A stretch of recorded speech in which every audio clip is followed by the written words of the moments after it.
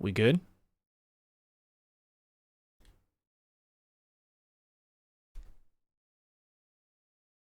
We good though? We back? Are we back? Damn, DMCA hitting hard.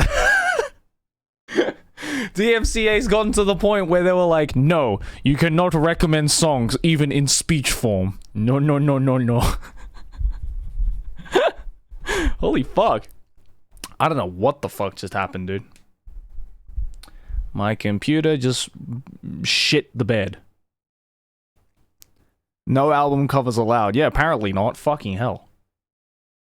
Jesus.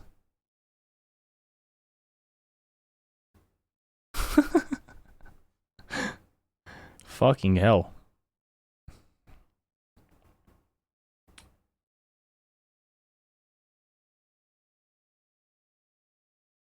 Are we good though? We sounding alright? Yeah? How strange.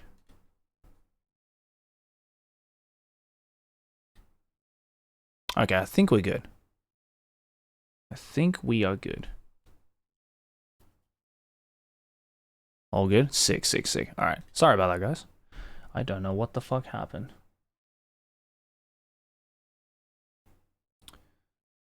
Yo, Bailey Bakaguda, thank you for the 10 gift subs, dude. Thank you! DMCA speedrun, yeah, for real.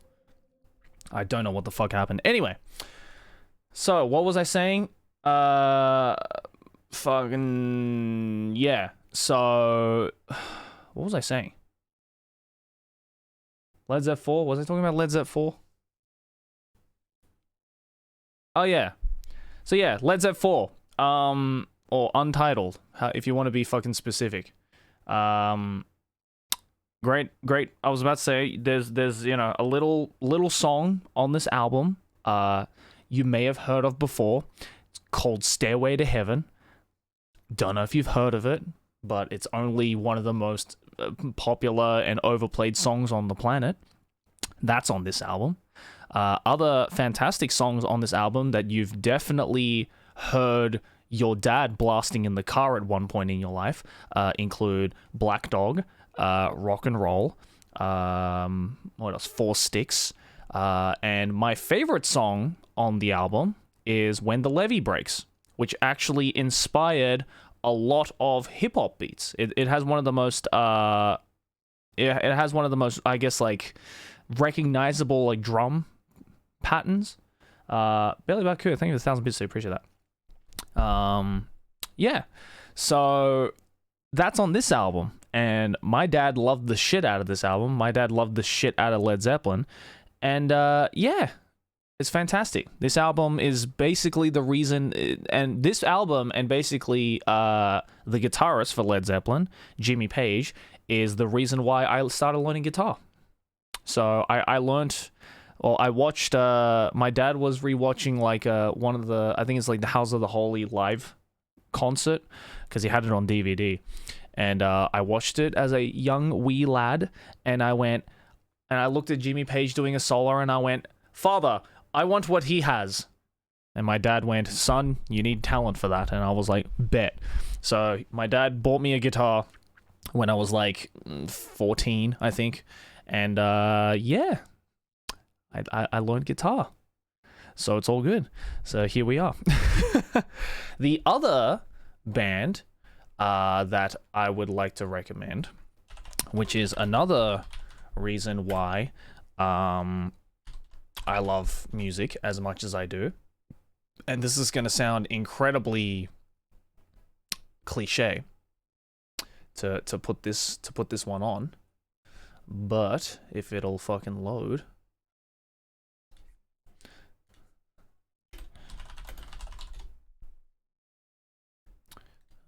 Here we go. No, I need a bigger one. Give me the big size. Big size image. There we go. That's tiny, okay. Fuck's sake. Is this one. This album. Some Girls by Rolling Stones. Again, probably cliche as fuck. All right, probably cliche as fuck, but it's basically Led Zepp 4 and the Some Girls album by Rolling Stones is the reason why I love music. Because, first of all, this album fucking slaps. Beast of Burden is one of the best Rolling Stones songs ever written, and you cannot change my mind. Even the title track on this album is fucking fantastic. You know, most people when they think Rolling Stones, they think, you know, like Satisfaction and you know, Painted Black and Angie and all those songs, but no, dude. Some Girls has all the bops. Oh, for fuck's sake.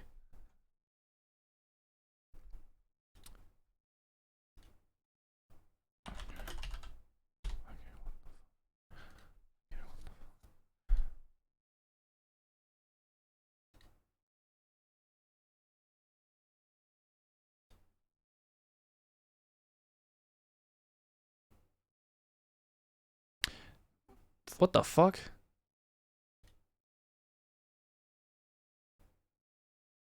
We good?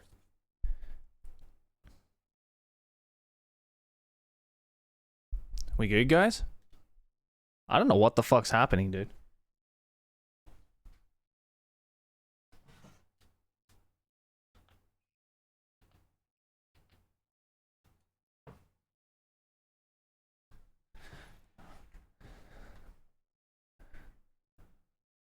I deadass don't know what is happening. Are we good? We good, guys?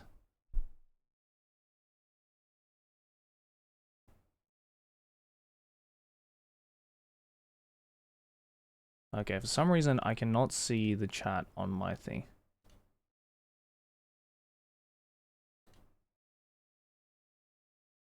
Okay, hold on.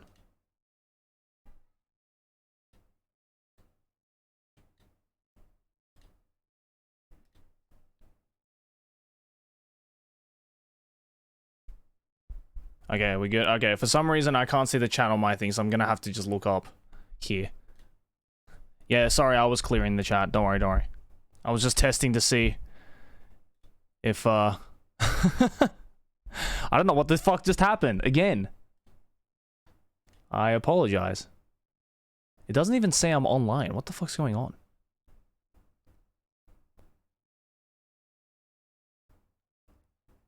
Oh, okay. Okay, hold on. Now it's working. What the shit? That's so weird.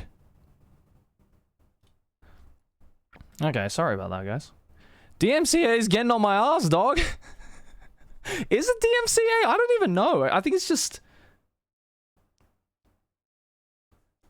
fucking my... I don't know. Streamlabs is just having a shit time today. I don't know why. I really hope it doesn't happen every single fucking time. That's gonna be really annoying. Oh, let me test my Wi-Fi. The thing is, my internet's been fast all day today. Sorry. My internet's been good all day today. I don't know why today or right now. Very weird. Oh shit, sorry.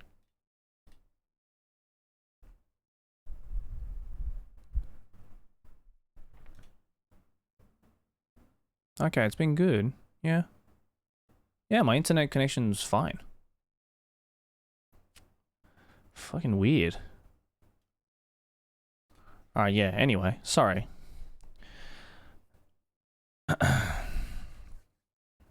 Yeah, we good. Anyway, yeah. What was I saying? Some Girls, good album. Listen to it. Includes such good songs as Some Girls. And I'm trying to remember what other songs there were on this album. When the Whip Comes Down and Shattered, Respectable are all very good songs. So yeah, It's my favorite album next to Emotional Rescue. That's my other favorite album by the Stones. So that goes there. You know what? I should probably have like a... Let me put like a... Where is it? I'm gonna put like a list on screen just so I don't lose track of the artists.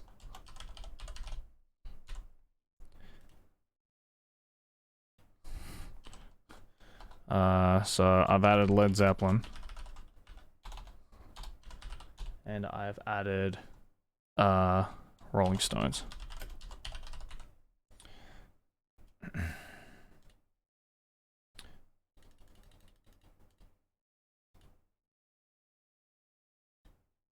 Okay. Thank you for the 1,000, dude. Appreciate that. Okay, so I'll just have that there, just so you guys know which ones. Just so you guys know which ones I've already put in. All right. Just so you guys can, because otherwise you're not going to be able to see from this. Okay. Next one. Let me think. Let's go back to the 3x3. I'm not going to talk in too much detail about this one because I've already talked about it. But yeah, I put this in my 3x3 already, and I've already talked about it.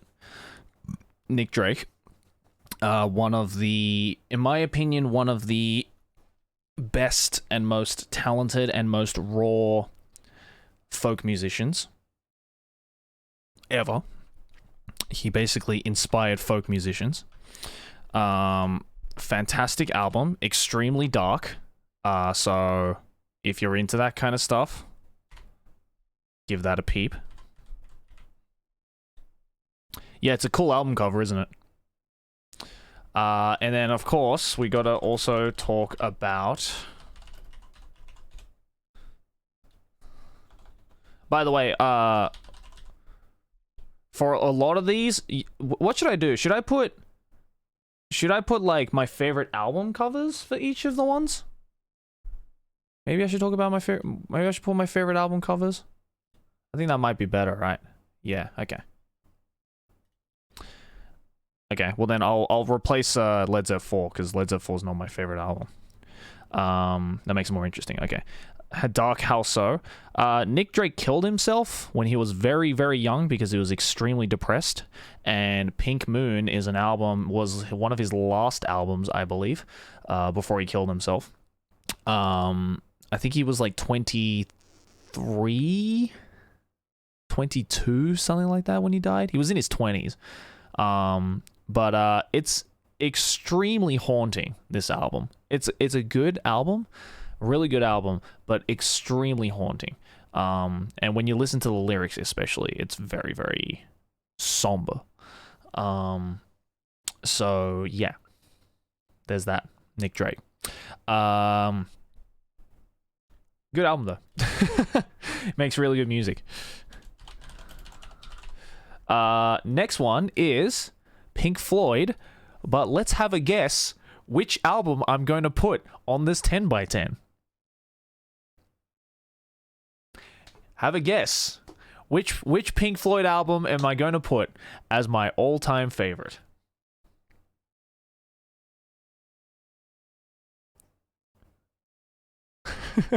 The Floor. Is that the sequel to The Wall? Actually, the sequel to The Wall is The Final Cut, which is probably one of their worst albums. Dark Side, Wish You Were Here. Okay, a few people have guessed correct. My favorite, in my personal opinion, my favorite Pink Floyd album of all time is Animals. I think this is consistently one of the most underrated albums by Pink Floyd. Like, insanely good. I mean, to be fair, this is hard because, there's a lot of Pink Floyd albums that are like really fucking amazing, right? Like, of course, Dark Side is amazing. Of course, The Wall is amazing. Of course, Wish You Were Here is amazing. Even Metal is fucking amazing, right? But Animals, I think, for me, is like conceptually incredible, musically incredible, and the fact that it's like inspired from George Orwell's Animal Farm, thematically and musically and conceptually, I think makes this album fucking fantastic. Yeah. Momentary Lapse of Reason. Honestly, if we're talking like post Roger Waters era Pink Floyd, I think The Division Bell is a better album. I'm sorry. Like, I'm not huge into Momentary Lapse of Reason, to be honest. Like, there's maybe like 3 or 4 tracks that are really good. Like, you know, obviously like Learning to Fly is like an amazing song, but like I think in terms of like, I think The Division Bell has better songs on it. If we're talking post Roger Waters, like after Roger Waters left the band, there's, and for those of you who are not, you know, up to date on Pink Floyd lore, Roger Waters, who was the bassist, who was the original bassist and a key songwriter of the band, he left the band after the Final Cut, which was, in my opinion, easily the worst Pink Floyd album. So there is 3 albums of post Roger Waters Pink Floyd. There is Momentary Lapse of Reason, there is The Division Bell, and then their latest one is the Endless River.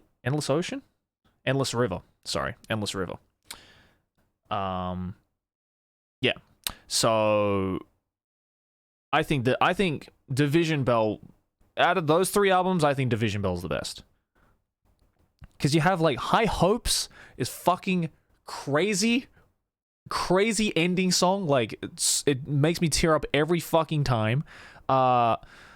Marooned is like easily the best instrumental Pink Floyd song that has ever been made. And I will fucking fight you on that. Like, if you are a guitarist, please listen to the song Marooned by Pink Floyd. It's fucking wild. It's insanely good. All right. So, yeah. I think post Roger Waters era, definitely Division Bell is better. But this is Animals. It has 5 songs on it. Pigs on the Wing Part 1 and 2, Dogs, Sheep, and Pigs, 3 different ones. And Dogs, especially, I think is my favorite Pink Floyd song, period. It's 17 and a half minutes of just amazingness. It's an extremely long song for the standard person, like 17 and a half minutes for one song. But I'm telling you, dude, it will not feel like 17 and a half minutes. Like, after 17 minutes, you'll be like, fuck, why is it ending? I want more.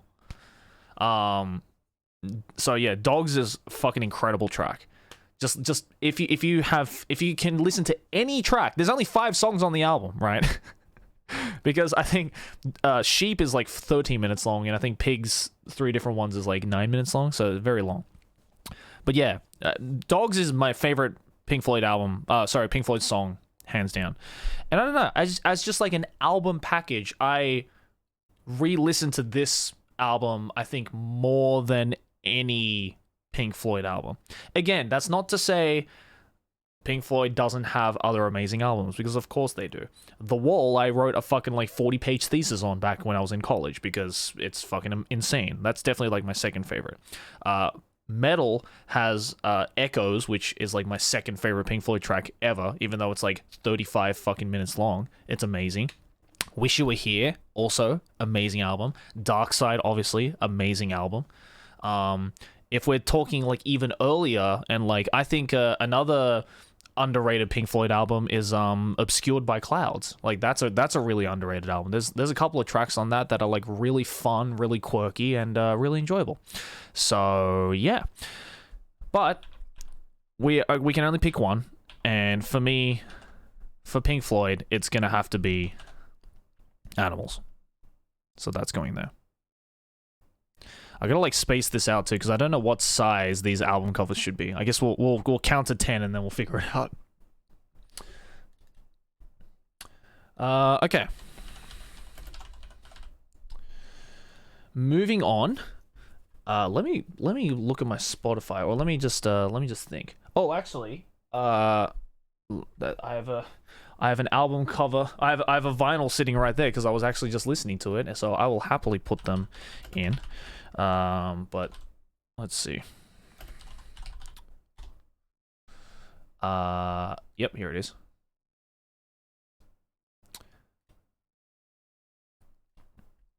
Yeah, I have right here. I wonder how many people can see this one. Probably not a lot of you have listened to this one. But I'm gonna add that just because I was listening to it today and it's fucking incredible. This is the Dead Kennedys, who is an American punk band, hardcore punk band.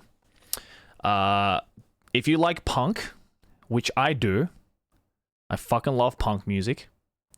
Dead Kennedys is like a staple, and this album, Fresh Fruit for Rotting Vegetables, is crazy good. Let's see, like, is Holiday in Cambodia on this album? I think it is, isn't it? Yes.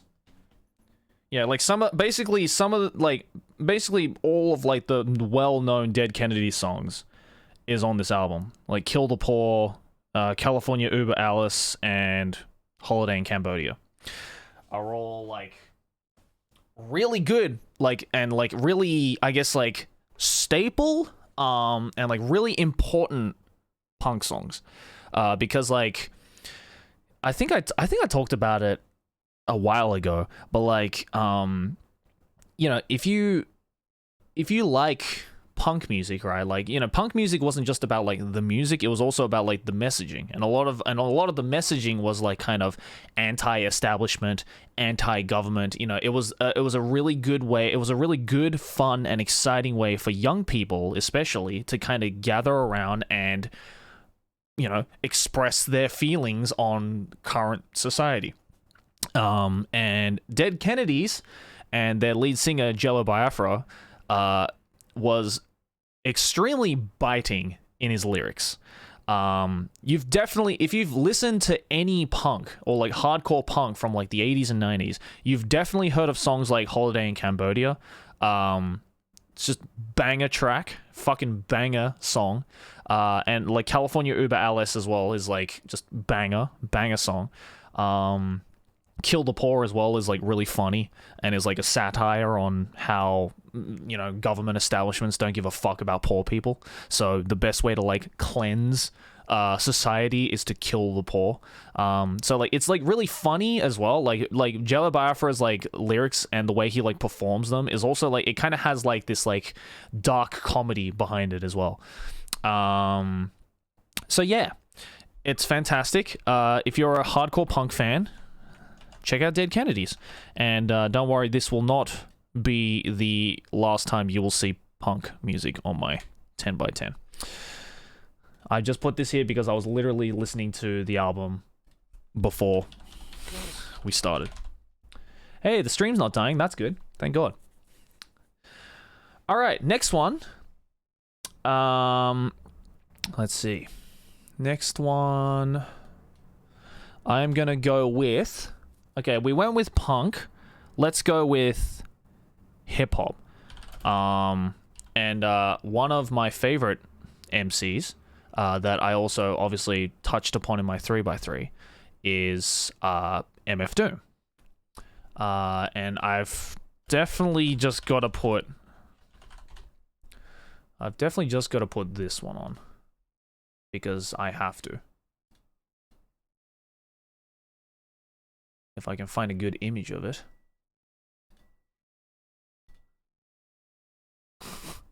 There are no good images of this album cover for some reason. I don't know why.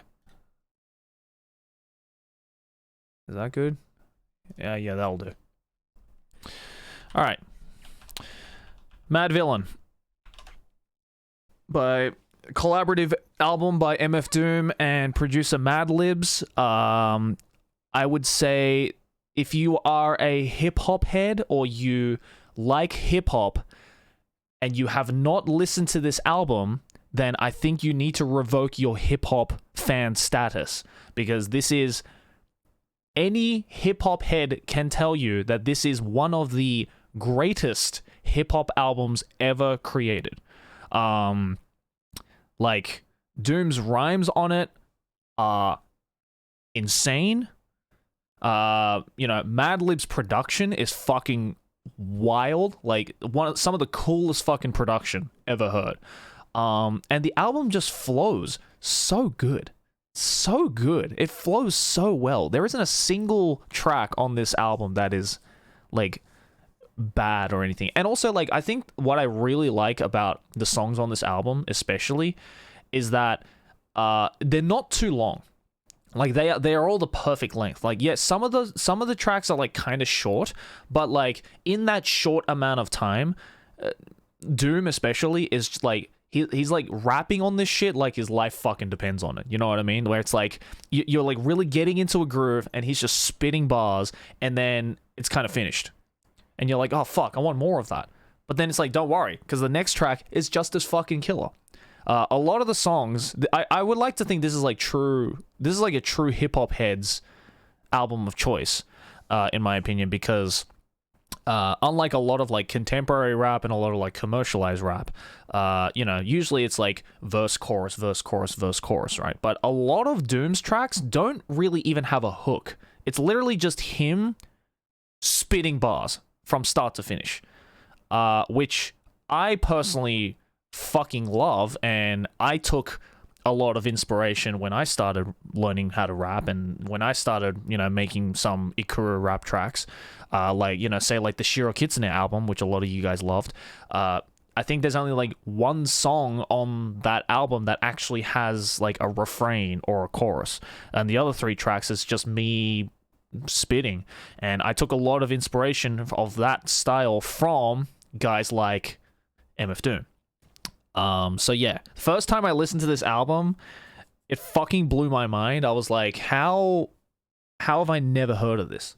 And it's so good. And every person that I have shown this album to who is a hip-hop head or who is a fan of rap have all unanimously come out and said that this is fantastic. So yeah, rest in peace as well to the fucking legend. He actually died of COVID last year on Halloween, I think, on October 31st. So rest in peace. At least his music is staying alive. So yeah, if you love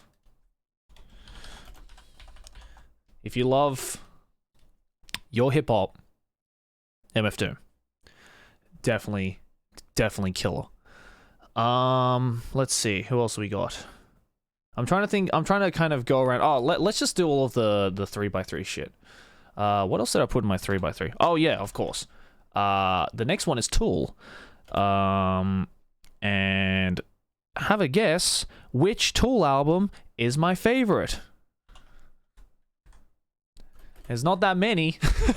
There's like 6 or 7 of them.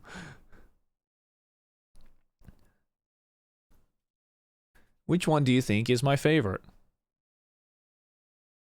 Or rather, what's everyone's favorites? That's what I want to ask. What are your guys' favorites?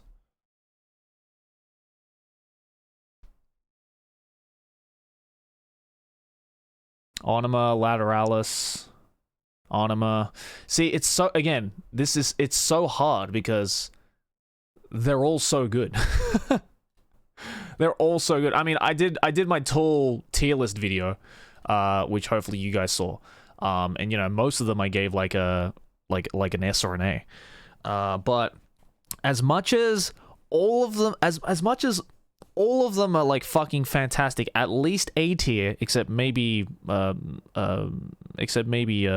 Opiate, is My favorite's still 10,000 Days, dude. I'm sorry. I know hardcore Tool fans are going to be mad as fuck at me for saying that my favorite is 10,000 Days, but like it is. I think in my opinion it's 10,000 Days is my favorite album.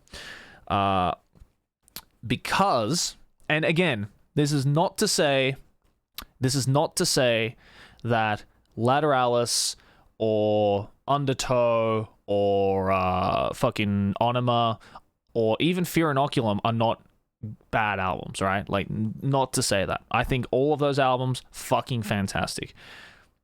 I think for me, the reason why 10,000 Days is my favorite is because it has my favorite, I guess, collection of tracks. And, you know, I think this is like the one album that I think has like really made Maynard, the lead singer, Maynard James Keenan, really kind of like, I don't know what the right word for it is, bloom, I guess, like into like some really like personal territory. So 10,000 Days is the most emotionally vulnerable Tool album. That is a very good thing. Exactly. You can see chat can say it way better than I can. Chat can say it way better than I can. So, backstory for those of you who have no fucking idea what a Tool is. The reason why this album is called 10,000 Days is because Maynard James Keenan, who is the lead singer of Tool, his mum was paralyzed from the waist down at a young age, which basically put her in a wheelchair. And she was in a wheelchair for roughly 26 years of her life before she passed away. 26 years, roughly equating to 10,000 days. So that's why the album is called 10,000 Days. And there is 2 tracks on this album called Wings of Marie and 10,000 Days. And it is like 2 songs basically put into one. It's part 1 and part 2. And that song is about Maynard James Keenan lamenting the passing of his mom. He's actually written a couple of tracks that are lamenting on the passing of his mom. Another really good song lamenting on his mom's death, from kind of a different angle, is from his other band, A Perfect Circle. And he wrote a song called Judith, by Perfect Circle. And that's because his mom's name was Judith Marie, I believe, was his mom's name. Yeah, like honestly, just for Wings of Marie and 10,000 Days alone, this album is goated. I mean, you know, there's so many other amazing tracks on this album, like The Grudge is the opening. Maynard holds a scream that lasts for 26 seconds, which is pretty fucking cool. Because I can't do that. And then one of the most commercially successful Tool songs is also on this album, The Pot. Also a fucking fantastic album. Fantastic song, rather. Oh, The Grudge is on Lateralis. I apologize. I meant Vicarious. Sorry. Vicarious is also an amazing opening track. I always forget. Grudge is on Lateralis. Vicarious is on this one. Sorry, I keep thinking Vicarious is on Lateralis. My bad. The Grudge is a good song, though. It's just not on this album. It's on Lateralis, which is also good. And then, another really good song off this album is fucking Right In 2. I think that's on this album. Or is that on Lateralis? I don't remember. I think it's on this album. Anyway, I went off about this album on my Tool tier list video, which is on my second channel, so just go and watch that. It's great. It's fucking amazing. Tool, easily one of my favorite metal bands. If you can even call them a metal band, because they kind of like, they're kind of just like a kind of a genre of their own, to be honest. So yeah, that is that. All right. What else was there on my 3x3, if I can remember correctly? Oh yeah, Radiohead. All right, Radiohead. My favorite Radiohead album. What's everyone's favorite Radiohead album? This is really hard for me. God, what's my favorite Radiohead album?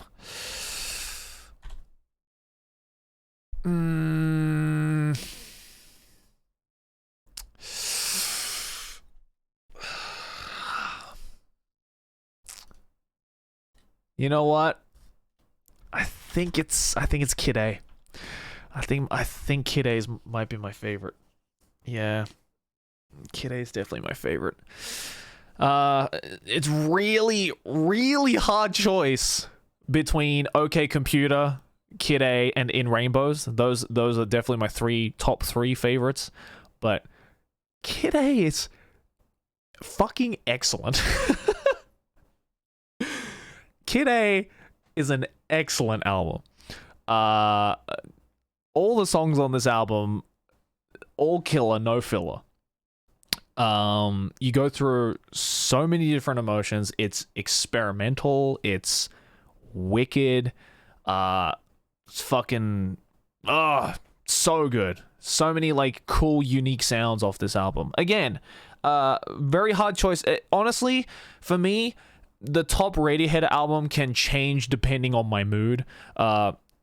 Sometimes I listen to OK Computer and I'm like, oh, that's a million times better. And then some days I listen to Kid A and I'm like, oh, fucking OK Computer, no, this is the one. And then some days I listen to In Rainbows and I'm like, oh, okay, never mind.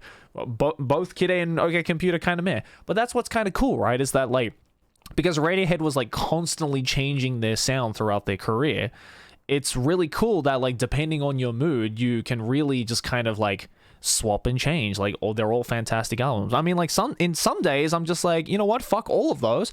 I just want to listen to some Bends, because that's also a fantastic album. I just want to listen to some Moonshaped Pool, because that's also a fantastic album, right? Anything except King of Limbs and Pablo Honey. Although, you know, sometimes I don't mind listening to those too.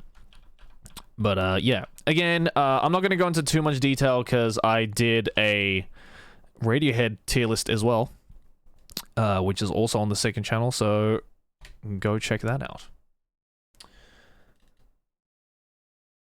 Yeah. Oh, songs I recommend from Kid A is oh god, it's hard to recommend songs off this album because it's not. If you've never listened to Radiohead, I wouldn't recommend you listen to this album. I don't know. Everything in Its Right Place, Idiotech, In Limbo, Motion Picture Soundtrack. Yeah, those are all pretty good. National Anthem. Even the title track, Kid A, is kind of weird and quirky.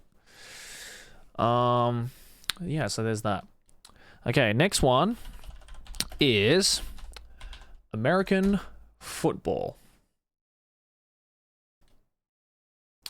If I can find the album cover for it. There it is. This is another one I talked about in my Music 3x3. This is American Football, first album. Amazing album. Of course, self-titled. Although, I will say, self-titled 2 and self-titled 3 as well also fantastic albums. And even like their latest like single, Rare Symmetry, that song is French Kiss, so good. But yeah, I mean, it has to be the first one. It has to be LP1. Basically, these guys are like the reason why Midwest emo exists. Because of these guys, I found a fuckload of incredible music. Again, I talked about this in my Music 3x3, but Midwest emo has very quickly become one of my favorite genres of music to listen to recently. It's great. Amazing.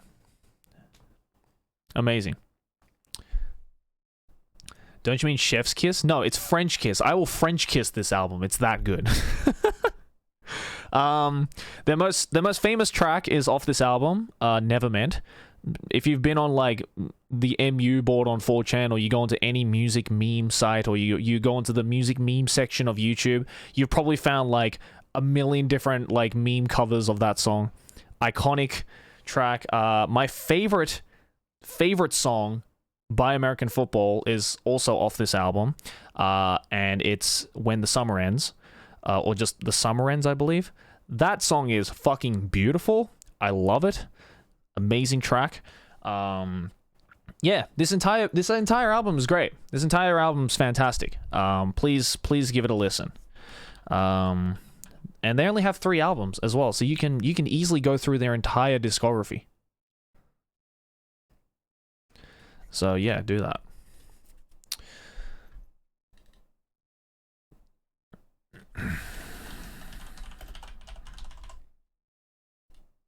How many do we have? 1, 2, 3, 4, 5, 6, 7, 8, 9. Okay, I definitely need to make them bigger.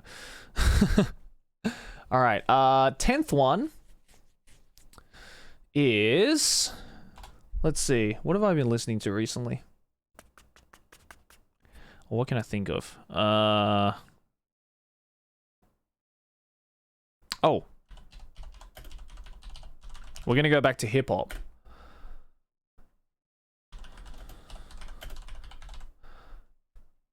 We're gonna go back to hip hop, and this is kind of in the same vein as MF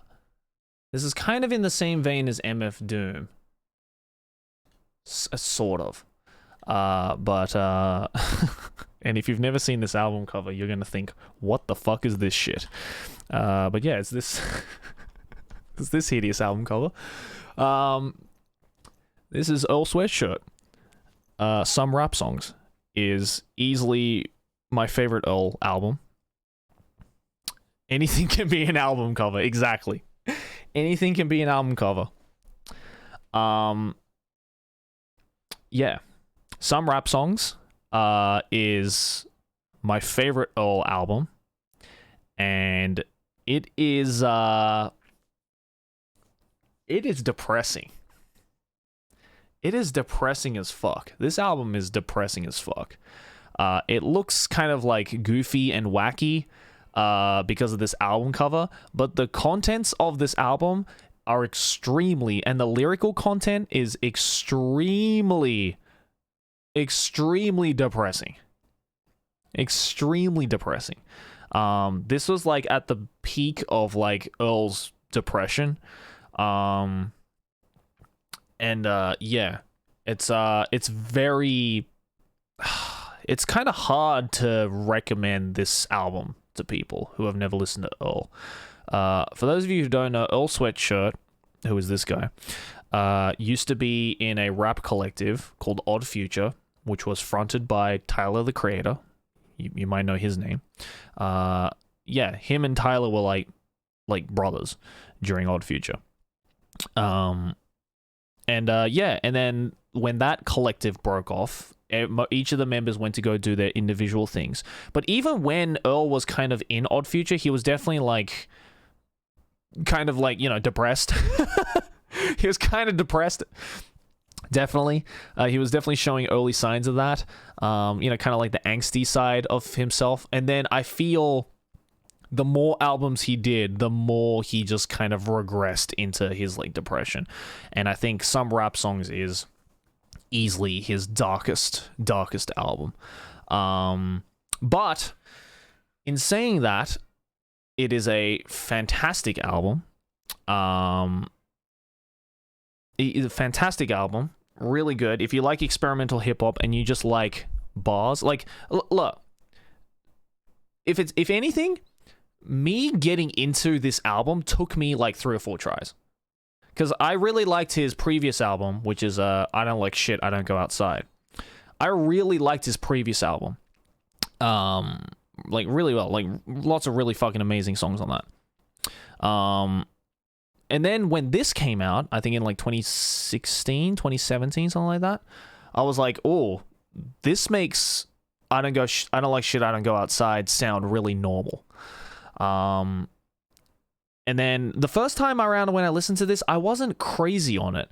But then the more I listened to it, the more I started to realize, I'm like, okay, this is actually kind of fucking dope. This is really fucking cool. 2018, I apologize. Yeah, this is really fucking cool. I don't know, there's so many good songs on this. Shattered Dreams is just the opening track. Red Waters. My favorite track is oh my god, what the fuck was the name of that song? God, hold on, I'm gonna look it up. What the fuck was the name of that song? On the Mint with navy blue. The Mint is that beat, the fucking beat on the Mint, goated. Fucking such a cool beat. And like Azucar as well, and Eclipse and Veins, amazing stuff. So yeah, again, I would say might take you a couple of tries to get into this one, but it's very good. It's very good if you like your underground hip hop. Very good. So I would recommend Earl Sweatshirt. Now I'm gonna have to resize all of these so that they fit. So let's try and do that. Because we got 10 here. Hopefully this is big enough. I should have probably just like made a grid. I don't know why. Well, while I'm doing this, you guys can go check out any of the fucking 10 artists I recommended. So yeah, there you go. Again, by the time this is finished, I'm probably gonna like forget a band or an artist where I'm like, oh, I could have added that. So, apology for bad English. Oh, god damn it. Alright, fuck it. Good enough. Hold on, let me...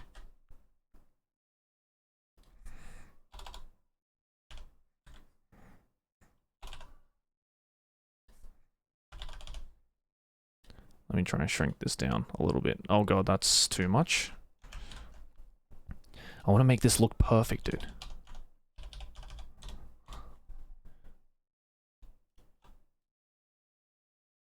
Oh, damn it. It's so close.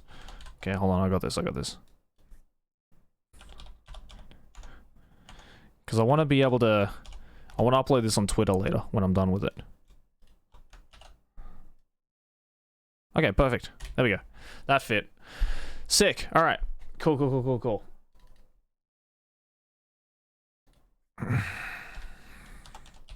So yeah, Earl Sweatshirt, fantastic. First album was good. His latest album, I'm not crazy about. Since I saw like a few people were asking.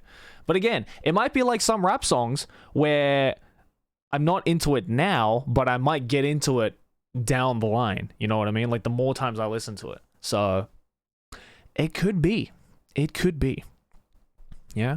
It could be. You never know. You never fucking know.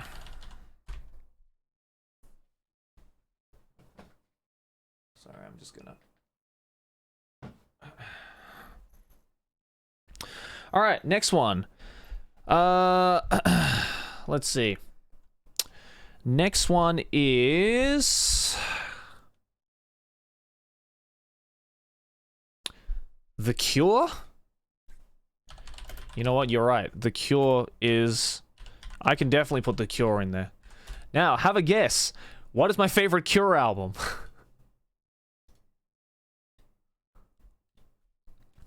What is my favorite Cure album?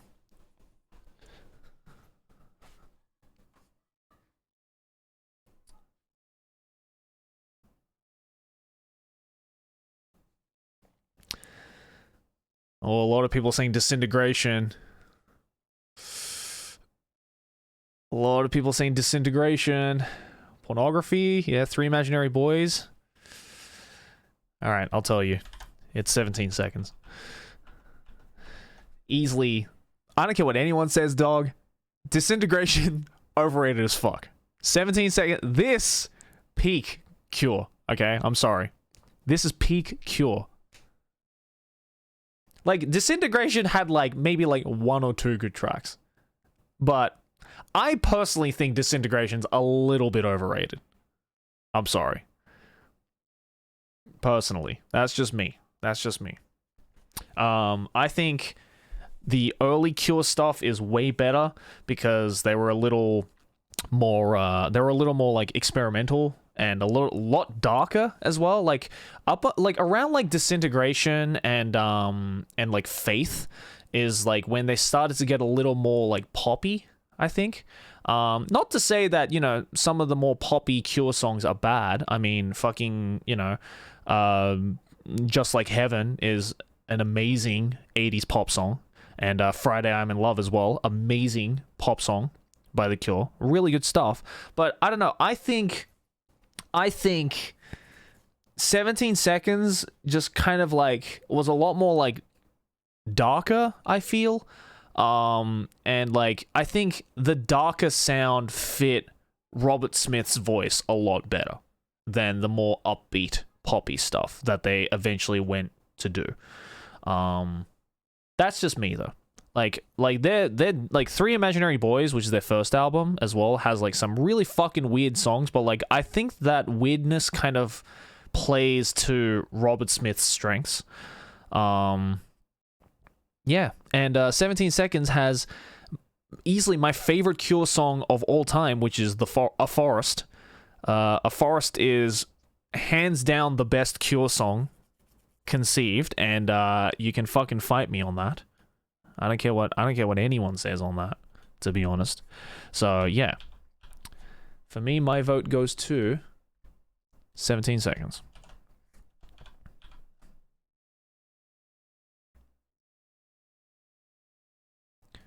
Put that there. There we go.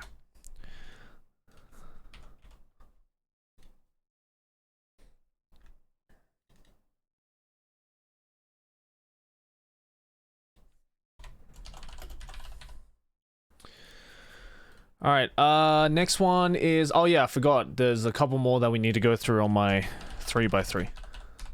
The next one is Tangerine Dream. Which is, oh, fuck. Picking my favorite Tangerine Dream album is going to be really hard because they have like over 300 fucking albums. Let me think. What's my favorite Tangerine Dream album?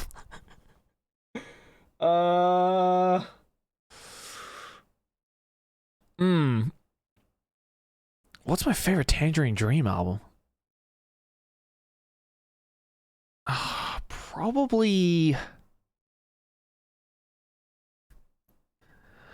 Hold on. Let me look up Tangerine Dream's discography.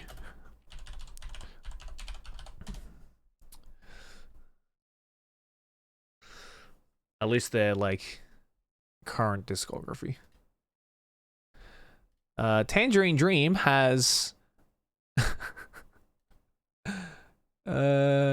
Tangerine Dream has released more than 300 albums, singles, EPs, and compilations since the group formed in 1967, is what Wikipedia is saying.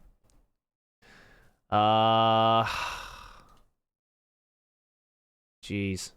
What's my favorite Tangerine Dream album? I'd probably have to say this one.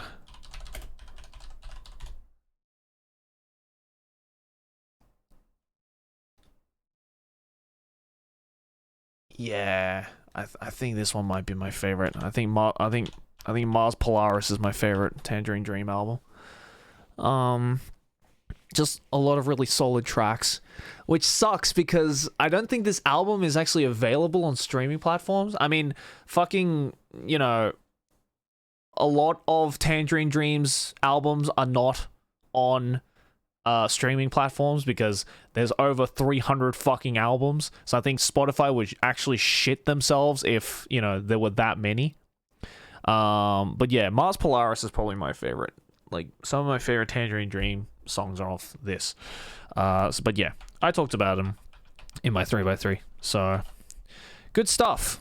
If you ever run out of music, just listen to the entirety of Tangerine Dream discography. Also, if you're currently in school, which I know a lot of you are, when I was in school, I used nothing but Tangerine Dream music as study music because I think Tangerine Dream is some of the best fucking study music that has ever been created. Because it's like the right amount of atmospheric ambient music that doesn't get in the way, if that makes sense. So, like, listen to the Mars Polaris album, listen to, like, Phaedra or Rubicon or Zeit. Now, Zeit might be a little bit too dark. fucking fucking yeah, any of those. They're all great. Yeah, Underwater Sunlight is also up there as well. That's a really good album. But yeah, listen to those if you want to study. Before the lo-fi hip-hop girl, there was Tangerine Dream. Also, easily the coolest fucking band name. Okay, next one. I saw somebody saying King Crimson. And I fucking love King Crimson. My favorite King Crimson album is, of course, Court of the Crimson King, which is their debut, which is easily the most terrifying album cover ever conceived, in my opinion. But looks really good on a shelf. Yeah. Court of the Crimson King by King Crimson is fucking fantastic. Great album. I mean, it's their debut album. It's incredible. I would put Lark's Tongues in Aspic as well as like a really close contender. Also, Islands is a really good album as well. But yeah, I'd probably have to say Court of the Crimson King is my favorite. Is my favorite. 21st Century Schizoid Man alone is so good.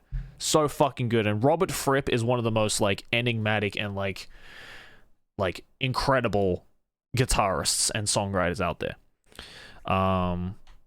So yeah, I recommend that. 21st Century Schizoid Man, Moonchild, In the Court of the Crimson King, which is their which is the fucking title track of this album. All really good stuff. So listen to that. And there's a reason why it became a JoJo reference. Because they're a great band. Fripp's guitar tuning is something out of this world too. Yeah, honestly. It really fucking is, dude. It really fucking is. Okay, let's go with some Japanese music. And I didn't put them on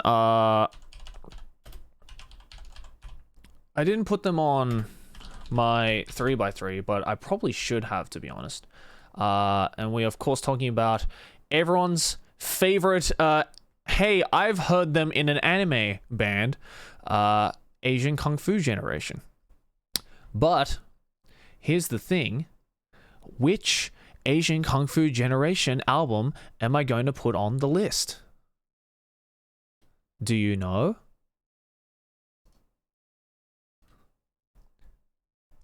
I'll tell you, it's Surf Bungaku Kamakura. This is easily their best album. I don't care what anyone says, and none of the songs on this album were ever used in anime, and I don't know why, because they're all fucking banger. Not a single bad song or mediocre song on this album. It flows perfectly. All the songs are named after train stations in the Kamakura area. It's like the most, like, I remember when I went camping for the first time in Japan with like Gaunt and Luke and like a bunch of my friends. I blasted this album on the drive there, and everyone just like turned the windows down and was just fucking vibing to this album. It's such a fucking good album. So like, and here's the thing, I will preach this sentiment until the end of the fucking world, okay? If you listen to a band and you hear a band in an anime opening and you only listen to that opening, you are not a fan of the band. I'm sorry. If you cannot be bothered to go out and search for their other stuff, then you are doing that band or artist a disservice. If you like a band that you hear in an anime opening, do them a favor and go out and listen to their other discography. Because they have so much good shit out there. Just do that. Like, it's like, if you like the band, then it shouldn't be hard, right? It shouldn't be hard. And, like, Asian Kung Fu Generation is a perfect example. Like, yeah, you know, fucking Haruka Kanata and fucking Riri and, like, all the songs that were used in anime openings, fucking killer tracks, don't get me wrong. But you're missing out on so much good material that wasn't used in anime. Right? Like, you can name any fucking band or musician or artist that has released songs like that. Like, just do them a solid. If you love that band or you love that artist, just do them a solid and just, like, listen to them. Just listen to them. It's not hard. You just go out and listen to it because you're missing out on so much good music. Right? So just and again, if you love Asian Kung Fu Generation, listen to this album, Surf Bungaku Kamakura. It's on Spotify, so you have no excuse. It's on YouTube, it's on Apple Music, you have no excuse. Just go out and listen to it. It's great. If you love Asian Kung Fu Generation, you will appreciate the fuck out of this album. I'm telling you. So go do that. Surf Bunga Kamakura. My favorite Asian Kung Fu Generation album. Get on the list.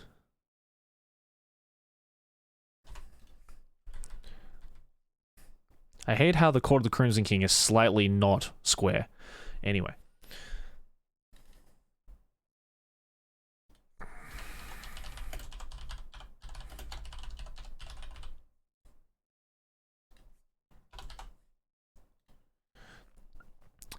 All right, next one. Let's see. Let me go on my Spotify. What have I been listening to recently? Oh, okay. Another Japanese band, which I don't think many of you will know. And if you do know them, then we're best friends. It is, and this easily is one of the coolest album covers I've ever seen, but I fucking love this album. Who's listened to this one? Who's listened to this one? This is the Fetch album by Melt Banana, who are a Japanese noise rock, experimental noise rock band. And it is fucking fantastic. This album is great. It is wild. It is loud. It is abrasive. It is just like fucking... It's like a fucking gut punch, dude. It's so like... Ugh! God, it's so good. It's such a good noise rock band. Yeah, again, this band... and the music that they play is definitely not everyone's cup of tea. Okay? Definitely not everyone's cup of tea. But if you want to experiment a little bit, if standard rock is getting a little bit boring, check out Melt Banana. And like the Fetch album, in my opinion, is probably their most like what's the word? Like easiest to get into for newcomers, in my opinion. Easiest to get into for newcomers. I think like if you want the most like easy to get into Japanese noise rock song, their first song on this album, Candy Gun, is like accessible. That's the word. Thank you, chat. Yeah, this is easily their most accessible album. Because if you go back to like their earlier stuff, they literally just play grindcore, which is you know, not a genre of music that the layman should be listening to. Let's just say that. So, Fetch is you know, a little toned down compared to the early grindcore shit, but still very abrasive, still very loud. Candy Gun is easily the best song on this album. It is a fucking banger track.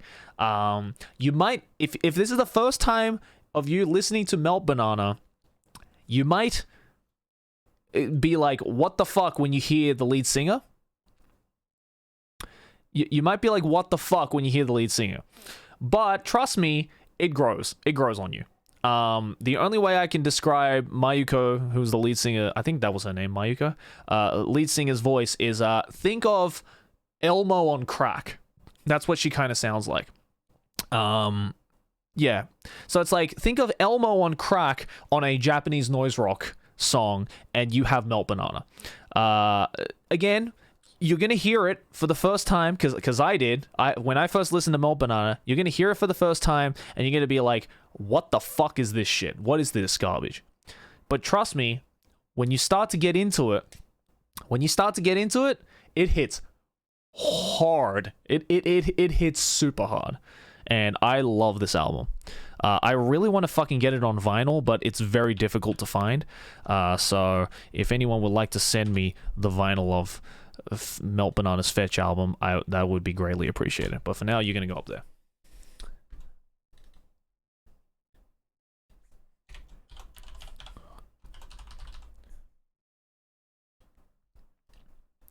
All right.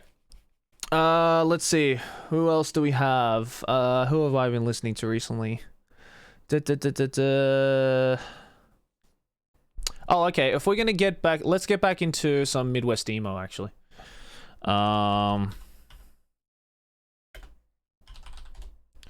Let's get back into some Midwest emo.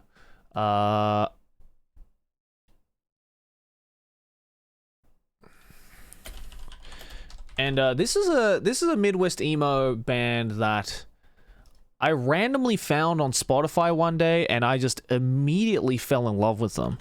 But it is this album. This is Sports, Demon Days. The band's name is Sports. They only have like 2 or 3 albums or something. They're like really short, but my god, they fucking kick ass, dude. Holy fuck, they kick ass. Like, I don't think I've heard a single bad Sports song. Every single song I've listened to, whether it be on like their like short EPs or like they have like a 3-way split EP with Lions and Perspective, A Lovely Hand to Hold, which are also 2 really good bands. And then they have like a short EP that they released in 2019. But yeah, every single song these guys have made is killer. So good, dude. Okay, there's a couple of people here who know this band. That's good. I'm glad. I thought I was the only one. I'm glad I'm not the only one who knows this band. But yeah, the Demon Days album, I think, is like their only like full length like actual LP. They have like We'll Get to It Eventually, which is like another one. Which is also good. Really good stuff. But I think in terms of like an album package, Demon Days is probably the best track. I Love to Be Chill, I Am the Boy, Words That Rhyme with Different, etc. All fantastic songs. Stephen Believin' is like a really short yet fun, catchy, super fun track. And yeah, their 3-way split that they did with Lions and Perspective, A Lovely Hand to Hold, they made 2 songs called Ranch and Cool Ranch, which are also such great songs. Fucking great songs. Just go on Spotify and just like listen to them because they're great. Yeah, really, really solid Midwest emo band that I wanna share some love with, or I wanna share my love of, is what I was trying to say. So yeah, listen to Sports. Okay, next one is.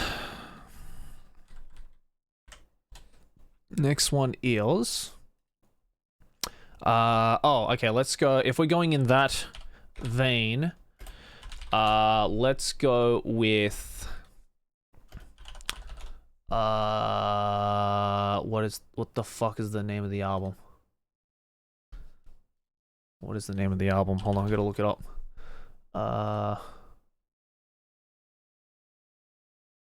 Oh, that's it. Yep, that's it. Next one is Japanese band. This is For Long Tomorrow by Toe. Fucking amazing album. Amazing band. Incredibly unique, incredibly chill. This band is a fucking vibe, dog. This band is a fucking vibe. Now that I've never looked closely at this album cover, but it's fucking weird. Regardless, it doesn't matter because this album is so good. Just classic Japanese math rock.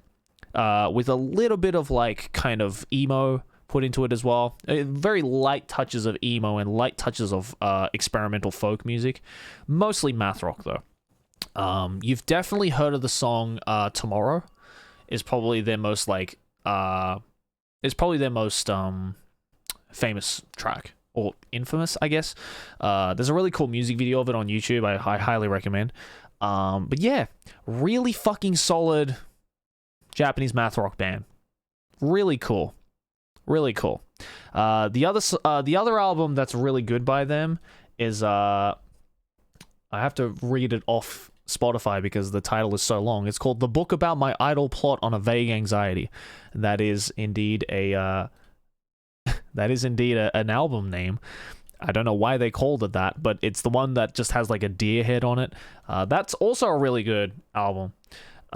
So yeah, both are really good. But yeah, for me, Full Long Tomorrow is definitely just a better album experience. So I would recommend that. Go listen to that. Toe is fantastic. Whoops.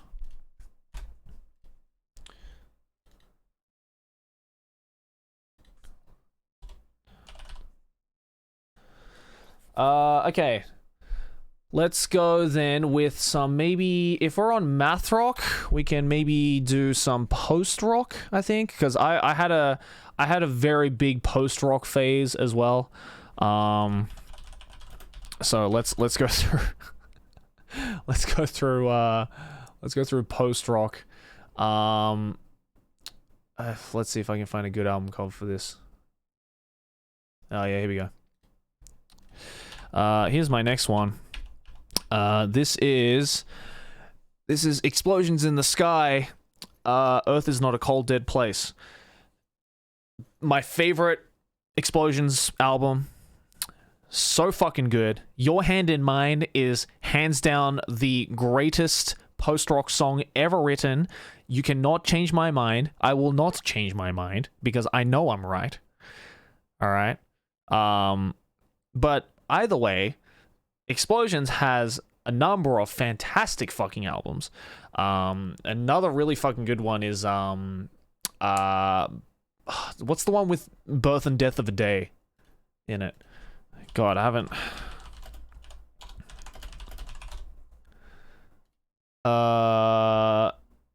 All of a Sudden I Miss Everyone. Yeah. All of a Sudden I Miss Everyone. Also, amazing fucking album. How Strange Innocent is also another really good one. But I think for me, Earth is Not a Cold Dead Place is easily Explosions in the Sky's best album. Again, just for Your Hand in Mine alone. For those of you who don't know what post-rock is, it is basically rock music that is completely instrumental. Most of the time. Anyway. It's like rock music if it was the soundtrack to like a movie. And Explosions in the Sky are certainly up there in terms of like pioneers or what do you call it? Like innovators of the post-rock genre. So give that a peep. Great band. All right. Next one is, let's see. Let's go with let's go back to punk music. Cuz I am a big punk boy. Punk boy Joey at your service. Here is a punk album that I fucking adore, that I haven't been able to find the vinyl yet, and it's really annoying that I haven't been able to find the vinyl of it yet. But this is Descendants. Their first album, Milo Goes to College. Fucking awesome album. Awesome album. I love Descendants. Every album of theirs has been pretty fucking good. Like, all around, just like really solid punk. They're still making music to this day. They actually released my recent favorite my recent favorite Descendants track they wrote this 40-second track. Oh, what the fuck was it called? But basically, it was just like a big middle finger to Donald Trump, and it was hilarious. What the fuck was it called?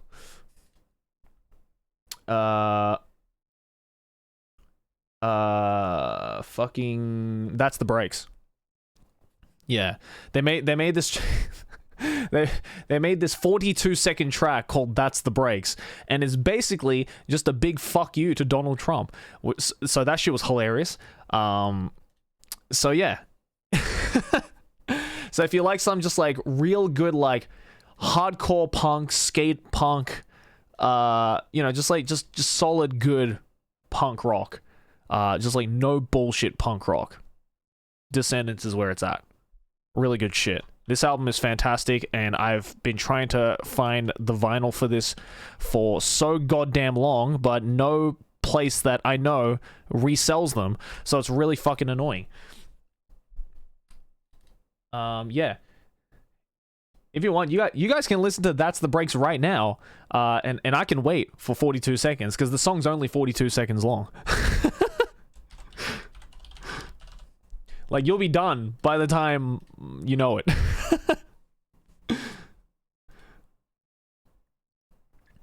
Alright. Next one is... Let's see. Oh, okay. Let's go with... We'll go back to Japanese bands. Or a Japanese band.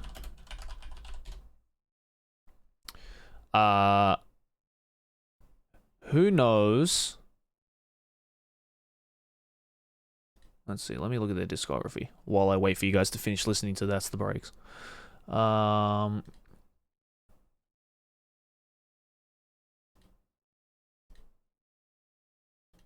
Okay. Japanese band. Who has listened to arguably the greatest anime opening ever made, which is, of course, Death Note opening 2.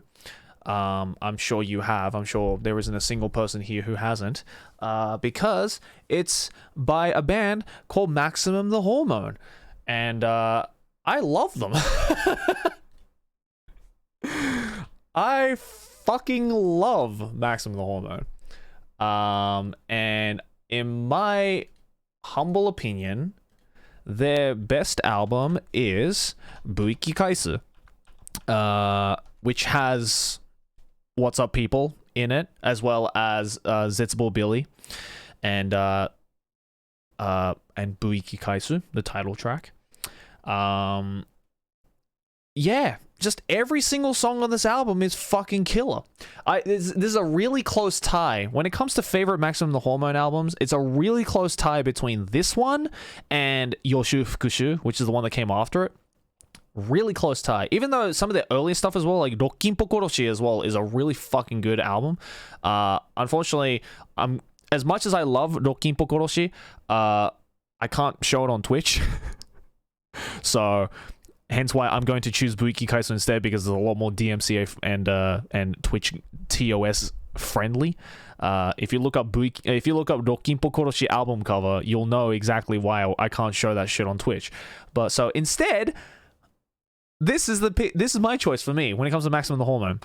Of course, as much as like What's Up People and Zetsubo Billy are amazing.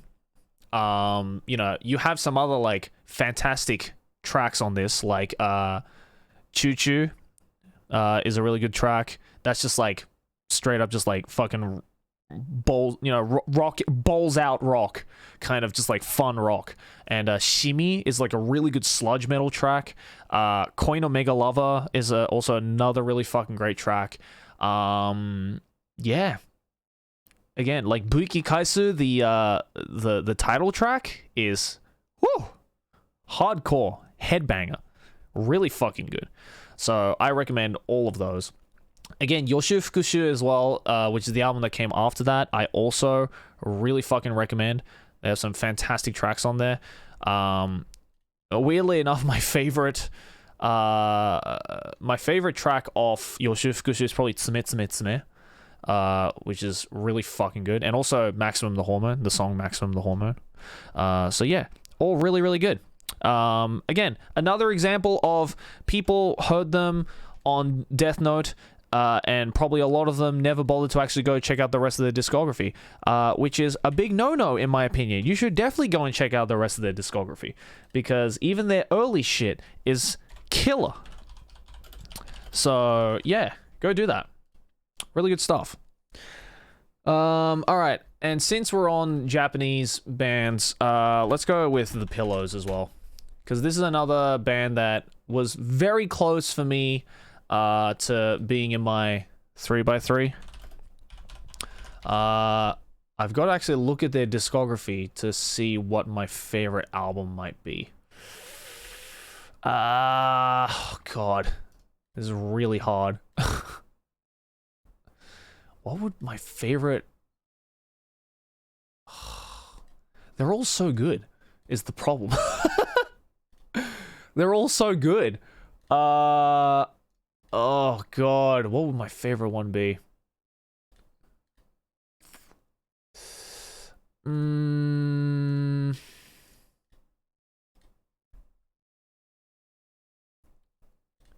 Okay, yeah. I think it might be... You know, this might be normie choice, but I think Happy Bivouac is my favorite Pillows album. Yeah, this album's fucking great. I thought, like, I was debating between like Runner's High and Thank You My Twilight, and even My Foot is a really good album. But yeah, and even Little Busters as well is a really good album, but yeah, I think Happy Bivouac is my favorite. It's probably my favorite. It's really good. It's a really good album. Don't need to be hipster with every pick. You're right. I mean, look, I think my artist picks are hipster enough. So let me go with a normie pick when it comes to The Pillows. Yeah, I know it's not on Spotify. It's so sad. A lot of Pillows albums are not on Spotify. But yeah, that's a great album. Again, it's Pillows though. Like it's like everything they make is fucking fantastic. So yeah, peep that if you're interested. I'm gonna bring this over here actually, because I need to make space.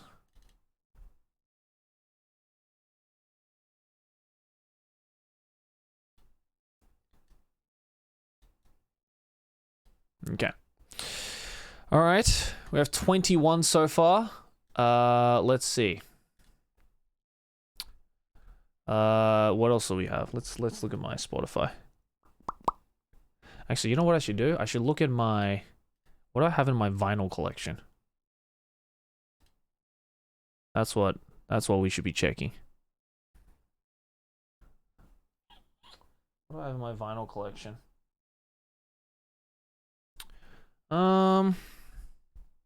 Let's see.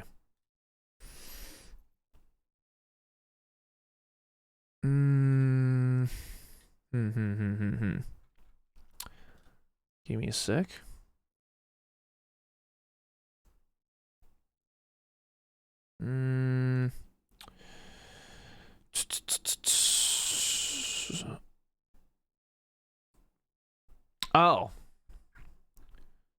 Oh yeah, of course. Nujabes.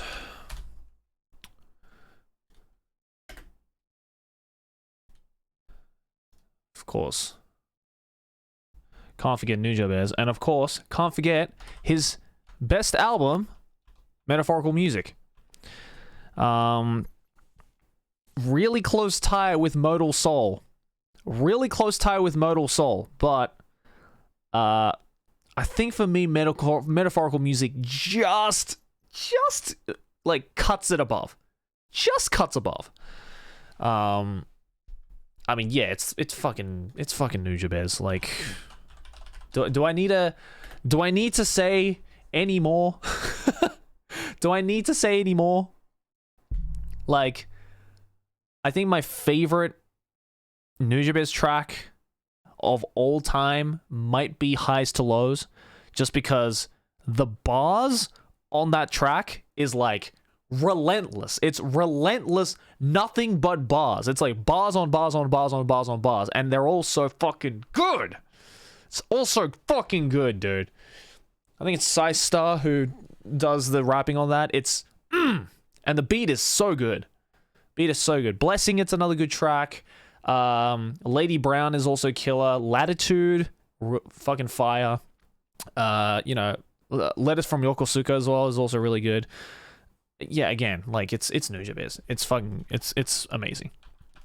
So yeah, that's going. It's definitely, it would be a disservice to not put a Nujabes album on this 3x, oh, not 3x3, 10x10.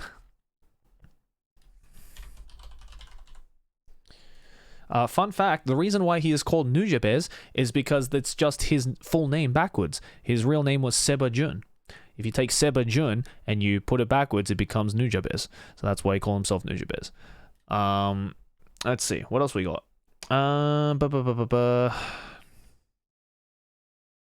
you could put on your 10x10 Porter Robinson, Haru Namori, World's End Girlfriend, and things I recommend if you haven't heard of them are Yule and Ichiko Aoba. You know what, San? I have heard of some of those, and I think I'm going to put some of those on my 10x10. Starting off with one that I didn't think anyone would actually know. Which is, let me find it. Oh, here it is. You can't hear the TTS, really? Can you guys not hear the TTS?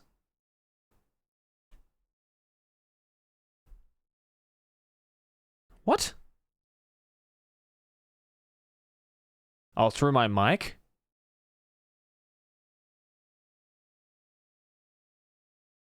Wait, what the fuck? Why is the TTS not playing?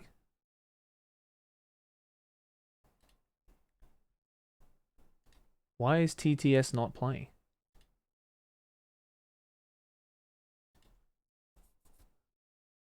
Hold on. That's weird. I want to try and figure that out. Why is that not working?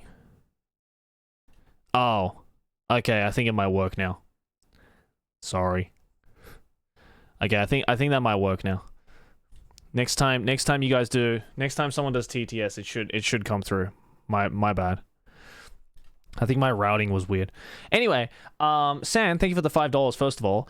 Second of all, I'm going to pick one of those that you just said, and it's probably the one that a lot of people haven't heard of, but in my opinion, this is one of the coolest album covers. This is World's End Girlfriend's Heartbreak Wonderland. This is a fantastic album. This album is so good. I love this album. Oh yeah, that's right. I did a review of it. That's right. Yeah. From way back in the day. On my second channel, I did a review of this like 3 or 4 years ago when I was trying to pretend like I was Anthony Fantana. But yeah, this is World's End Girlfriend, Heartbreak Wonderland. He is an experimental artist who has done a bunch of stuff with a lot of Japanese artists, a lot of Japanese post-rock bands and stuff like that. I think he did an entire album with Mono, who is also another really good band, which is also a good album. But yeah, World's End Girlfriend is one guy, and he... Oh...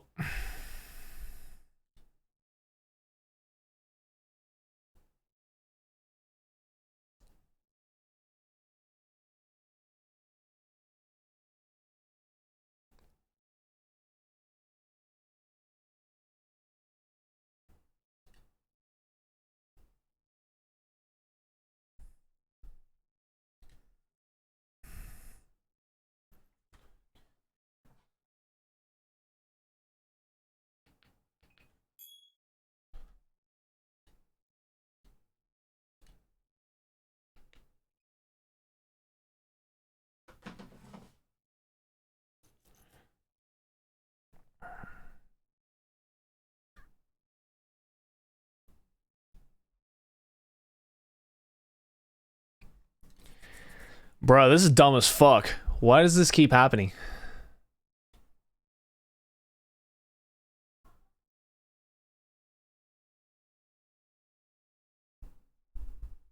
Why does this keep happening? It's so dumb.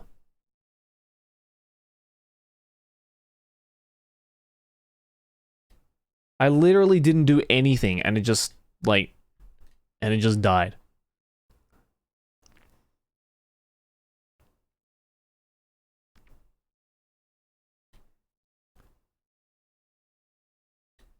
I'm so sorry, guys. I don't know what the fuck's happening. I really hope I'm the only one that's, struggling with this today. Only one that's, okay. Stream's looking fine.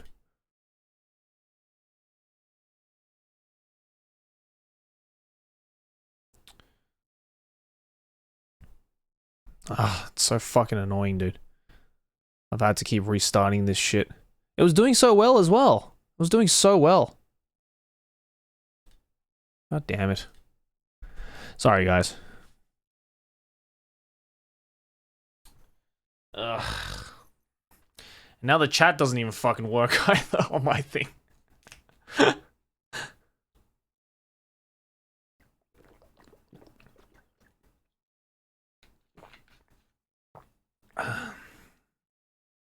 Yeah, the chat's not even working on my thing.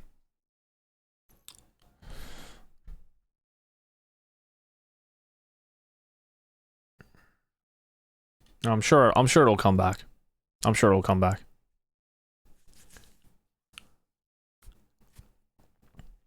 All right, anyway, am I sounding okay? Am I sounding good? I'm not dying yet. I'm not dying, hopefully. All right, cool. Sorry about that, guys. God, it's so fucking weird. I hate it. I don't know what the hell's happening. Yeah, anyway. Yeah, World's End Girlfriend. Really good. Really good. Just, I don't know. Listen to it, I guess. Experimental shit. Glitchy. Really insane production. Experimental. Instrumental. Yeah. Check it out. He also has a bunch of really other good songs as well, so please listen to it. Yeah, really good. Lots of good representation of Japanese. Hello, TTS. Did you guys hear that? Did you guys hear that, TTS? Okay, thank God. We good. We're Gucci, dog. We Gucci. All right, cool. Thank you, Callus. Thank you for the test. I appreciate that. All right.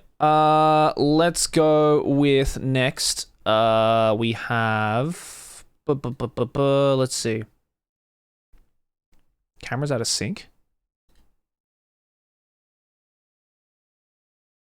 Is it actually? Bop.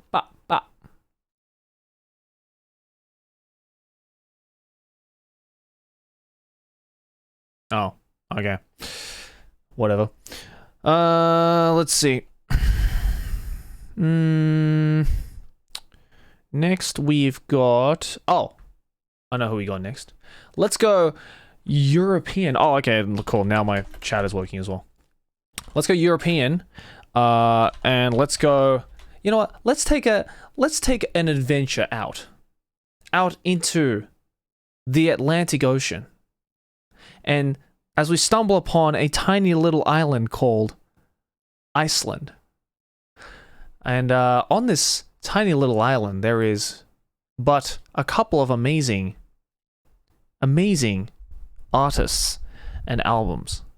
And one such that definitely just made me go, this language is fucking beautiful, is a little band called Sigaros. And specifically this album, Valtari. Now, I know Valtari isn't their, like, most critically acclaimed album. I totally get that. But, like, what Valtari does have is my favorite Sigur Rós song, which is Ekki Muk, which I believe is the second track of that, which I think is breathing in Icelandic. I'm not fluent in Icelandic, obviously. It's a fucking hard language. But their first album is also fucking fantastic. Tuck is also a really good album. The Parentheses album, also really good. Yancy and Alex, who is Yancy, who is the lead singer of Sigur Rós, he has his own fucking solo stuff that he does with his husband called Yancy and Alex. Their album Rice Boy Sleeps is so fucking pretty. Such a good album. But I would have to say, in terms of Sigur Rós, Valtari for me just like steals the show. For me, Valtari steals the show. It's brilliant. It's a brilliant album. Yeah, bunch of great stuff. Just Ekki Muk. Just listen to Ekki Muk. Ekki Muk is like one of the most beautiful fucking pieces of music I've heard in a very, very long time. It is gorgeous piece of music. So yeah, love me my Sigur Rós.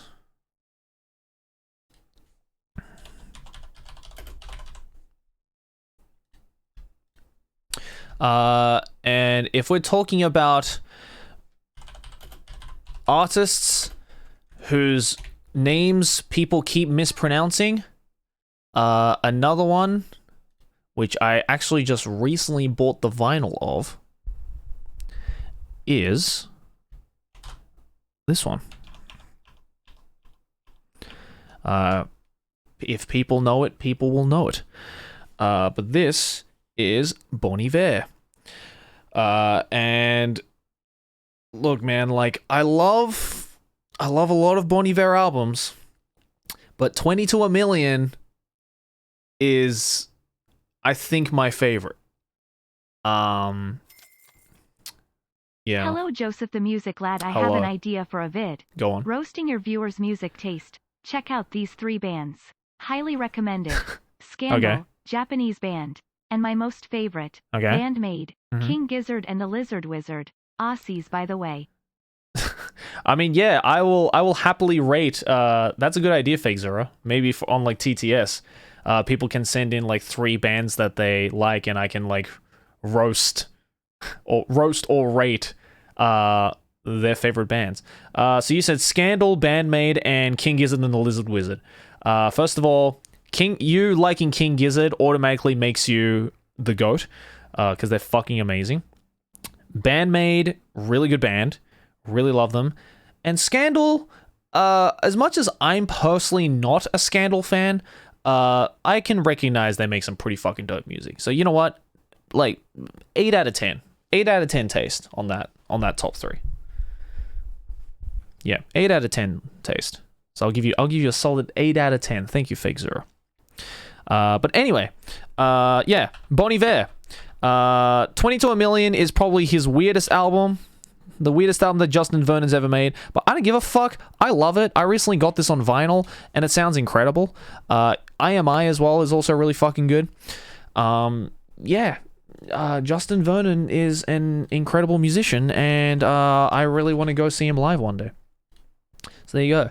And you know what? Since Fake Zura has mentioned it, you know what? I've got to put in a King Gizzard album on, because of course I have to. But here's the question now, King Gizzard fans. What do you think is my favorite King Gizzard album? I bet you will never be able to guess it. What do you think my favorite King Gizzard album is? Because this is another band that has made a lot of music.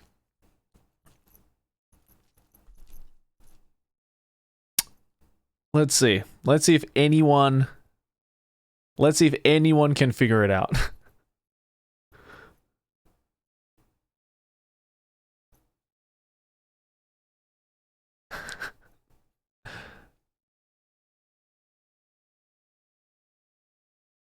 You seem like a fishing for fishies kind of guy. What does that mean?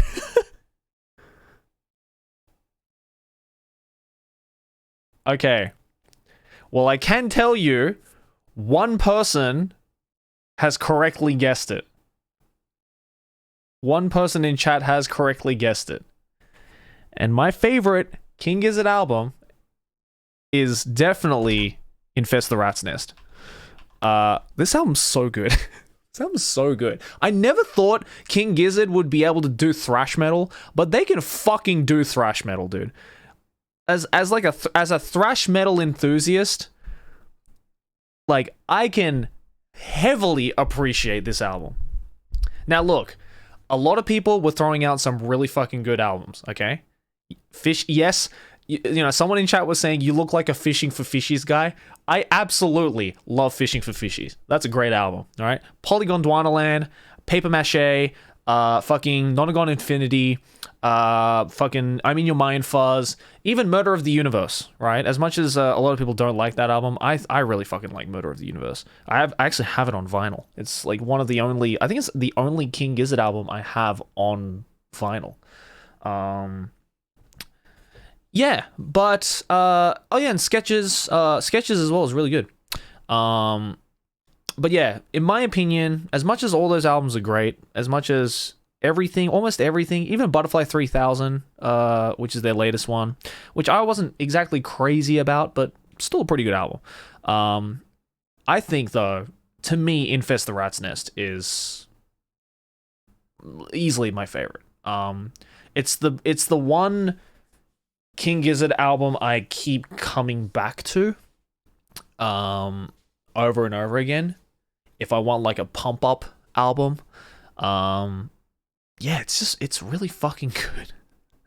And if you're a metal enthusiast, you'll definitely appreciate this album. Definitely appreciate this album. So I'm gonna put, as much as it's a tough pick, I'm going to put Infest the Rat's Nest as my pick for King Gizzard. In terms of songs I recommend off this album, Planet B, Organ Farmer, Superbug, Immolation, so Self-Immolation. Great tracks. Fucking amazing tracks. So yeah, peep those out. Australia has done some really fucking, like, Australia has birthed some really fucking good underground music. So yeah, check out King Gizzard and the Lizard Wizard. Good shit. What about Rings of Saturn, Aversion Crown, Infant Annihilator? The 3 best bands ever, 2 of them from Australia. Okay, yeah. Okay, so you have, so Callus, you have Rings of Saturn, Aversion Crown, and Infant Annihilator. Not gonna lie, respect on Infant Annihilator. You know, the one band in this group that is not Australian, I think they're British. You know what? Respect on Infant Annihilator. The fact that you can say that you love Infant Annihilator and fucking Rings of Saturn, you know, yeah, I'll give you respect for that. I've never heard of Aversion Crown though, but I assume they're kind of in the same veins as like Rings of Saturn, right? I assume so, maybe, or like a Parkway Drive kind of thing. But yeah, Rings of Saturn, good choice. Never heard of Aversion Crown. I assume they're pretty good. And you know what? Respect points for putting Infant Annihilator. I can't say any of the song names that I like by Infant Annihilator, but there's a couple of tracks that definitely grew on me. So yeah, good choice. I hope you're being serious as well. Not sure if /SRS or /J with Infant Annihilator, but either way, I can respect it. My man is cultured, yeah. Dude, those picks definitely cultured. Those picks definitely cultured, for sure. 100% serious? Okay. If you're 100% serious, Callus, respect points for Infant Annihilator. Yeah. God. Fucking Infant Annihilator. Alright, anyway. Another one that if let's go back to the classics. Let's go back to the classics. And this is another instance of a musician highly influencing me at a young age. Just because I thought he was fucking incredible. And of course I am talking about Jethro Tull. This is Jethro Tull album Thick as a Brick. I call this an album, but it's just one song. It's one 45-minute song called Thick as a Brick. And it's probably the greatest 45 minutes ever. It is just an incredible, adventure of just the most quality progressive rock.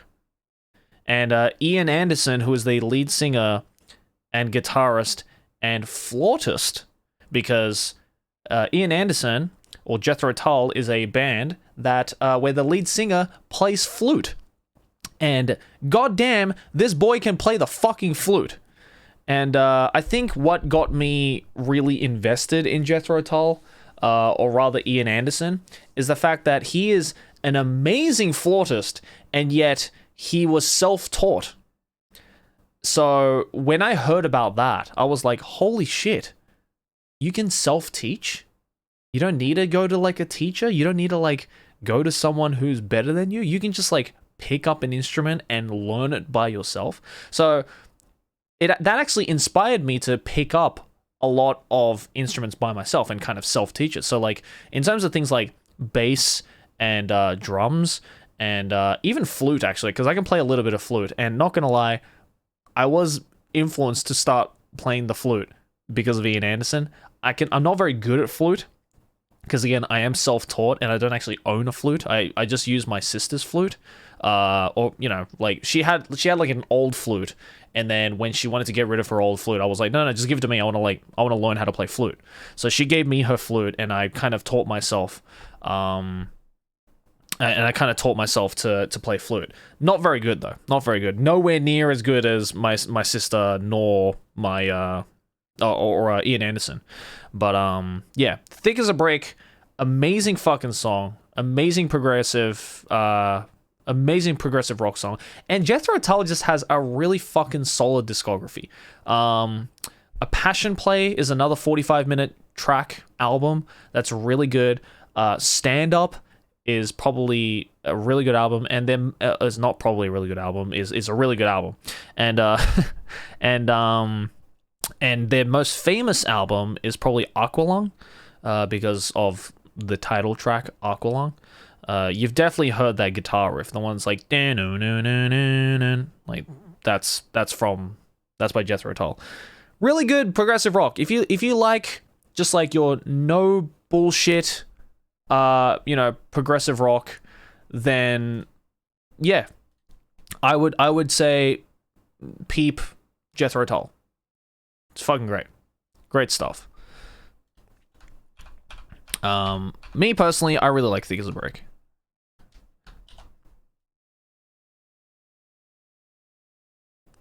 So there we go.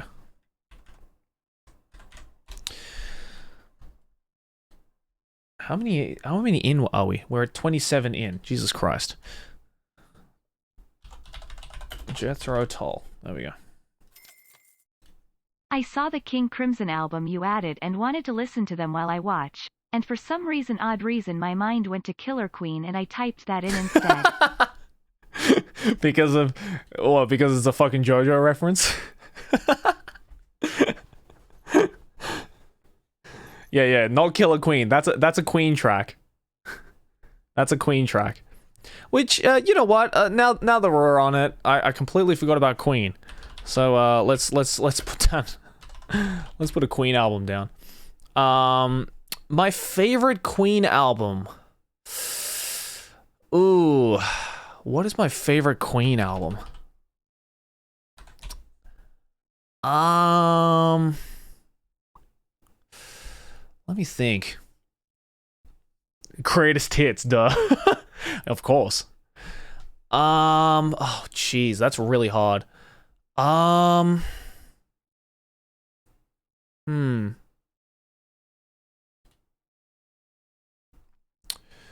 What would be my favorite Queen album?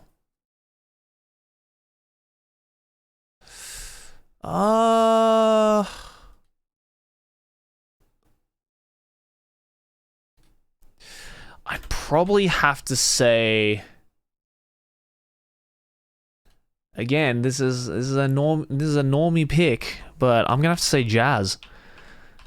Jazz, I think Jazz is probably my favorite Queen album. Has all the bops on it. Really good fucking album, you know. Fat Bottom Girls, Bicycle Race, Don't Stop Me Now are all of like the more, you know, well-known songs, obviously. But like Jealousy is a really fucking good song. That's like lesser known. What else is on the Jazz album? Is Let Me Entertain You on the Jazz album? Or is that off Night at the Opera? I always forget. I always forget. With the lesser known Queen songs, I always forget if they're off Jazz or Night at the Opera. Oh, it is off Jazz. Okay. Yeah. Yeah, then definitely I'd say Jazz is my favorite. Night at the Opera, very close second for me. And even Innuendo is a really good album. But yeah, for me, I think Jazz is my favorite Queen album. Also, Queen 2, the second Queen album, is also really good.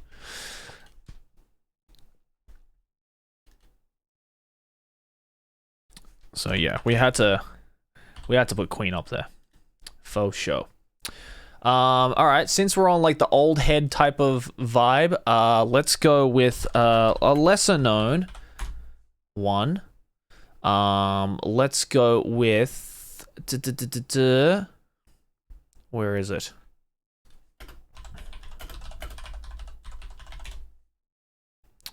A lesser known progressive rock act.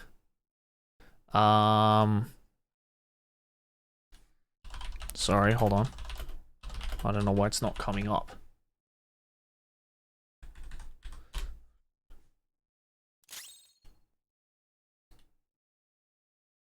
Is there no bigger versions of this image? Why are all the images so small? Oh, there we go. My top 3 bands are Marduk, Destruction, and Dead Lord. Everything that's metal I will just gobble up. Not gonna lie, Odin, I've never heard of any of those 3 bands, but if you say they're good, I will definitely check them out. But I apologize, I don't know any of those bands. I feel like I've heard of Destruction. I might have heard maybe like 1 or 2 songs by Destruction. But Marduk and Dead Lord, I don't know. They're fucking dope though. Dope names. Dope names. Yeah, I feel like I've heard of a Destruction song. Yeah. Anyway, sorry, I can't. Yeah, the thrash band, right? Okay, yeah. Okay, yeah. Then I've heard of Destruction. I like Destruction. They're a good band. But I've never heard of Marduk or Deadlord. Are they also thrash? I'm not exactly the most like. I'm not exactly the most like well tuned when it comes to thrash. Marduk is black. Okay. So it's black metal, right? Yeah, that sounds like a black metal band. I don't know why. Marduk gives me black metal vibes for some reason. I don't know why. Okay, yeah. Well, I like black metal. But anyway, thank you for the donation, by the way, Odin. I apologize I couldn't properly rate your 3. But Destruction, the little I've heard from Destruction is good.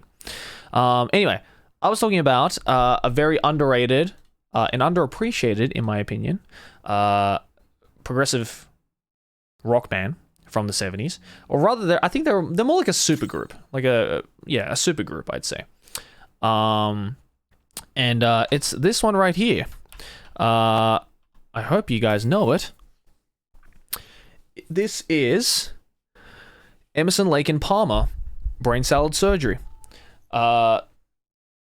Keith Emerson is the entire reason why I continued piano.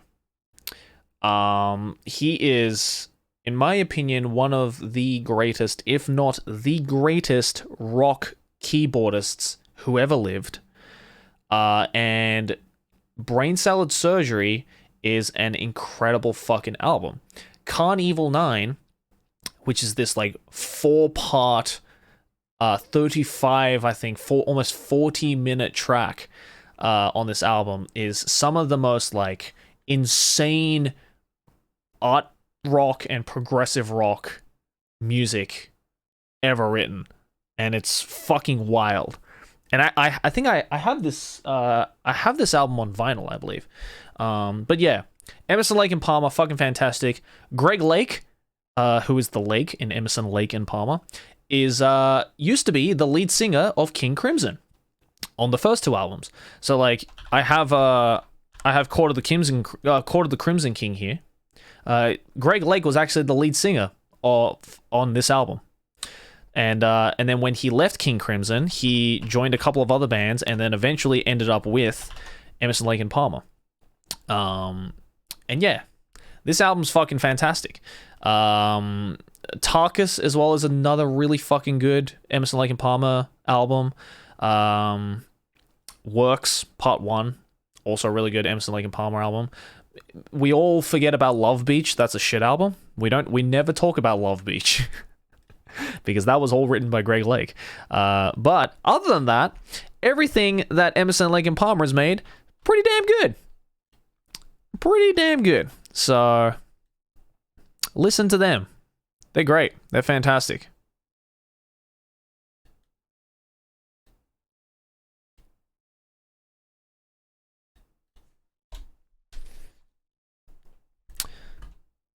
All right, I will put that down.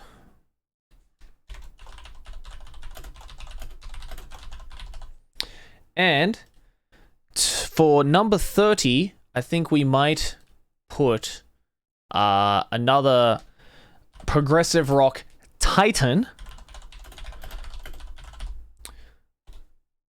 We will put a progressive rock titan because, again, it will be a disservice to not talk about this band if we're not talking about progressive rock. And that is, of course, Yes.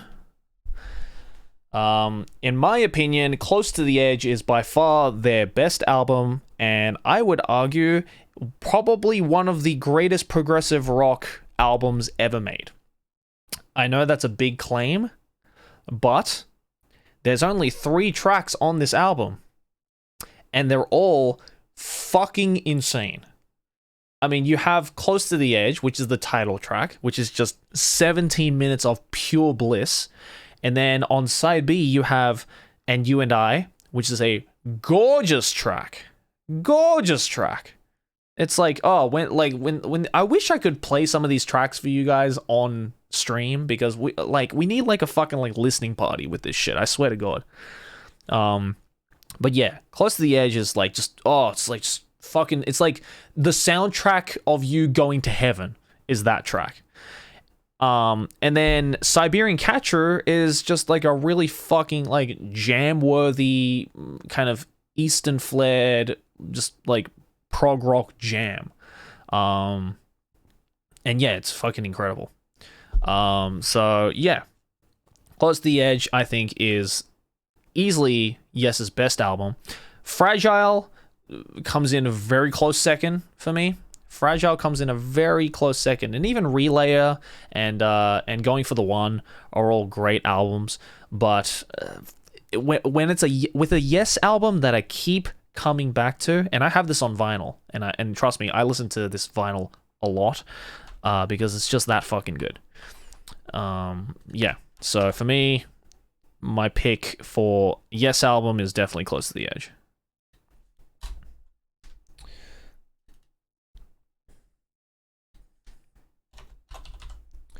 All right, 30. We have 30 in. Oh, God. We've still got a long way to go. We still got 70 bands to talk about. Or 70 artists, rather. Let's see. Who else do we have? Let me think. I usually think in terms of, like, genres.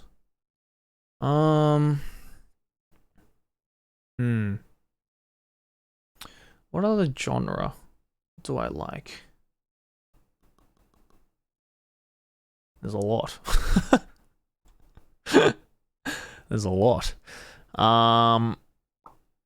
Let's see. Okay. This one's a lot more recent, but I think I enjoy these guys a lot. And I've talked about them. I've talked about them, like, I've shouted them out a couple of times on my, like, Instagram stories and stuff like that, because I like sharing music on Instagram stories. Yeah, I really like Deaf Heaven. I mentioned it in my tweet, but God, this album's so good. It's so My good. top 3 albums. Go on. Carnival Umbra, Swallow the Sun. When a Shadow is Forced into the Light, and Slipknot. All Hope is Gone. Ooh. Can I get a trash taste rating on that? Wanted to add some doom metal like October Tide or November's Doom. Highly recommend. Okay, you got Carnival Umbra, good choice. Swallow the Sun, When a Shadow is Forced into the Light. I don't know enough Swallow the Sun tracks or albums to recognize that one, but I know a couple Swallow the Sun tracks. They're pretty good. And Slipknot, All Hope is Gone. Really? All Hope is Gone. Okay. I mean, you know, not the first album I think of, but still a good album. I will definitely give you brownie points for Umbra, though, because, I mean, you know, that is a fucking fantastic Carnival album. I'm not gonna lie, dude, I don't know enough doom metal. Like, I never heard of October Tide or November's Doom. Seems like there's a month theme going on. Seems like there's a month theme going on when it comes to doom metal. I don't know if it's just because of the two bands you chose, but I'll give those a listen. I do enjoy my doom metal, for sure. Yeah. God, I haven't listened to Carnival in a very long time. They're great. Anyway, yeah. So Deaf Heaven, they have this album here called Sunbather, and it is fucking brilliant. For those of you who have never heard of Deaf Heaven before, they are a black gaze band.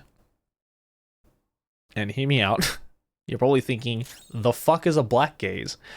Black gaze is a curious combination of two genres, black metal and shoegaze. And you bring those two together and you get black gaze. Yeah. So if you like shoegaze metal and you like black metal, then here you go. You have Sunbather. And for those of you who don't know what shoegaze or black metal is, think of God, how can I describe black gaze? Black gaze is like, think of really like ethereal, like heavenly metal music that is very atmospheric and feel good with black metal screamo in the background. It's very difficult to explain, but off this album, Dream House, which is the first song off this album, is fucking brilliant. Admittedly, I am not the biggest black metal fan. I do like my shoegaze. I'm not exactly the biggest black metal fan. There's a lot of black metal I've listened to that was admittedly kind of shit. Because it was like really sloppy and like really like unstructured, and I don't know. There's a lot of black metal that just isn't exactly for me. But black gaze, like the Sunbather album, for example, is like, it takes like the best like kind of cinematic moments from post-rock and shoegaze and stuff like that, and just adds like this like intensity to it, this like overbearing emotional intensity into it. And it's like, it's so weird. You'll listen to it and you go like, holy fuck, this is loud, this is rough, this is gruff, and yet it's somehow beautiful at the same time. It's a really weird feeling. Like when it clicks, it will click when you hear it. And it's a very interesting emotional reaction you get from something like this. So yeah. But then again, the entire album is really fucking good. Sunbather as well, the title track is also incredible. The kind of middle breakdown part is nuts. Deaf Heaven is just a really solid band. Joey, what do you think about Pantera, Living Color, and Saliva? I don't know Living Color and Saliva, but I love Pantera. So, good choice. I don't know Living Color and Saliva. Pantera's great though. Pantera's goated. I mean, if you like metal music, of course, you have to like Pantera. Come on. But yeah, Black Gaze, Deaf Heaven, Sunbather, good music. Listen to that. Also, their other album that's really good is what is it? What the fuck's it called? Bermuda something. New Bermuda. That's also a really good album.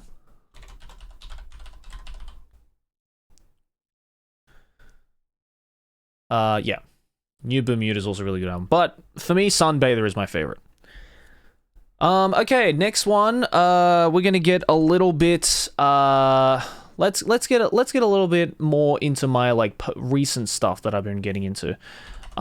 First of all is and I know a lot of people are gonna call me out for being fucking hipster with this selection, but I can't help but liking it, dude. I'm sorry. I can't help but liking some Swans. It's good shit. To Be Kind is a fucking fantastic album. I'm sorry. I know a lot of people are gonna be like, you are such a fucking hipster for picking. Hold on, where's my hipster beanie? Here we go. If I'm gonna play the part, I'm gonna play the fucking part. All right. If I'm gonna be a true Swans fan, I need the hipster beanie. All right. Look, hear me out. Hear me out. All right. I know this is like radiating the MU board energy, but it's a really good album. It's a really fucking good album. Okay, I'm sorry. It's really fucking good. Screenshot, fucking banger song. Oxygen, fucking banger song. The title track, really good. And that fucking 35-minute Toussaint Louvière track as well. I think it's Here Comes the Sun. What the fuck's it called? Toussaint Louverture, I think it's called. It's like a 35-minute track, and it's fucking amazing. Yeah. All right, coming in with Just my pick trash that. taste. All right. Affix Twin, Drux, Dream Theater, Metropolis PT2, Drumcore, Grist. Wow. Okay, you got Aphex Twin Drunks, Dream Theater, Metropolis Part 2, and Drum Corps Grist. Jesus Christ. First of all, I don't know enough Drum Corps to know the album names. But I think Drum Corps are just kind of okay, in my opinion. Dream Theater Metropolis Part 2 is woke as fuck. That's based. I still think my favorite is Octavarium, but that's just me. And Aphex Twin Drunks, I don't know. For me, like, Selected Ambient Works is still my favorite. Like the 88 to 92 Selected Ambient Works, his first album, I still think that's his best. I don't know. Drunks is a good album, but Selected Ambient Works, I think, is my favorite Aphex Twin album, in my opinion. So yeah, but brownie points for Aphex Twin and Dream Theater. Good fucking choice. Not my album choices though. For me personally, not my favorite album choices. And again, I don't know enough Drum Corps to know the albums, but good choice. Good choice, Frank. I'll give that like a 7. I'll give that like a 7, solid 7 out of 10.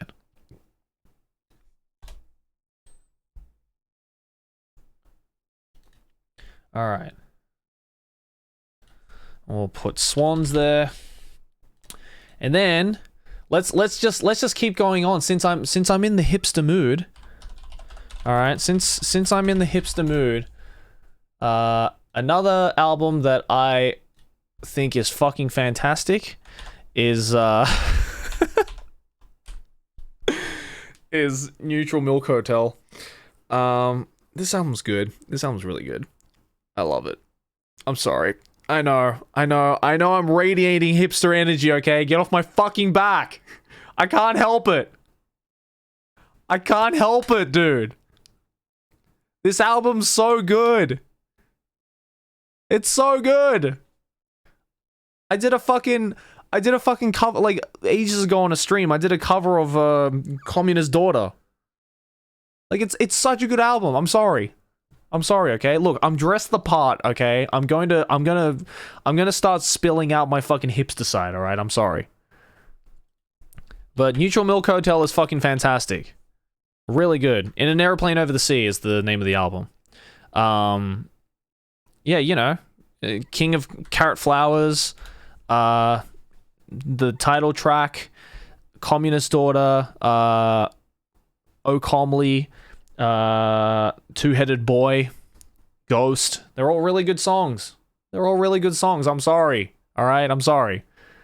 I know I'm fucking hipster as shit. All right, I'm sorry. But since we have the hipster beanie on, I'm going to go through my hipster music phase, okay? And the next one is and the next one is probably just as much of a. Although to be fair, I really like this album cover. I think this album cover is dope as fuck.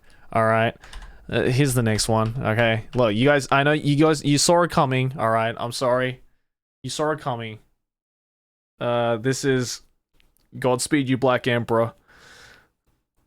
Lift your skinny fingers. It's good. I can't help it. I'm sorry. Oh, sorry, lift your skinny fists. Like antennas to heaven. That's right. Look, okay, someone's saying F sharp, A sharp, infinity is better. Depends what mood I'm in. For me, it depends what mood I'm in. Some days I'm like, nah, lift your skinny fist is definitely better. And then some days I'm like, nah, maybe F sharp, A sharp, infinity is better. I don't know. Either way, 2 really good albums. It's just really like relaxing and calming. You know, the field recordings and shit like that are really good. The droning is really good in this. Yeah, I don't know. It's just like, it's the hipster's choice of relaxation, meditative music. You know, most people put on lo-fi hip-hop. Us hipsters, we put on fucking Swans and Godspeed. 2 things. Go I on. saw Rush live in 97. They played all of 2112 in its glorious 20 minutes and 34 seconds. I hate you. Secondly, have you read Susu no Frieren? Non-isekai fantasy and the best fantasy manga I've read in a long time. Yes, I have. I have read Source no... The man, TTS really struggled to say Source no Frieren. Yes, I have read Source no Frieren. I haven't caught up to it, but I'm like 2 or 3 volumes in.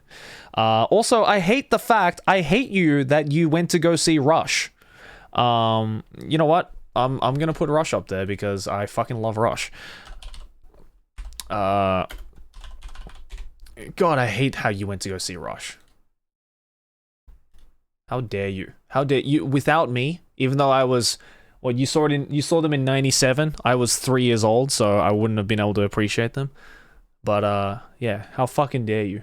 How fucking dare you went to go see Rush? And they played all of 2112 as well. The fuck.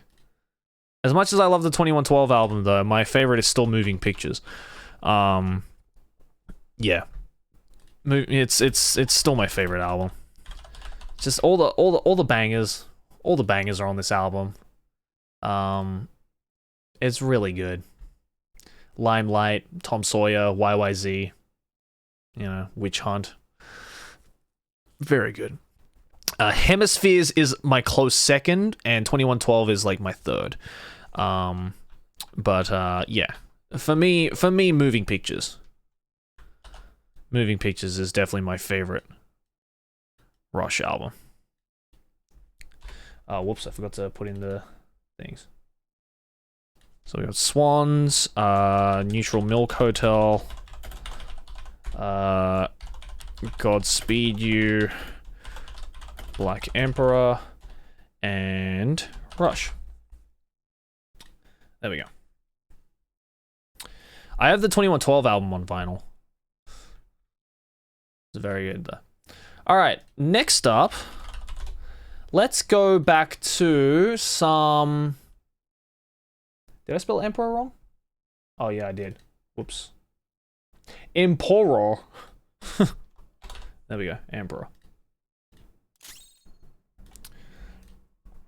Emperor. Okay. I mean, this one is probably...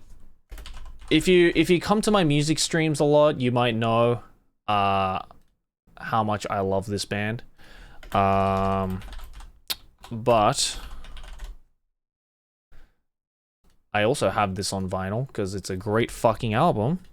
It is Coldplay, A Rush of Blood to the Head. I still think Rush of Blood to the Head is their best album. X and Y, close contender. Parachutes, also close contender. But Rush of Blood to the Head is definitely my favorite. Yeah, and then basically anything after Viva La Vida is just really shit. I'm sorry. Early Coldplay is like unmatched. Unfucking matched, dude. But everything after Viva La Vida is shit. I'm sorry. Okay? I don't care what anyone says. I remember the first time I heard Every Teardrop is a Waterfall, I was like, oh no. Oh no, what happened? Why how did we come to this? How did we come to this? This isn't Coldplay. Like, what is this shit? I was so sad when I heard that, dude. Yeah. Yeah, Rush of Blood to the Head still my favorite. Let's see. Next up we have is who else is good? Who else do I really enjoy?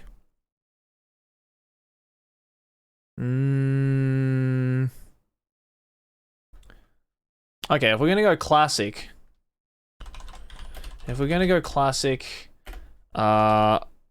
this is probably my most normie choice yet. Probably my most normie choice yet. But you know what? I do not care. I love this album. I love this album. It is excellent. Excellent album. Classic. Absolute fucking classic. Classic album. Paranoid. Black Sabbath has many good albums. You have the self-titled, right? Self-titled is incredible. You have this one, Paranoid. You have Master of Reality. You have fucking Technical Ecstasy. You have fucking, what's the other one that they did? Sabbath Bloody Sabbath. All of them are great. All of them are great. But my opinion, Paranoid has to be the best one. Come on. Paranoid has to be the best one. Obviously. It's obviously the best one. No question. Volume 4 is also a very good album. You are right. But Paranoid for me, as normie of a choice as it is easily the best Black Sabbath album. And I will fight you on that. And I will fucking fight you on that.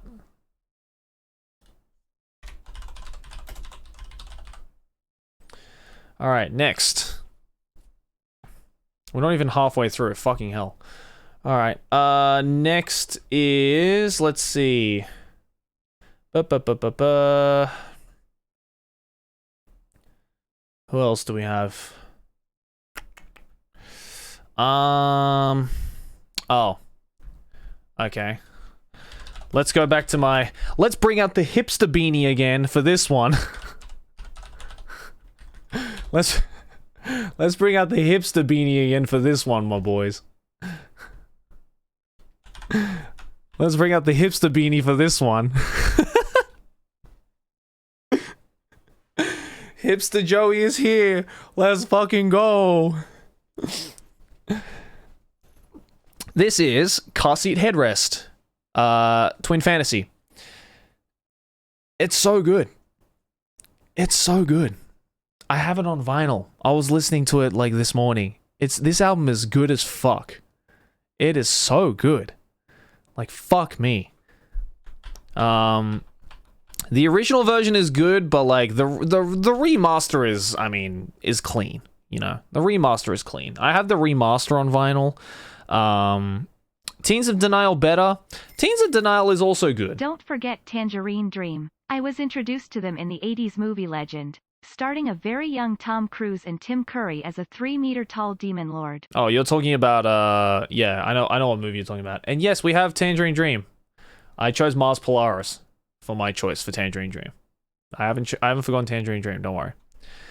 But yeah, Car Seat Headrest, Twin Fantasy. Teens of Denial is also a good album. I love Teens of Denial. Fantastic album. But in terms of an overall album package, for me, Car Seat Headrest, Twin Fantasy is better. You know, you have such classics as Bodies. You have High to Death. Yeah, all of them are so good. Beach Life and Death. Yeah, that's a fucking great track. Yeah, every song off this album is so good. It's so good. Just classic rock, dude. Just classic hard hitting rock. Real good shit. Check that out. Teens of Denial as well is also really good. In fact, in my opinion, my favorite Car Seat Headrest song is, like, of all time is Drunk Drivers, which is off Teens of Denial. But in terms of an album experience, I think Twin Fantasy is better. Just as like an overall album package, Twin Fantasy is better. Although, again, Drunk Drivers is my favorite Car Seat Headrest song.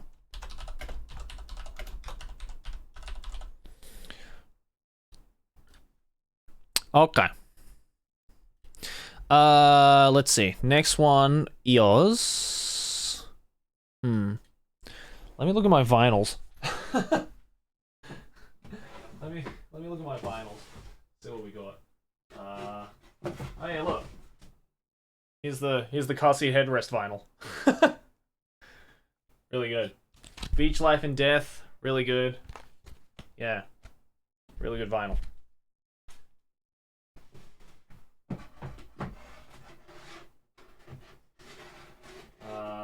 Okay, let's see. Okay. Alright, let's see. Next one is... Okay, if I were to... If there were such thing as, like, a classic like MU goers like album pick before MU was a thing, I think they would have picked this one. This is The Velvet Underground and Nico by Velvet Underground.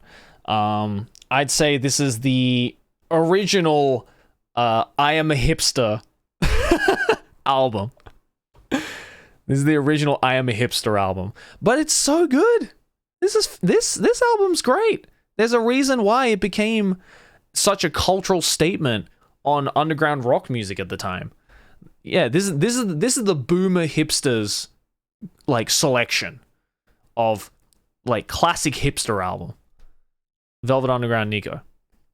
Yeah, exactly. Yeah, see? Dude, Time Waster in chat knows what's up. I had a fucking back home in Australia when I first started off my YouTube channel, I had a fucking poster of this in my room. That's how you know I'm like OG hipster. If you have a fucking poster of this in your room with the vinyl next to it, then you know I ain't fucking around when I say that I am hipster when it comes to my music taste. I'm not proud of it necessarily, but you know what? It's a fucking Velvet Underground Nico's a great album. You know? I'm Waiting for My Man is probably my favorite. Also what's the name? Fucking Heroin is easily the best Velvet Underground song in my opinion. Yeah, Heroin is an incredible song. Yeah, really good shit. Peep that if you're into it. Let's see, who else we got? Fuck. Let's see. We've also got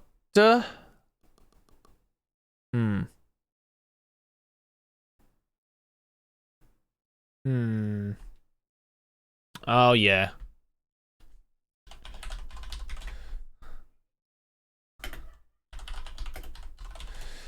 Yeah. I definitely this was like the bane of my musical existence when I was in school. We gotta fucking peep some Gorillas, dude. Hey big man, since we're giving out our 3 favorite artists, Go for it. I absolutely love Psychedelic Porn Crumpets, Weezer and Snarky Puppy. Can't really name my favorite album from each cause all of my favorite songs are on different albums. Your favorites are Psychedelic Porn Crumpets, Weezer, and Snarky Puppy? Dude, you're... First of all, based as fuck. Second of all, I need to hang out with you.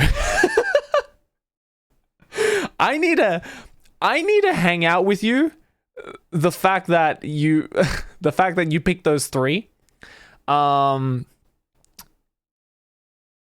mean, I love all of those bands. Snarky Puppy is fucking awesome.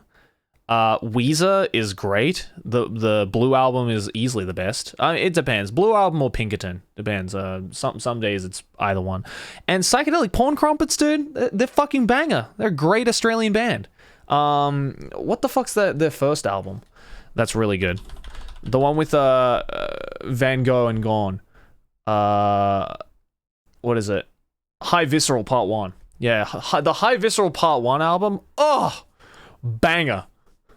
The fucking Cornflake, dude. Like, oh my god, you guys, dude. If you guys want to hear the sickest guitar lick, like in recent underground music, you got to listen to Cornflake by Psychedelic Porn Crumpets. That guitar line is so fucking cool, dude. It's so cool. It's such a cool guitar line. It's like, oh, it's so cool. I can't do it justice with my mouth. Please listen to it. That's such a good song. And Van Gogh and Gone, which is the closing track, that like final breakdown part is so good. Psychedelic Porn Crumpets, based. I will give you a 9 out of 10 for those choices. Papa Boy 7. Just because I love Psychedelic Porn Crumpets, I love Weezer, and I love Snarky Puppy, and I feel like I need to hang out with you. If you say that you love those. If that's your top 3. But yeah, anyway, back to Gorillaz. Demon Days was the bane of my fucking existence in the mid-2000s because this album was inescapable. you know, everyone was listening to this album. Like, this was like the biggest album back in the time, right? Like, you know, Feel Good Inc. That was fucking everywhere, or Feel Good, as Connor called it. Apparently, that's the name of the song. You know, you have Kids with Guns. You have Dirty Harry, great track. Dare is crazy good. And November Has Come has MF Doom in it, which is like, hell yeah. So yeah, Demon Days, fantastic album. Very close contender with 192000, or was that their first album? What was the one that had the song 192000 in it?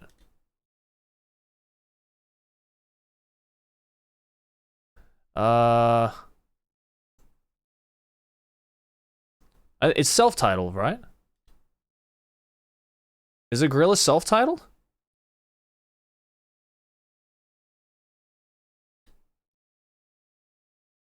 Oh, yeah. Okay, yeah, it's Gorillaz self-titled. Yeah, okay, so it's very close contender between Gorillaz self-titled and Demon Days, but I think Demon Days just pulls through. Even though self-titled has 192000, it has Rock the House, it has Clint Eastwood, it has Tomorrow Comes Today, all amazing tracks. But yeah, for me, just because it was fucking inescapable when I was in school, I'm gonna have to say Demon Days for Gorillaz.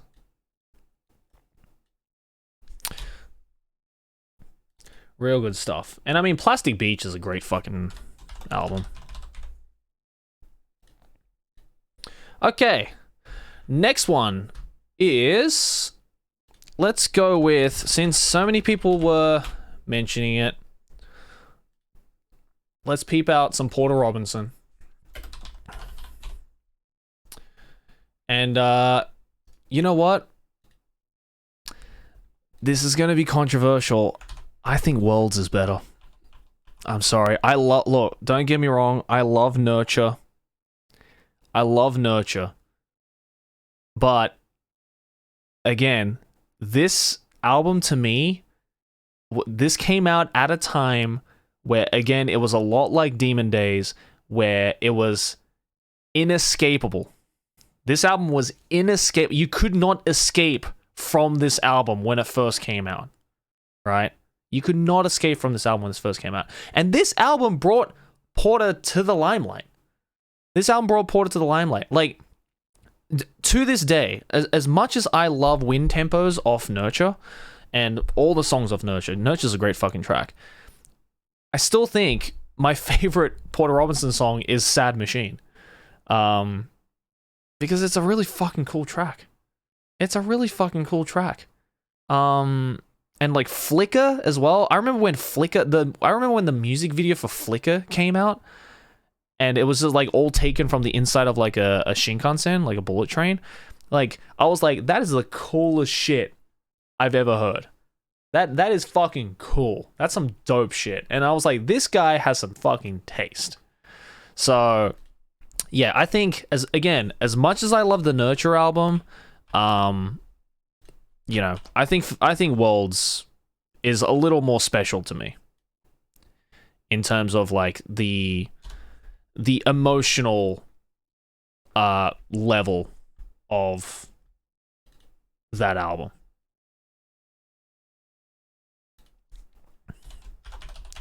But Porter's done some really good shit. Porter's done some great shit, and I'm not just saying that because he follows me on Twitter. I genuinely think he's made some great stuff. And again, I loved the Nurture album. It's fantastic. Yeah, I mean, like, Wind Tempos is like easily my favorite song off that album. It's great. But yeah, all of it's good. Porter's doing good shit. Yeah. Okay. And then if we're gonna go in the electronic music category, I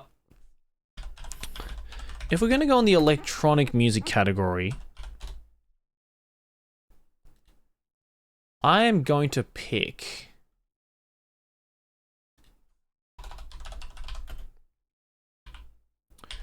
What was the name of that EP? Oh, this is it. This is my favorite EP from this electronic artist. It is Igloo Ghost. This is the Steel Mogu EP. I think this and Clear Tummy, the two EP joint together, is my favorite Igloo Ghost project. As much as I love Neo Wax Bloom, really good. Neo Wax Bloom's really good. Really fucking good album. But the one that I constantly come back to is the Steel Mogu project. And Clear Tummy. I don't know why he didn't just make Steel Mogu and Clear Tummy into just like one album. I think that would have just like done better. I don't know why he decided to split it into two EPs. But either way, Steel Mogu, really fucking good. Yeah. If you really like your like wonky electronica, check out Steel Mogu. Really good. And Clear Tummy's a really fucking cool track as well, with a really cool music video. But yeah, Igloo Ghost, I've really been getting into him recently. Does some really good shit. So if you like electronic music, peep that out.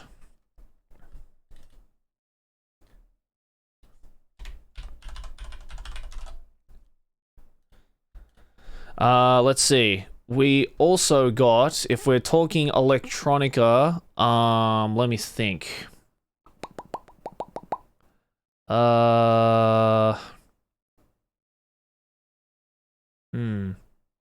Oh, okay.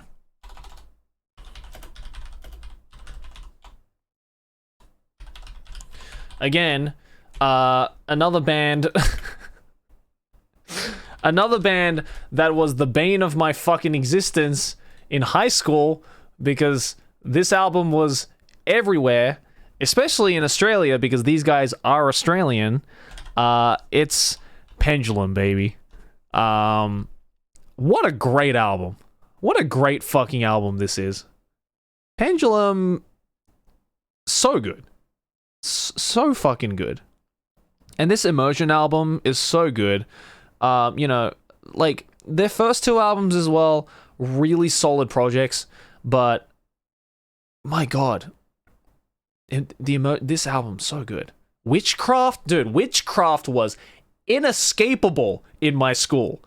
Dude, everywhere you went, someone was playing Witchcraft, someone was playing Watercolor, someone was playing The Island Part 1 and Part 2, because they're all just such good albums. And that fucking track with Steven Wilson on it, that one's, I forgot the name of the song. Someone in chat will figure it out. The track with Steven Wilson is banger. Banger album. Banger tracks. Nothing but like, I feel this album brought back, oh, The Fountain, that's it, yeah. The Fountain featuring Steven Wilson is such a good such a good song. And like, I love Steven Wilson as well, so yeah, such a good album. And again, the bane of my musical existence in high school. This album was everywhere. I think like half my class had Witchcraft as like their fucking ringtone, because it was so good. It's in your eyes, a color fade out. Such a good song. And they came back recently as well. They came back recently with some fucking banger drum and bass. So, hell yeah, Pendulum. Love it. Alright, time to go a little more industrial.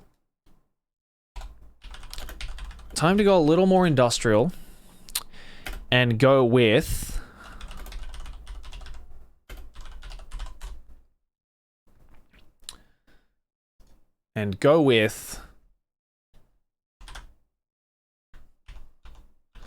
some Nine Inch Nails. My opinion, Downward Spiral is their best album. Don't really care what anyone says because I know I'm right. Yeah. Although they do have a lot of very good albums. Trent Reznor, when I was in high school, I think I legitimately had like a crush on Trent Reznor because not only is he a handsome man, but he makes some really fucking dope music and is just incredibly talented musician and singer and makes some like great stuff. And I think I especially fell in love with him when I went to go see Nine Inch Nails live with my sister. Like, I think there's an old video of me where I go to the Nine Inch Nails concert and I just screamed out like, Trent, have my babies. So yeah, that's how much I loved Nine Inch Nails and Trent Reznor. Oh hey Alex, what's up? Little Joey going on a Nine Inch Nails concert. I was like 17, I think. No, I wasn't. I was like 19 when I went to Nine Inch Nails concert. It was Nine Inch Nails and Queens of the Stone Age. It was fucking sick tour. But yeah, Downward Spiral for me is my favorite, even though it is incredibly depressing. It's a great album. And another really close contender for me for my favorite Nine Inch Nails album is Year Zero. Just because some of my favorite Nine Inch Nails songs are on that album. But I think as an album experience, and I think if there's anything that's like definitive about Nine Inch Nails, I'd probably have to say Downward Spiral is better. So I'm gonna pick Downward Spiral. So that's going up there. Boom jams.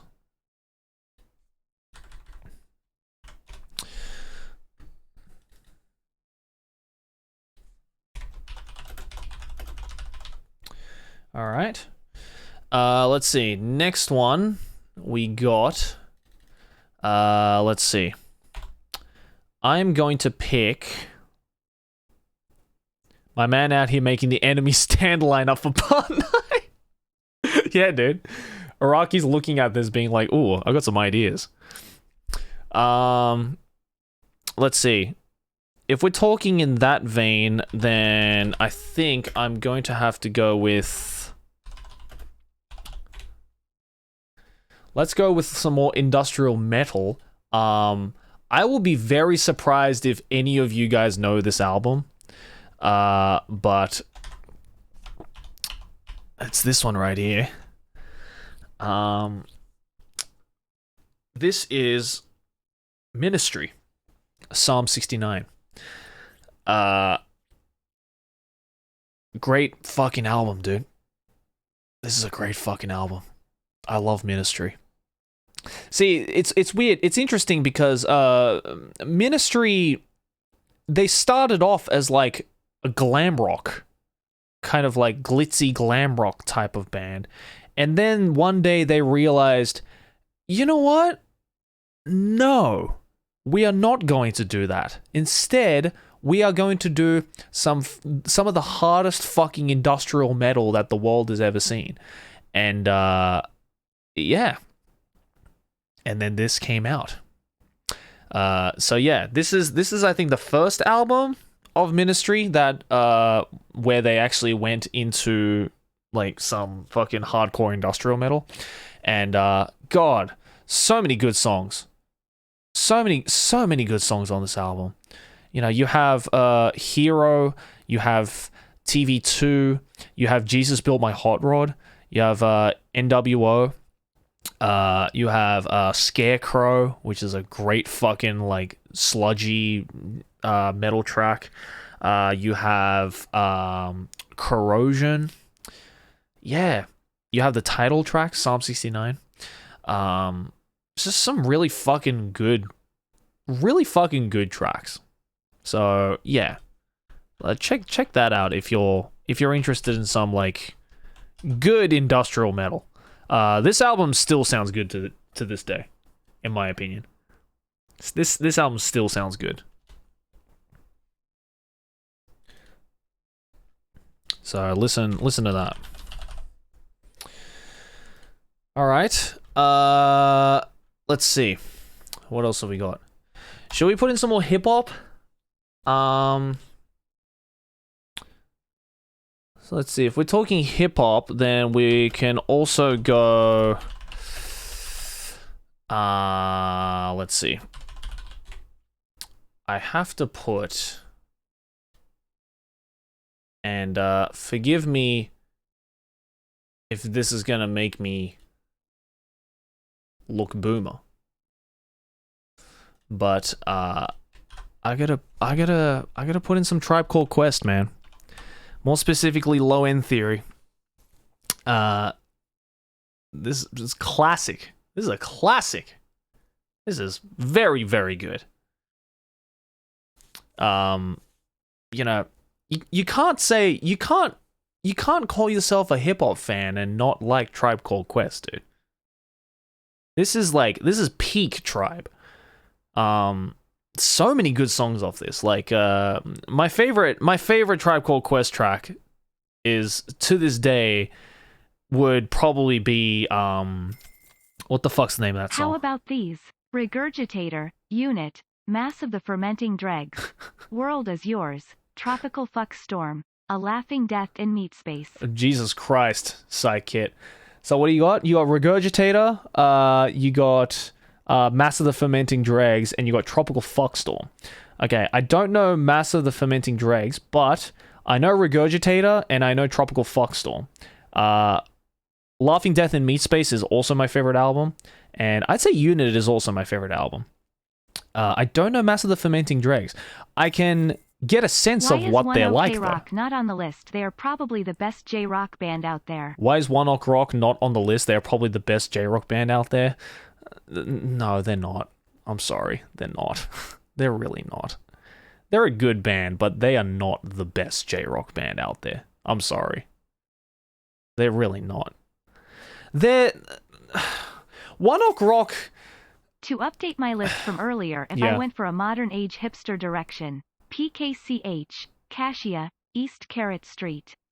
I don't know any of those, dude. That's next level hipster, dude. Holy shit. I don't know any of those. I will check them out though.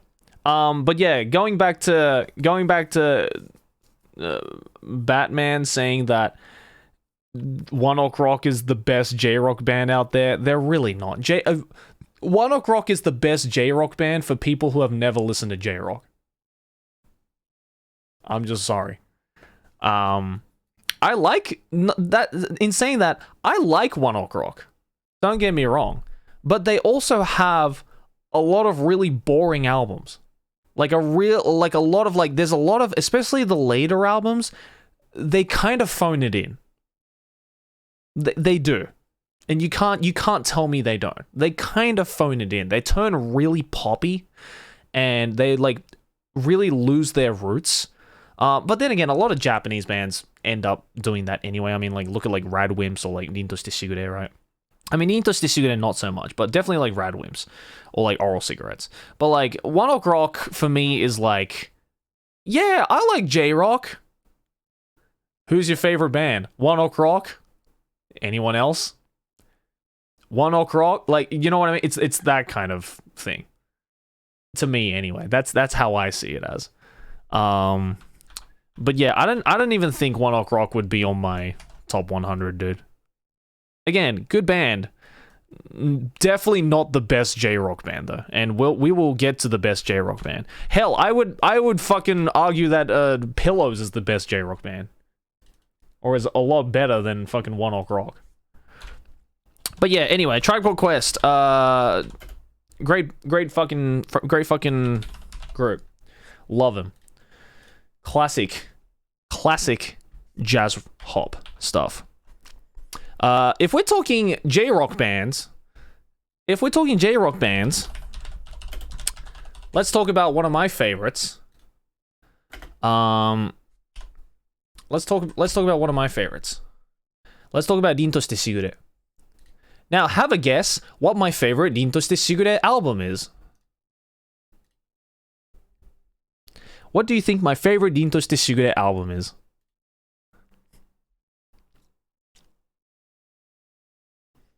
What do you think a guy who looks like this and has this selection of music, what do you think my favorite one is?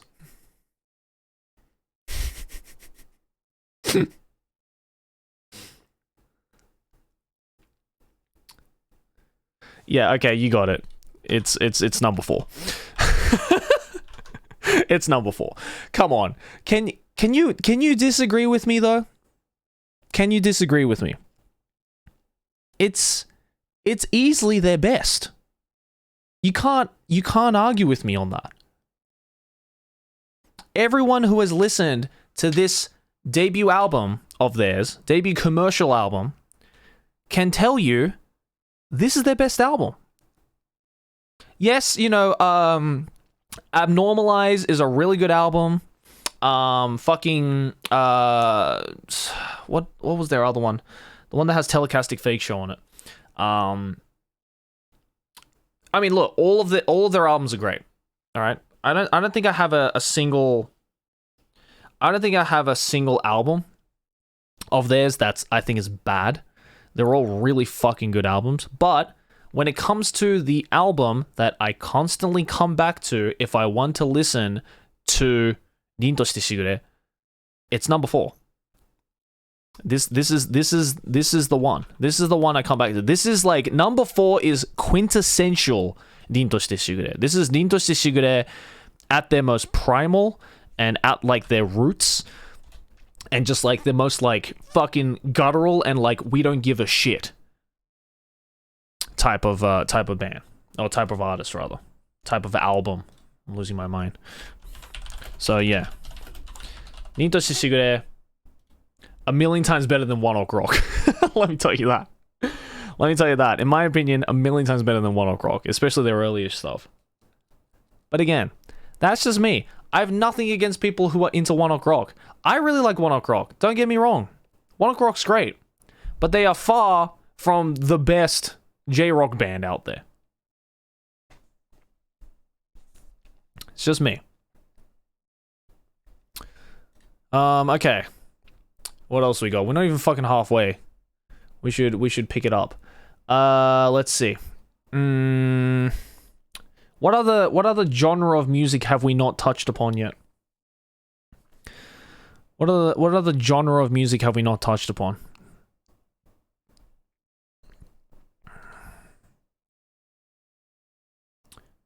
Jazz? Okay. Well, when it comes to jazz, I mean, No, I'm just kind of adding them, Octo. I'm just kind of adding them. When I remember them, I just kind of add them. Jazz? I mean, I'm pretty fucking basic when it comes to jazz. What would be a good jazz? I'd probably have to say, you know what? I'm super fucking basic when it comes to jazz albums. But I'm gonna have to put Miles Davis Kind of Blue. Yeah. What can I say? It's a fucking great album. Amazing jazz record. Like made me fall in love with Miles Davis. Super basic, but honestly, I'd argue it might honestly be one of the greatest jazz albums. So I'm putting that there because I fucking love Miles Davis. Coltrane. There's a couple of Coltrane albums as well that I really like, but the one that I constantly come back to is this one. The one that I constantly come back to is this one for sure. Okay, next one. Let's see. Let's see. What do we got?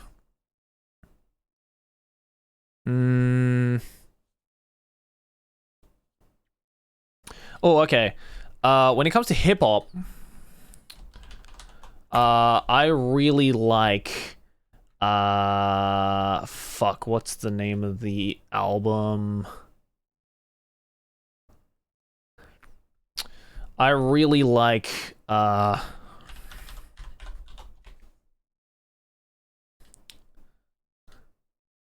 on, why isn't it loading? I really like this album. If we're talking hip hop, this is a more recent one, but I've been really enjoying it. I've been replaying it a lot. This is the Disco album by Mike. Mike, I recently kind of found and got into. He's really fucking good. He's slick as fuck. My God. Kind of in the same vein as Earl Sweatshirt, because I think Earl was very heavily influenced by Mike and vice versa. So if you like Earl Sweatshirt, then you'll definitely like Mike. Yeah, just, again, banger traps. This boy can fucking rap, dude. This boy can fucking rap like crazy. And the Disco album's really good. Weight of the World is also really good. Yeah. Really good shit. So I would recommend. Mike, I've been digging a lot of his stuff recently. So yeah, check that out. Okay, we're almost at 50. One more. Sorry, not Kinda Blue. It's Miles Davis. And then Mike. Okay. We almost have 50. We almost have 50. And let's see. Album number 50 or artist number 50. I'm going to pick.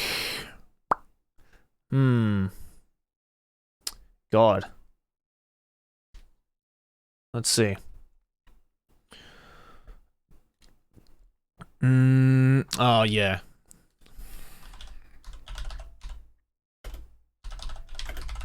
Yeah. Yeah.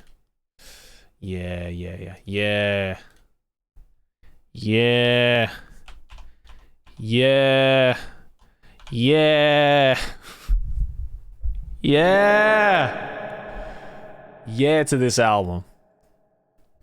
Misfits. It's Misfits. What can I say? It's fucking Misfits, dude. Danzig era Misfits is on another level, bro. On another fucking level. Hybrid Moments is such a fucking good song. Hybrid Moments is such a fucking good song. Yeah. So I love Misfits, man. Danzig era Misfits is goated.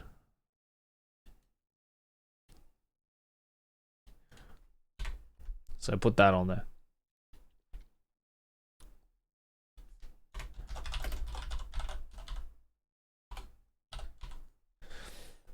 All right, boom. That's 50.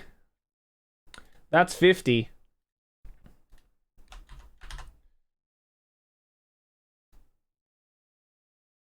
So let's do... We're halfway there, ladies and gentlemen. We're halfway there. Oh, fuck.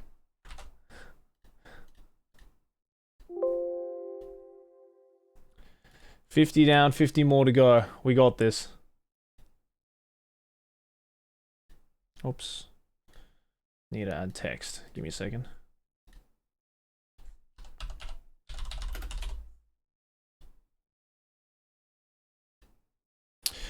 All right.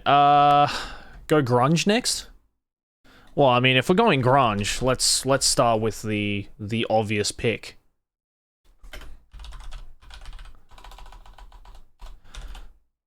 If we're going grunge, let's start with the obvious pick. Or maybe not obvious. I don't know. Obvious band, maybe not obvious album.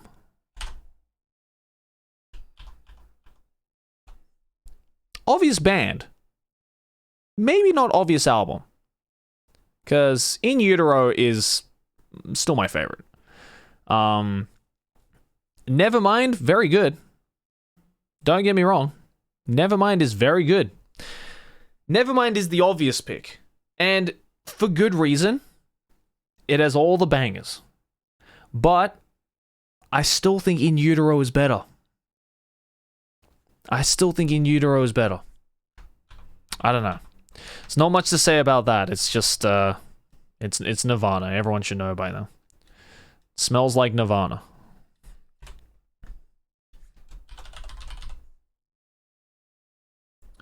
Hold on. Let me add an outline there. Boom.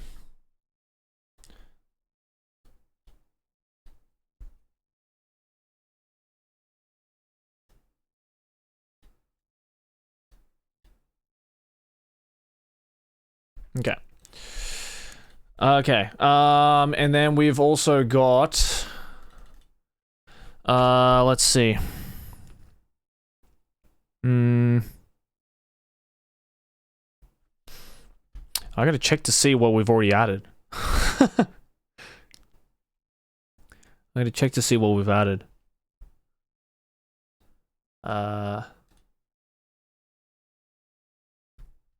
Let's see. Oh. Sorry, I'm gonna go back to punk for a second. Because I need to add Bad Brains.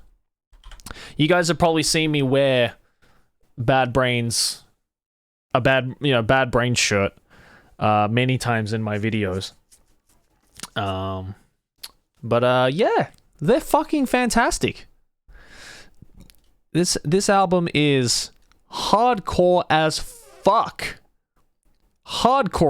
This is the punk heads punk album, dude. It's so good. Incredibly ahead of its time. But equally amazing. So please check out Bad Brains. They don't have many albums. And they're all great. They're all fantastic. Let's see. What else we got? And then I guess if we're going for classic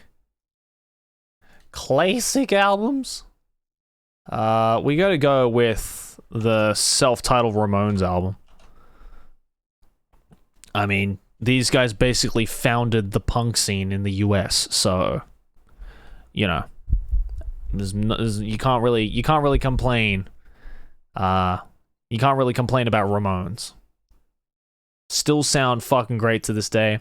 This Ramones, the self-titled Ramones, and also Rocket to Russia are two fucking fantastic albums that I would highly, highly recommend if you're a punk head. Because yeah, these guys basically founded the US punk scene. So I think just because of that, they deserve GOAT status. Also, the lead singer's name is Joey. No bias there. But I love Joey Ramone's voice. And like demeanor. It's good shit.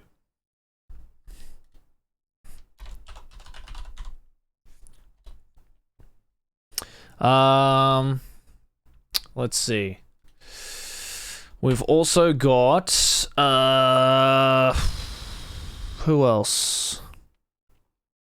Who else do I like a lot? Oh. Okay, if we're gonna go for a little bit underground, because of course we're gonna go a little bit underground, then I really like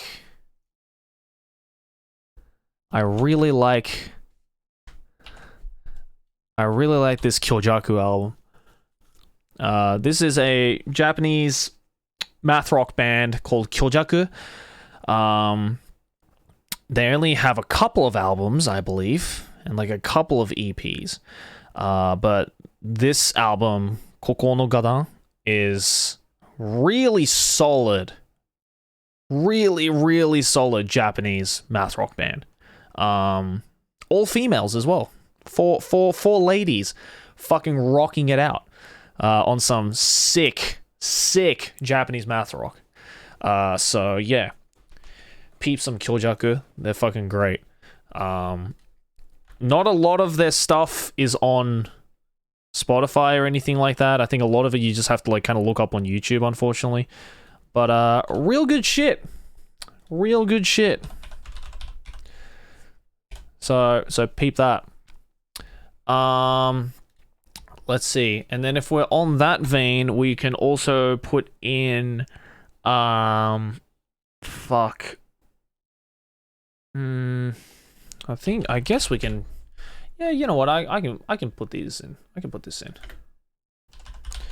If we're talking in that vein, we can put in. Which album is it? Shit. Which album was it again? Hold on, I gotta look up the album.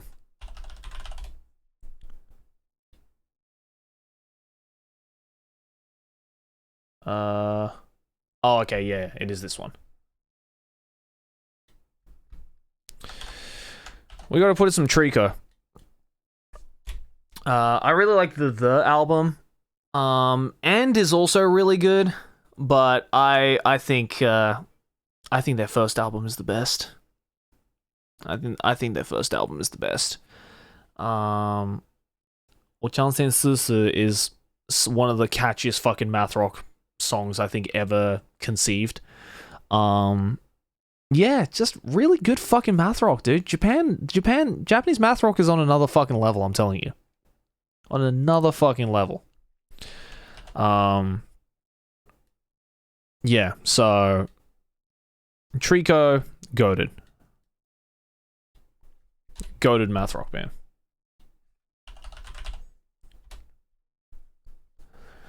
Okay, let's see. We've also got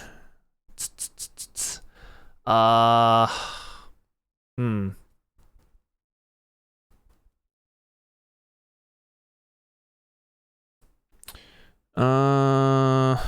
else is good?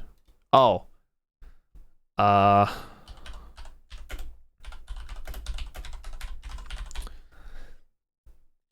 Here is another album I wish someone would just send me the fucking vinyl of, because it's impossible to find. NoFX, Punk and Droblick. Yeah. I think I've said enough how much I love punk music. I really like this album. You know, Linoleum aside, everyone's heard fucking Linoleum. That's like one of the most like famous skate punk songs ever conceived. This entire Punk and Droblick album is really fucking good. I would highly recommend it. If you like NoFX and you like Linoleum, definitely listen to this full album. Really good shit. Really good album. Recommend.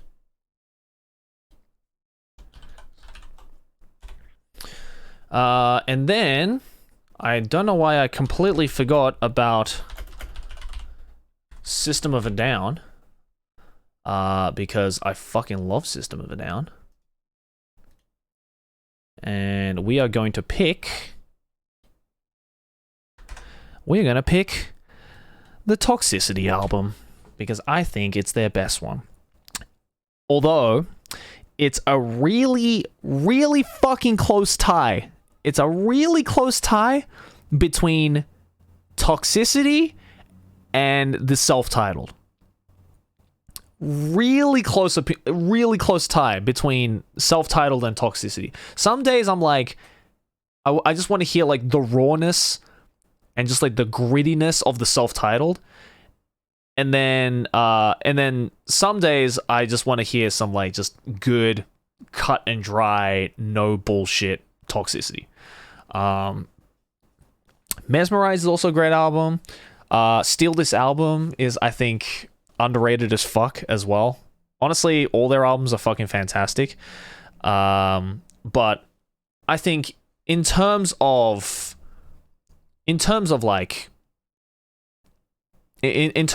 like consistency, I would say Toxicity is my favorite. I also recently just got the vinyl of this as well, and it sounds beautiful. It sounds beautiful. People sometimes tell me I look like Serge, and I'm like, are you saying that because I have a beard? No, Alex, it's because you have a beautiful singing voice. We all know that. Obviously.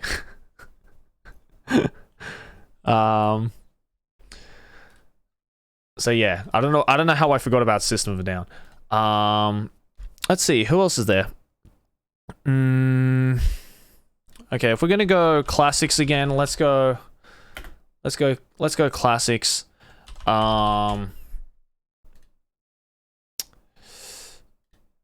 If we're gonna go classic album,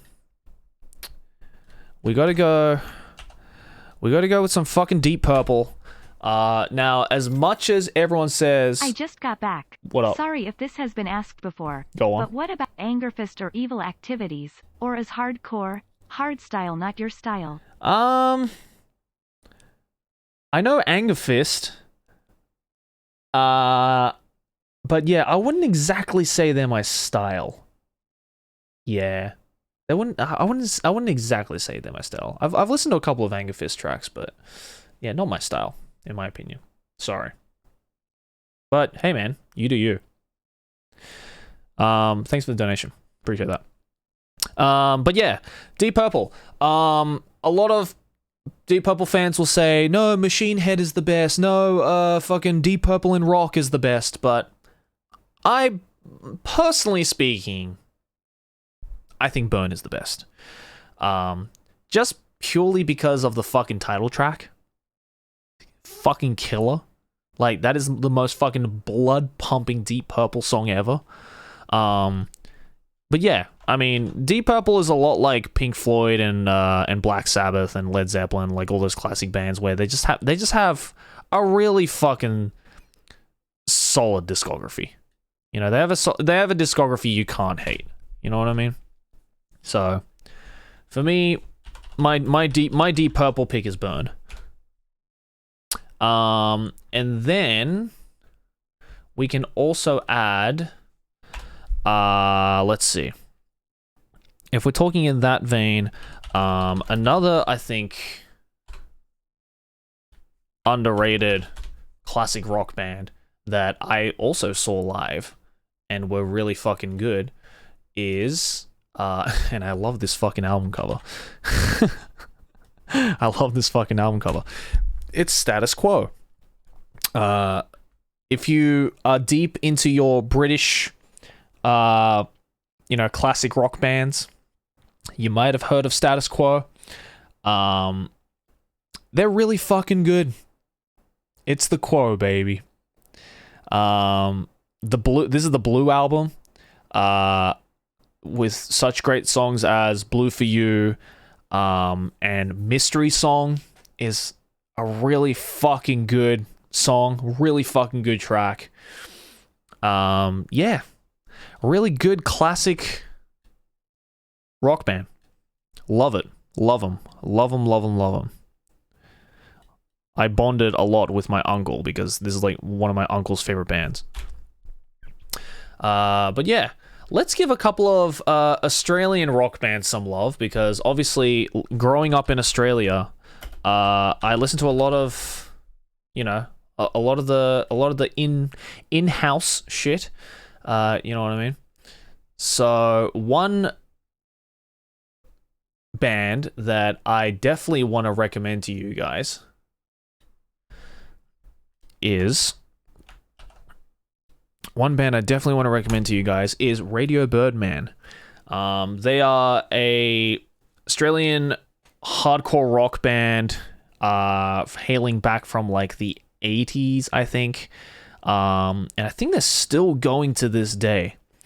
But yeah, they're fucking sick. This Radio's Appear album is just really good. I really enjoy Radio Birdman.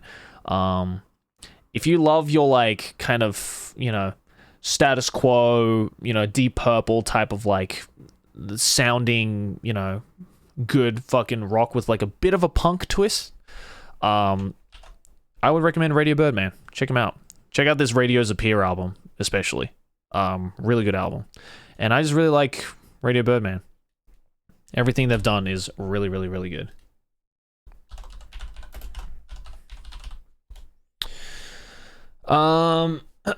Let's see. Another Australian band I really like. Look, just because a bunch of people have been talking about them, I'm gonna have to include them. Where is it?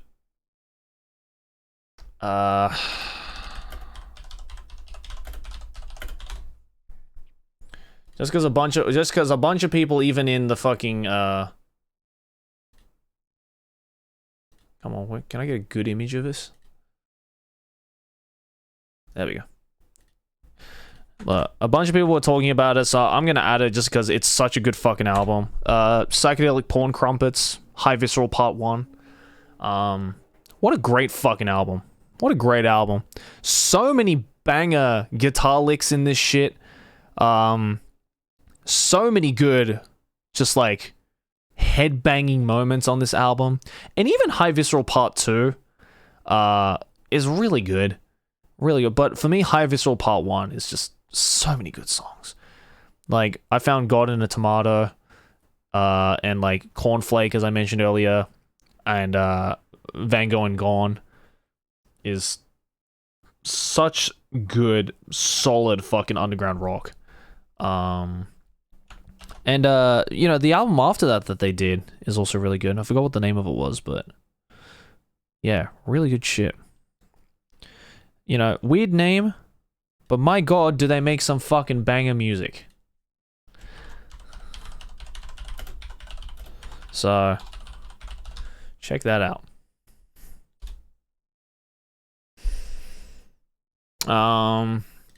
Let's see. How many do we have? 1, 2, 3, 4, 5, 6. 61. Okay. What else we got? Of course, if we're talking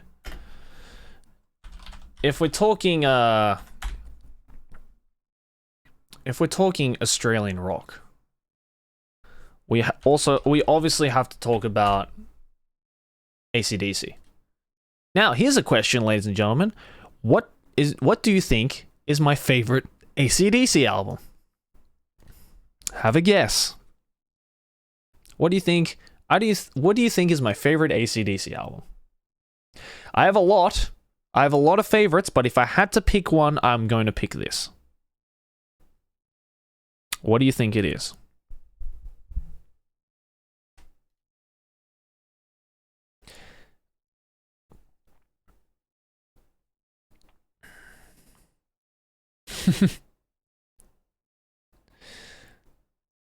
Wow, no one's said the answer yet. I don't know if this is an unpopular pick. But for me, it's Dirty Deeds Done Dirt Cheap. Is my favorite AC/DC album. I don't know why. It's raw as fuck. It is raw as all hell. It is like just AC/DC on their most like we don't give a fuck like moment. You know what I mean?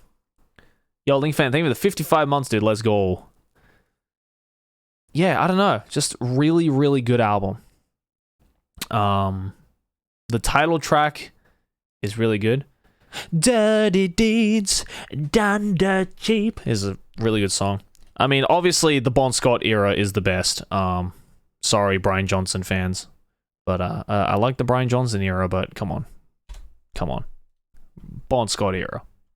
Clearly is the best. And if we're talking Australian rock that I think, again, is kind of similar to Radio Birdman that I think needs some love, I would say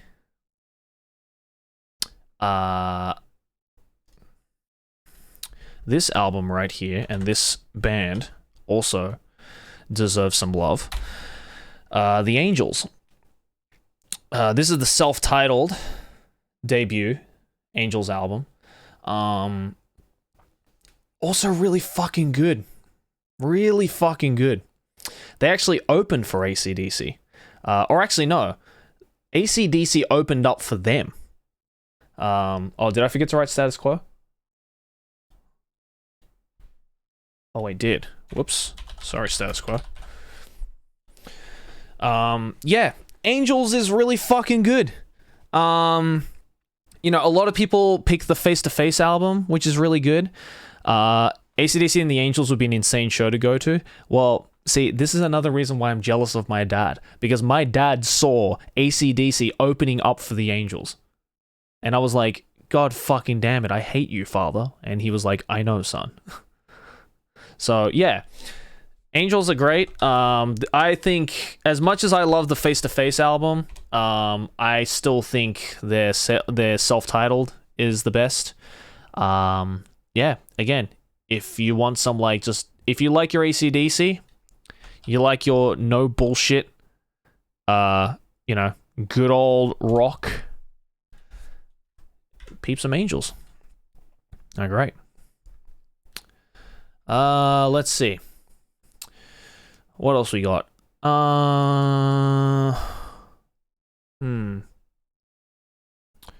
We can also go with some...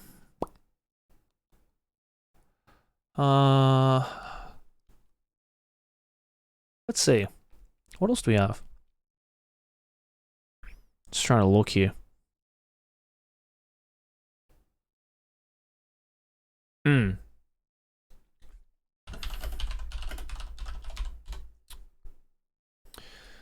Okay. I think we got to give some love to... We got to give some love to the Blue Hearts.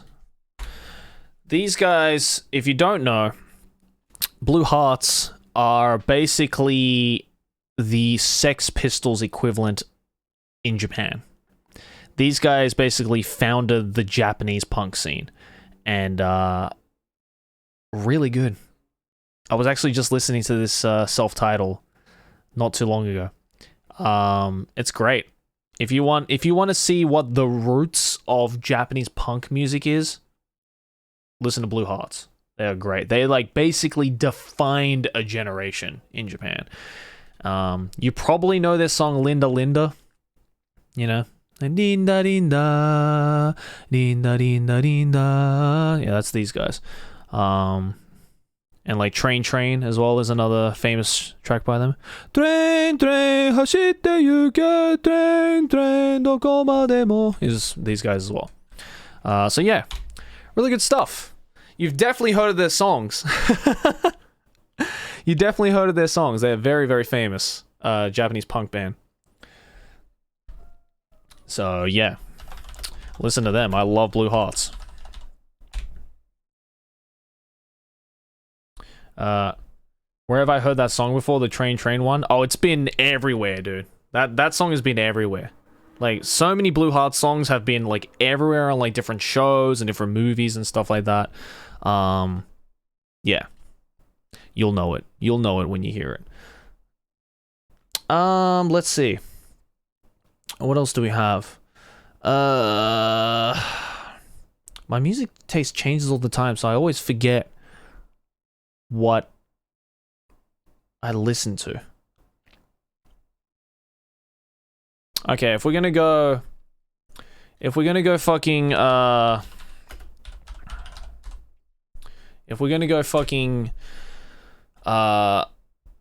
underground again.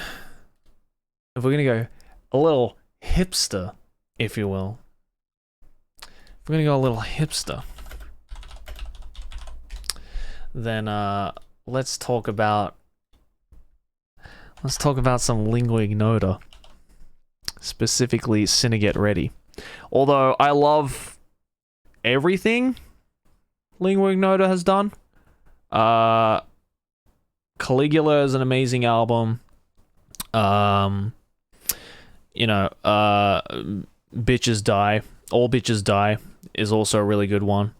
But I think Sinner Get Ready is just, yeah, I don't know. Pennsylvania Furnace is like literally one of the most beautiful songs I've ever heard. I actually got Aki into Lingua Ignota through Pennsylvania Furnace, and this album. So yeah, really beautiful stuff. She's a gorgeous singer. So definitely would recommend some Lingua Ignota. And I think someone mentioned it earlier, but I completely forgot about the existence of this band. But if we're talking a little heavier, I wonder how many people can recognize this album cover. I know some of you fucking hipsters watching this video will instantly recognize this album cover and be like, yeah, dude. But yeah, this is Francis the Mute by the Mars Volta. And during, I think, like, high school, I think I was like year 8, year 9, so it's like, what, middle school for you Americans? I was in a very, very heavy Mars Volta phase. Like, very heavy Mars Volta phase.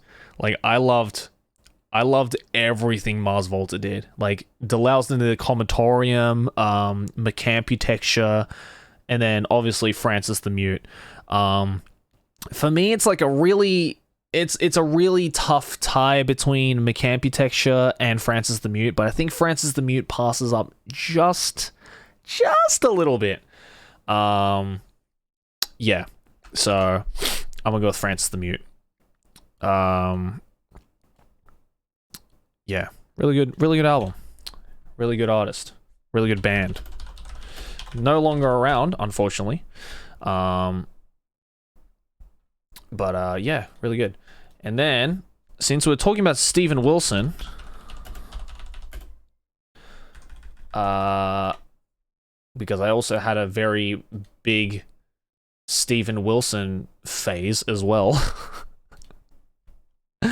Got to talk about Fear of a Blank Planet by Porcupine Tree. Porcupine Tree, a lot of really good albums. The Sky Moves Sideways is a classic.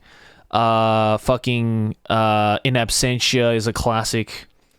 What's the other one with what's the other album that he did with fucking Arriving Somewhere But Not Here, and like Lazarus and like all those songs? What album was that? And Open Car. What album was that one again? Was it Dead Wing? No, I thought that was a song.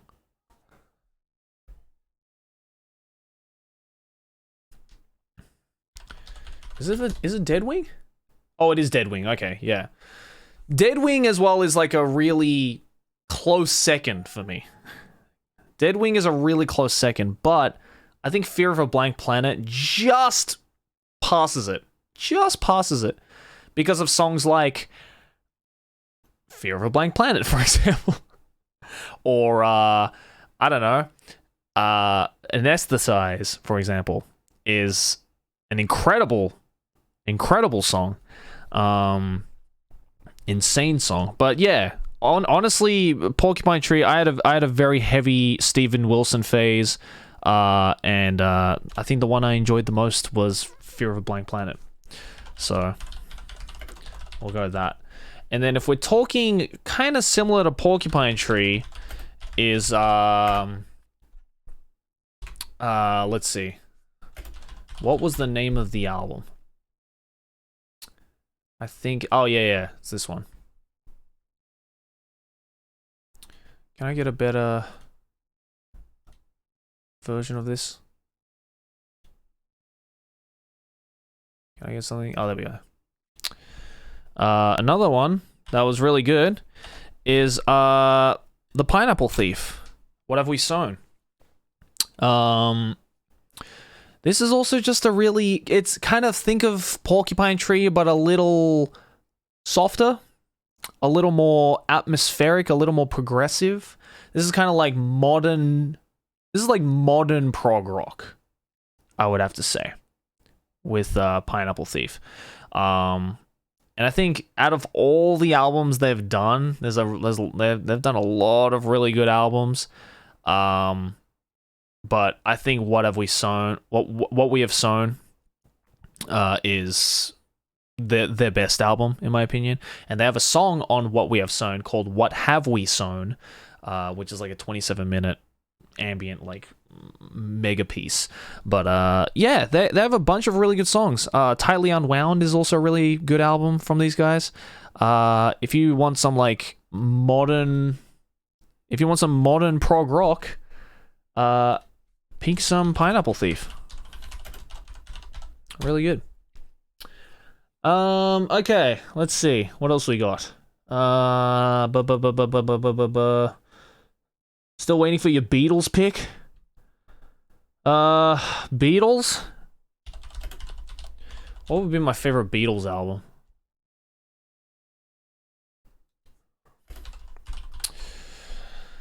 What would be my favorite Beatles album?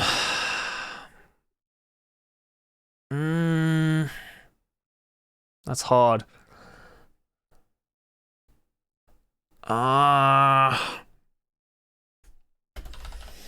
The thing is, I don't like all the Beatles albums. There's a lot of Beatles albums that are kind of meh. And there's a lot of good Beatles songs. But not like an entire album experience. So if I were to pick purely from an album experience when it comes to Beatles, I'm probably gonna have to say Sgt. Pepper. Again, I know that's kind of like basic choice.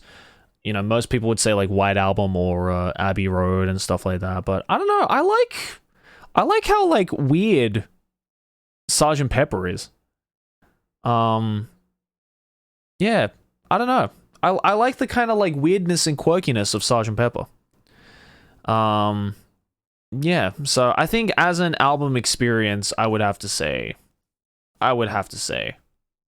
Pepper. But yeah. Again, I like Beatles, but like in terms of like albums, they didn't do a lot of good. They didn't very do a good job of like giving an album experience. I feel. Let's see. What else do we have?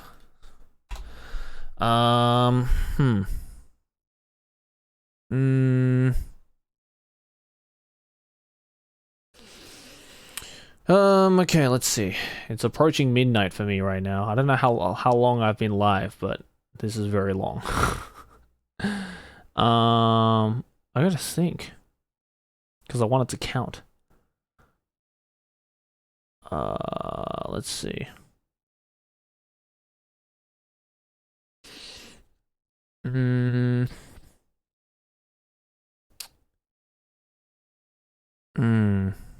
me think.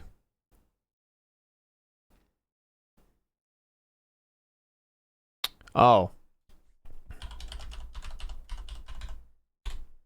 I'm just trying to think of like entire albums that I really enjoyed.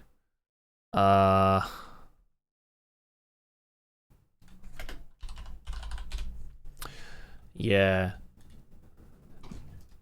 This is an album that I think this is an album that I really thoroughly enjoy. What's up? Look, do you have like that no face like coin thing? I could have sworn it was like up here. No, it's not. It was definitely. It's not. I think I threw it out. Oh. Yeah.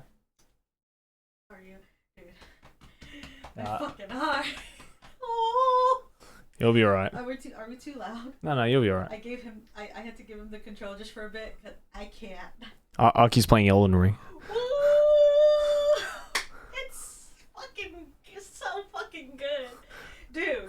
I know. I'm going to play it. Okay. Dude, there is nothing more beautiful in life than being a fucking Elden Ring boss. Fucking hell, dude. Oh my god. All right, go play. Okay, I'm sorry. All right, bye. Hello, chat. Goodbye, chat. Okay, you will never. I'm sorry. Anyway, what was I saying? Hold on, I'm trying to find a fucking high quality album cover. Why is it so hard to find high quality album covers? Ah, here we go. Okay. I'm gonna go back to... Whoops. Wait, what? Why is it not letting me... Why is it not letting me add this image? Could not complete the paste command because the scratch discs are full. What does that mean?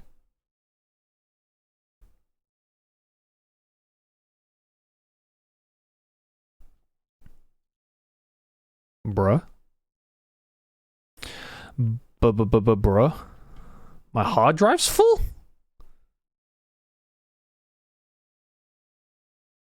How does that make sense?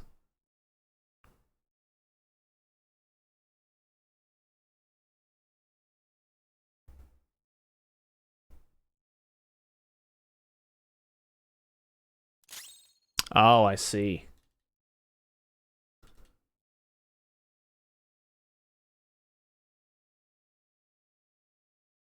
Should probably merge the layers. Will it make it smaller if I merge the layers? Let's see.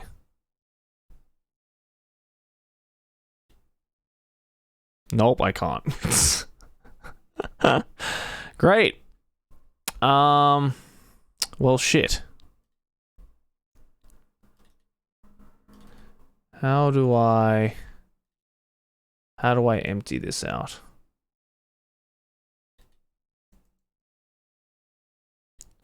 Fuck me.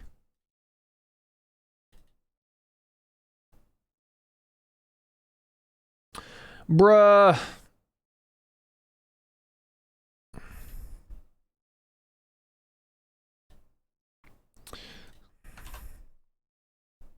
Hold on, let me try and save it.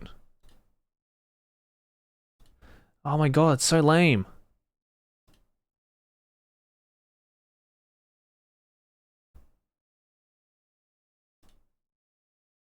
Nope, scratch this is for fuck's sake.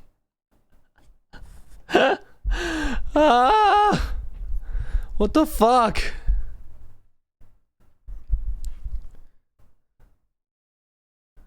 Hold on. Merge the layers? I don't even think it's gonna let me.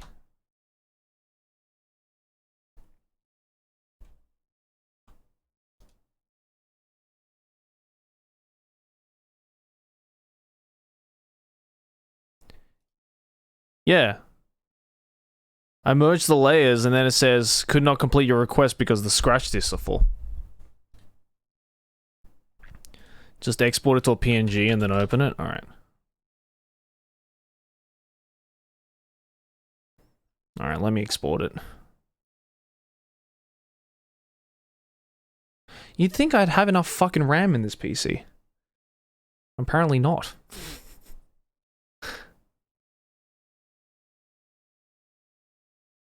My computer can't handle so many awesome albums.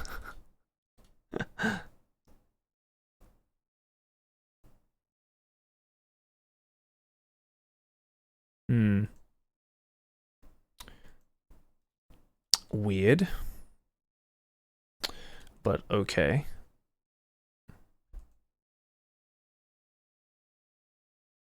How strange. Okay, let me save it. Let me save it, and then I'll just open up the PNG.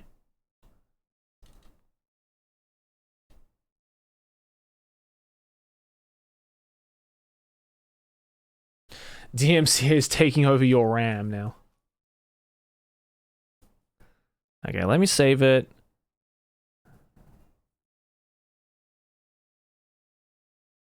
Okay, give me a sec.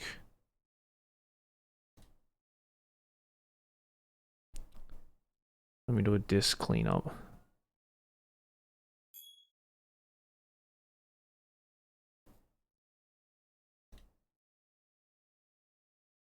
Oh, did I die?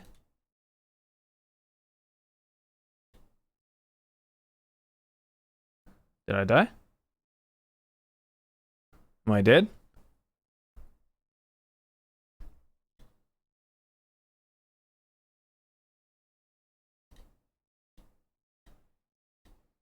Am I dead or not?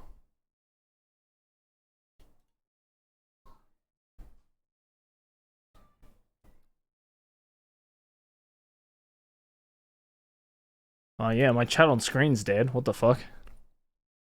Dude, like... we're just not having it today, apparently. Just not fucking having it today. Okay. Let's see.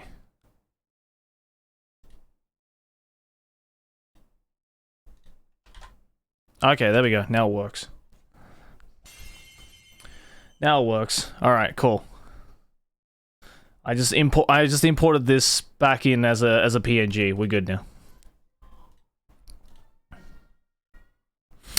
Anyway, so I was saying, another good album is this one right here.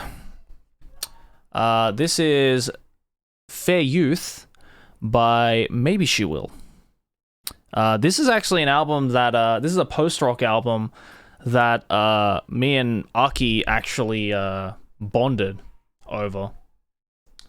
Yeah, why the fuck is the chat box dead? Hold on. Let me refresh the cache on that.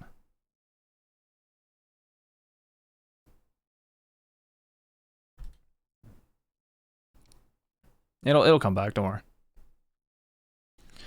But yeah, Maybe She Will. This is a artist and a band that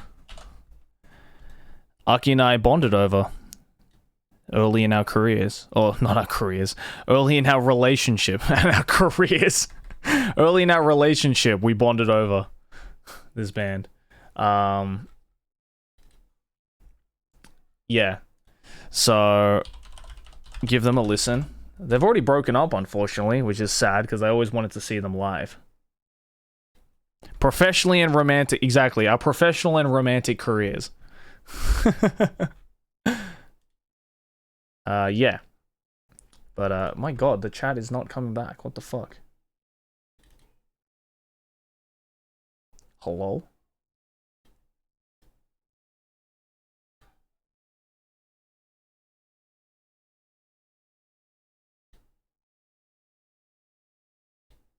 Why is the chat box just dead?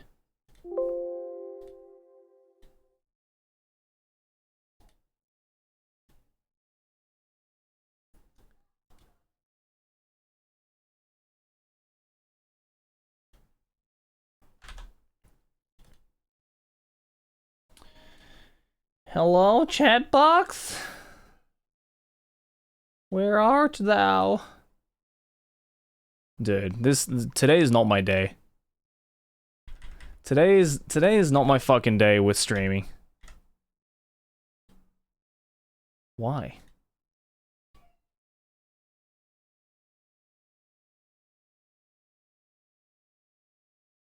It's just not my day today, guys. I'm sorry.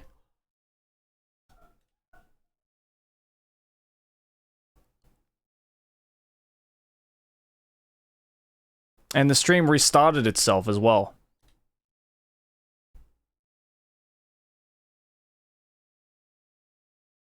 Like, what the fuck?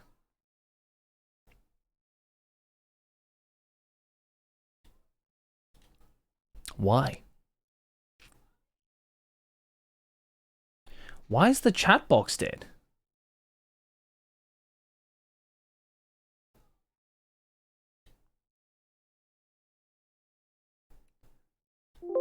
I love technical issues. Fucking yay.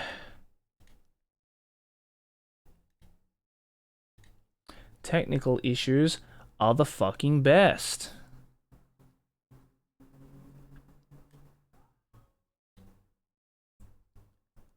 Dude, why is this chat box not working?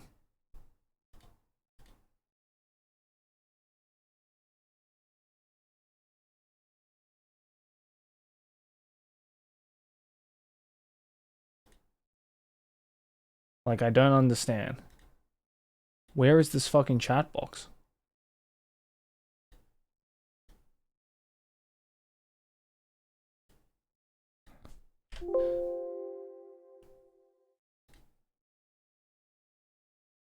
Hold on, is it?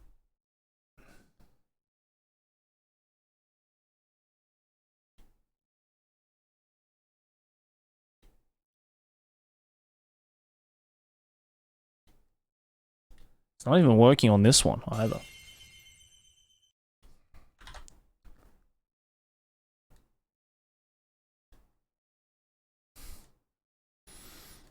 Jesus Christ. Anyway.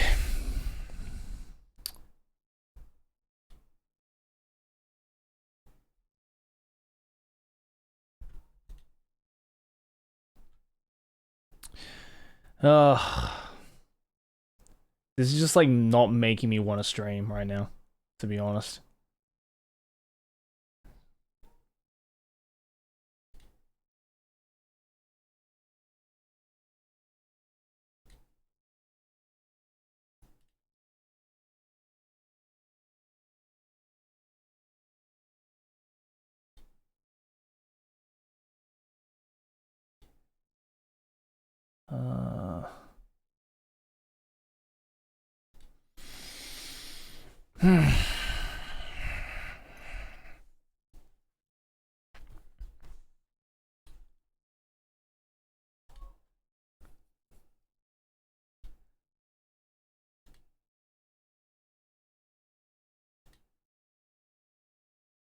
Like I can see you guys on my browser, but I don't know why it's just not showing on my OBS. Yeah, I think I might need to like change to OBS.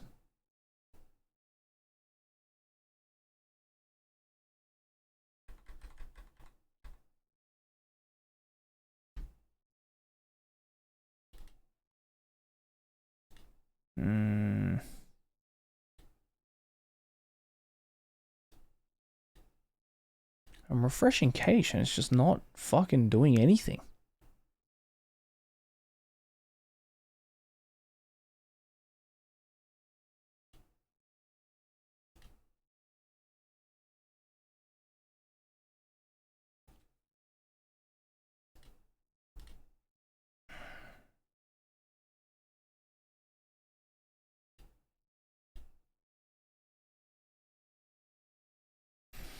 Yeah.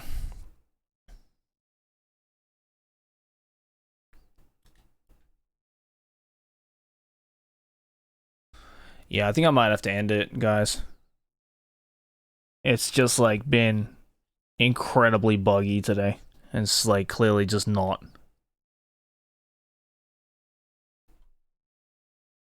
It's just like clearly not letting me do it. Oh, fuck, there it is. What the fuck? What the fuck? I literally did nothing. What the fuck? That's so weird. How did that happen? I wasn't even on. Okay, I guess we're fucking back then. Jesus Christ. What happened? I deadass did nothing on my end.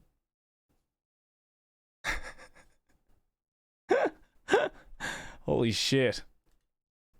Alright, thank God. Alright, let's fucking finish this thing, dude. Let's fucking finish this thing. I mean, everything's been giving me so much fucking trouble today.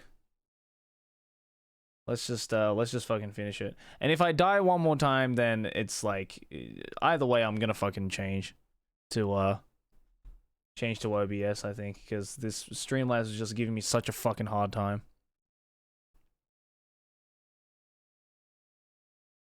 Okay. Well, I guess that worked. Alright. Anyway, yeah, maybe she will. Good fucking band. In the same vein, another good post-rock band or album rather, is God is an Astronaut. Kind of in the same vein as Maybe She Will and Explosions in the Sky, as I mentioned earlier. I think these guys are Irish. Yeah, I think they're an Irish band. Very good though. Very good post-rock band. All Is Violent, All Is Bright is my personal favorite.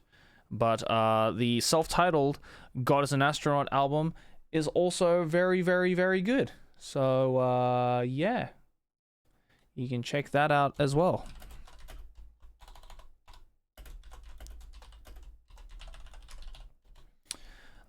Next one, we got Eels. Let's see. Who else is also good? If we're going Midwest, let's go back to some Midwest.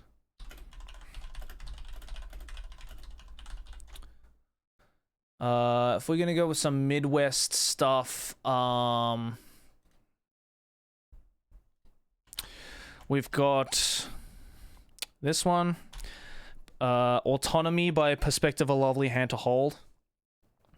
I think the name of the band is kind of dumb, but this album and this band is very good. Very good Midwest emo band. Also their Pepe Sylvia, Play Pretend EP with the song Pepe Sylvia is very good. So give that a peep as well if you'd like. It's Perspective, comma, A Lovely Hand to Hold.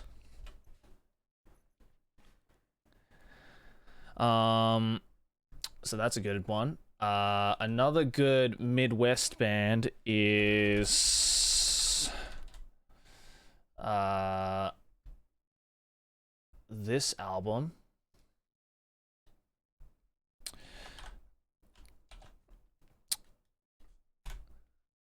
Swell by Tiny Moving Parts. I didn't really like this album at first when I first heard it, but the more I listened to it, I was like, okay, yeah, this band's kind of kick-ass. Loving it. Loving this band. Good shit. Good album as well. Enjoy this one a lot. So we'll pop that in there.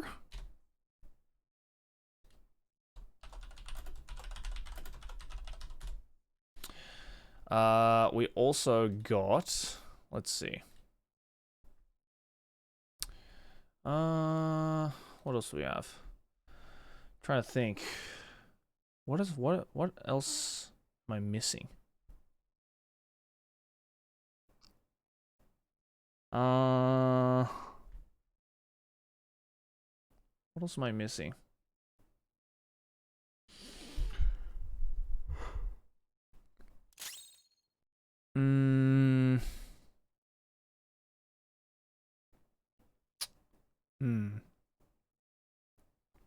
A video game soundtrack? Well, I mean, it's not really like an artist, is it? Well, I guess if we're talking composers, then like I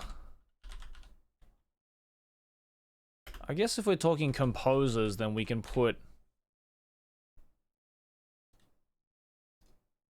if we're talking composers, we can put Joe Hisaishi and the Princess Mononoke soundtrack. Easily my favorite composer of movies or anything like that. Joe Hisaishi is incredible, and the Princess Mononoke soundtrack is easily my favorite. So yeah, I'll pop that in there. Let's see. We've also got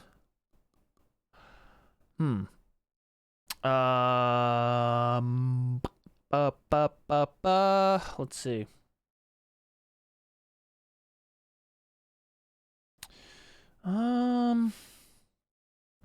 Who else was I like really into?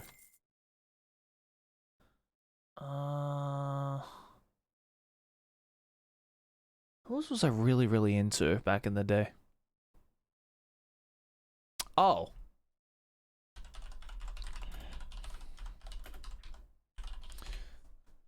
I don't know why I suddenly remembered these guys. How many of you listened to this album? Or how many of you remember this band? How many of you remember this band? This is Dropkick Murphys, The Warriors Code. It's a mix between this one and the Do or Die album. But yeah, this Dropkick Murphys album is fucking lit. It is so good.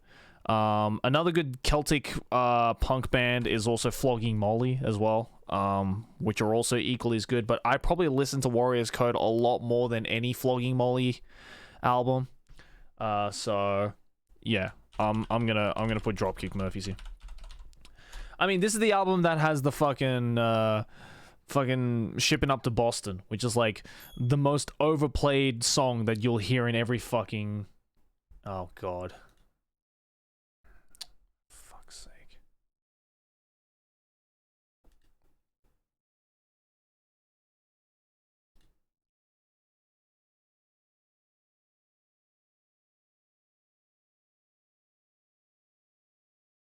Did we die again? I don't know what the fuck is happening, dude. Right when I thought I was like... right when I thought I was in in good hands, and then it just died on me again. Twitch hates your hipster taste. Yeah, for real. Oh, good, and the chat's fucking frozen again. Fantastic. Christ. Oh, Christ almighty, help me. Help me, Christ almighty.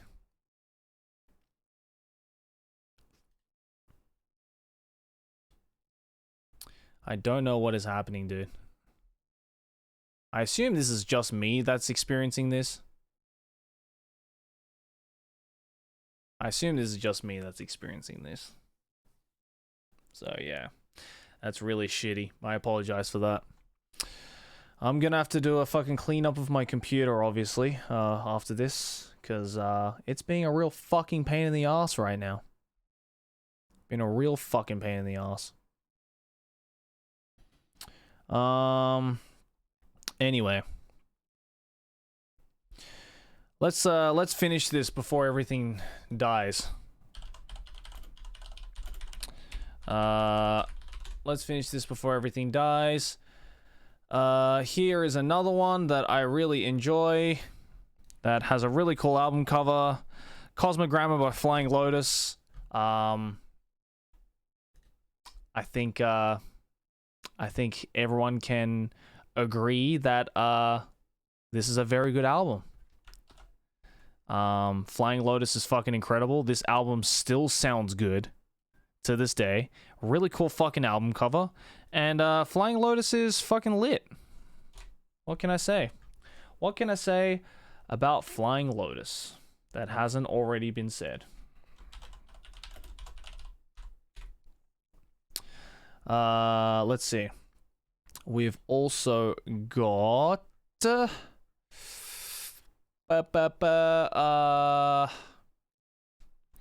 let's go. Since I was listening to them recently, we've also got Otoboke Beaver, Itekoma Hits. Oh, good. Could not transform because scratch disk is full. Fuck my ass. Christ. Ah!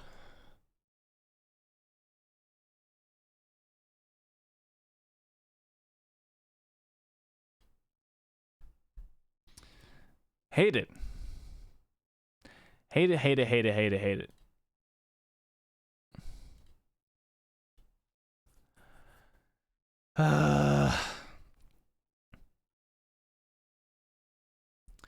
Just let me fucking do something, will you? Oh, Christ. I don't think merging the layers is gonna help, guys. No. Oh, fuck me.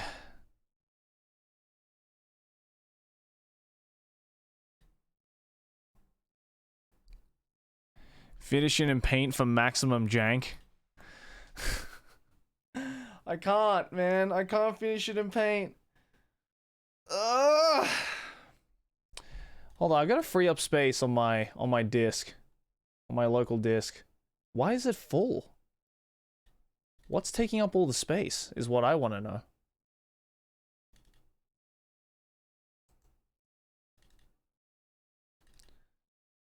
Is it Adobe?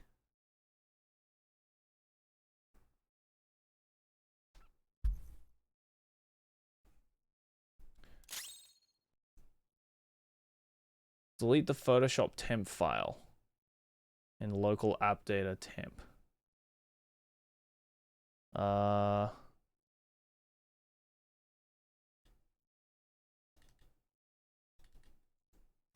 me find that. Don't know where that is.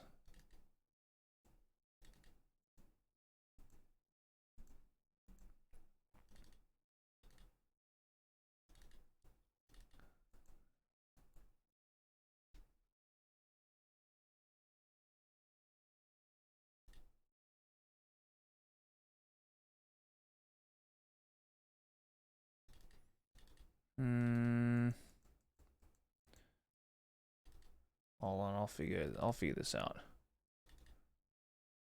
Resources? No, where is it?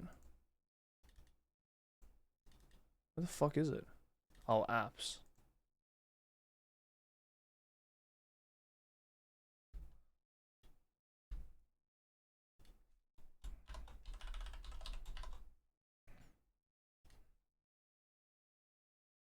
Okay, app data, here we go. Adobe.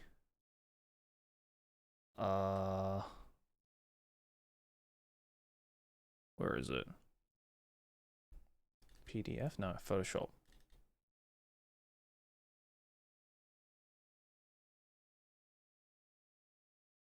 Oh, chat box is back. That's good. Hold on. Where is it? I got to app data. Local?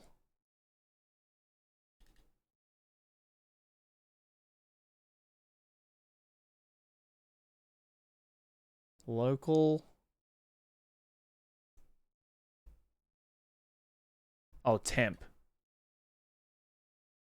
Oh, is it all of these? Just everything in the temp file, or?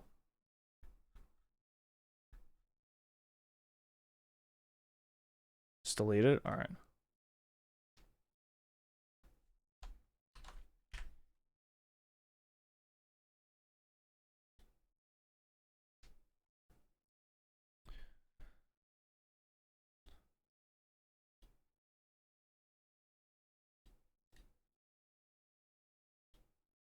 Okay, let's see.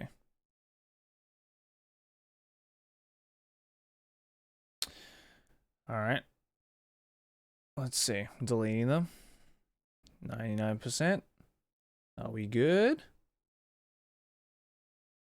Are we good though?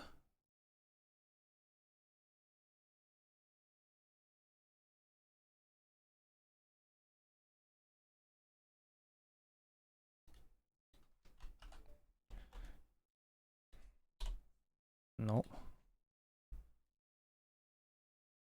Is it gonna is it gonna finish delete is it gonna delete it or what? It's stuck on 99% for some reason. What did you do, Johannes?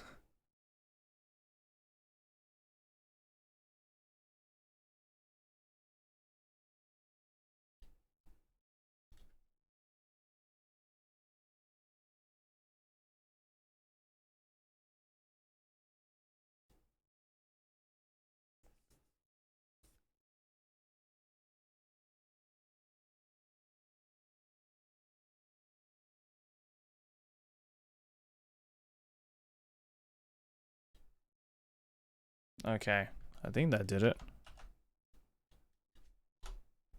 Nope.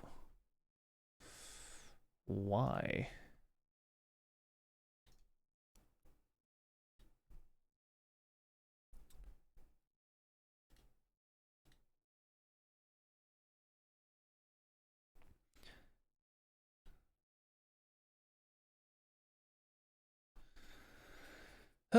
Come on.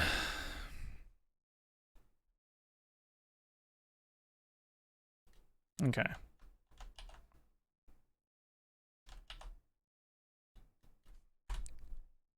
Nope. Fucking Christ. Why? Uh. Hmm. Just like why though? Just like why though? Is the question I want to ask. Like why though?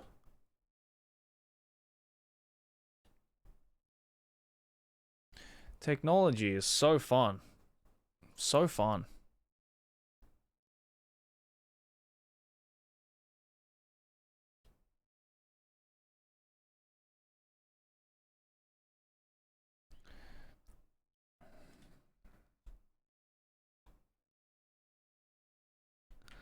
No, I've emptied the recycling bin. I've definitely emptied it.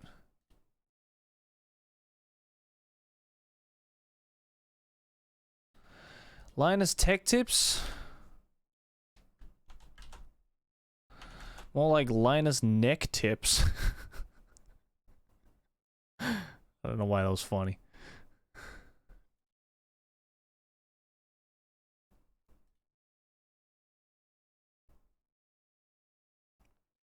I'm just losing my mind, dude. I'm losing my mind. It's, I just want to figure out why my fucking disc is so full.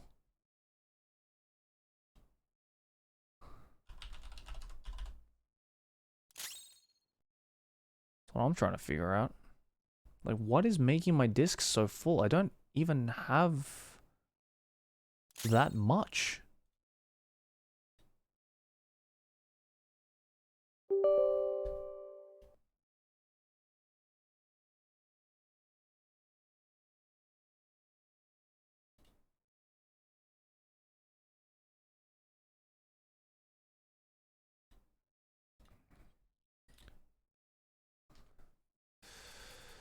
Okay.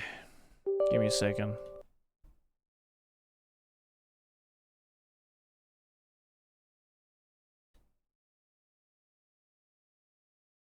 I'm just gonna uninstall some stuff that I don't need. Just call Chris, he can fix it in no time. You're right, you're right.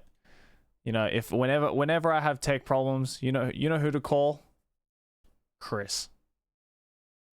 My main fucking man, Chris. Christopher Broad. Okay, I think that might have done it. I just deleted a bunch of files. Okay, thank God.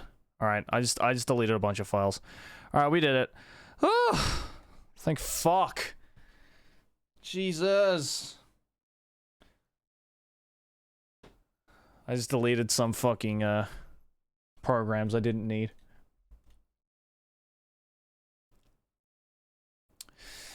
Alright, it worked out.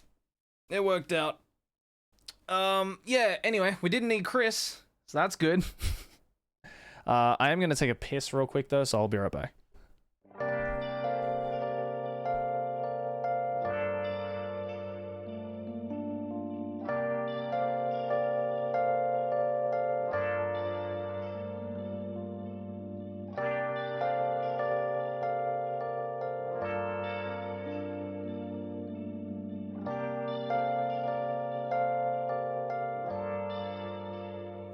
Where have you been?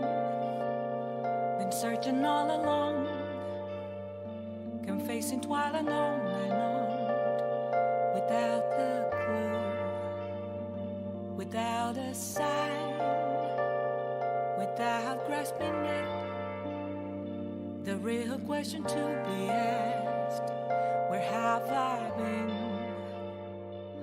I'm a sharpshooter at Booth's masquerade, hiding both face and mind, all free for you to draw. I'm a sharpshooter, what else should I be? Please don't take off my mask, revealing dark.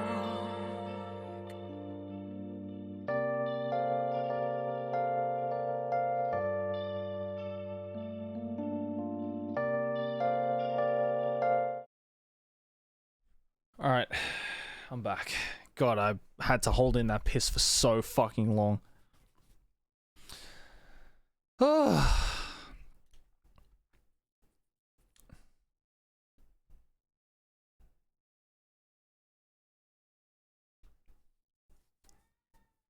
That was like pain. That was like a, you know, like a painful piss. That was a painful piss, dude. That was a painful one.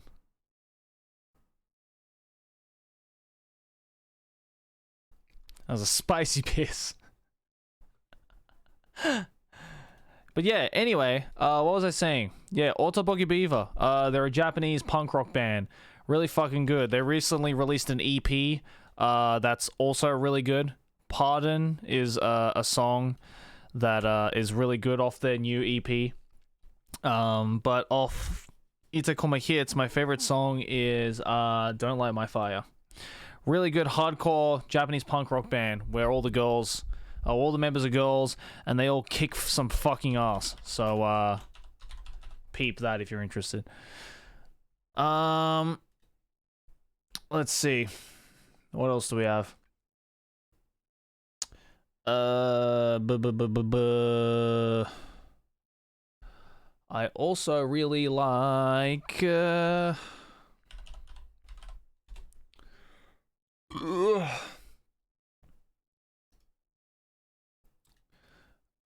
whoops, no, don't save it. Just copy the image.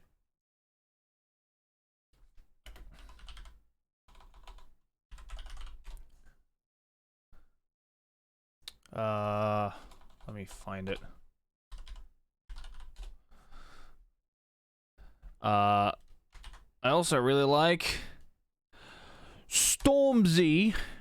It's Stormzy, innit? It's fucking Stormzy, innit? Heavy's the head.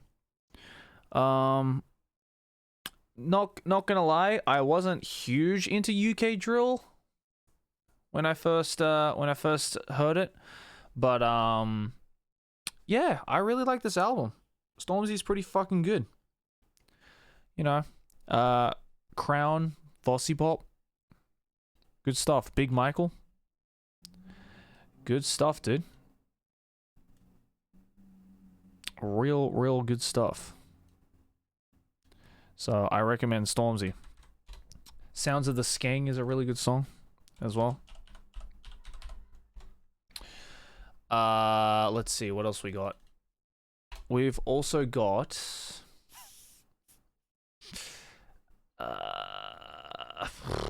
what else is good?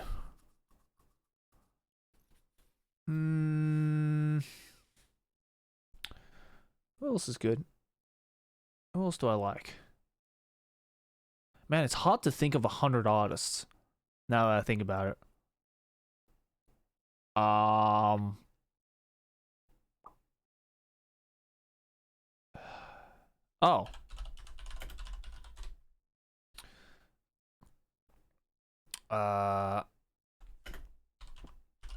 What's the album again that I really like?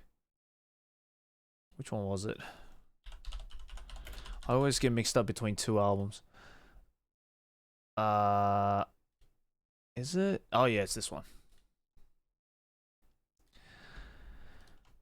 We got, oh, that's a tiny one. All right. We got some Fatboy Slim. You've come a long way, baby. Every single song on this album is fucking litty matitties. Right here, right now, Rockefeller Skank, Gangster Trippin', Fucking in Heaven, You're Not From Brighton, Praise You, Soul Surfing, California, Love Island. This entire album is godlike. Yeah, and he's a OG. He's an O fucking G. So peeps on Fatboy Slim. Let's see. We also have. I want to try and go as fast as I can because we've wasted enough time with these fucking technical difficulties. We've also got classic prog rock from the 70s, Uriah Heep. I like a lot of their albums. Disturbed, Linkin Park, Mindless Self-Indulgence. Disturbed is okay. Mindless Self-Indulgence, couple of songs I like. Linkin Park is okay. I had to pause when I said that. I was like, is it worth me saying that? Yeah. All of them are okay. I'm sorry. All of them are okay. Yeah, I don't know, dude, like I know like Linkin Park especially is like everyone's love child. Like it's like everyone's baby. I don't know. There's a couple of good Linkin Park songs, but I never got into them. I'm sorry. I never got into Linkin Park. Like at all. Yeah. That's just me though. I'm sorry. I tried to get into them, dude, but I don't know. There was just so many other bands I rather wanted to listen to, such as Uriah Heep, for instance.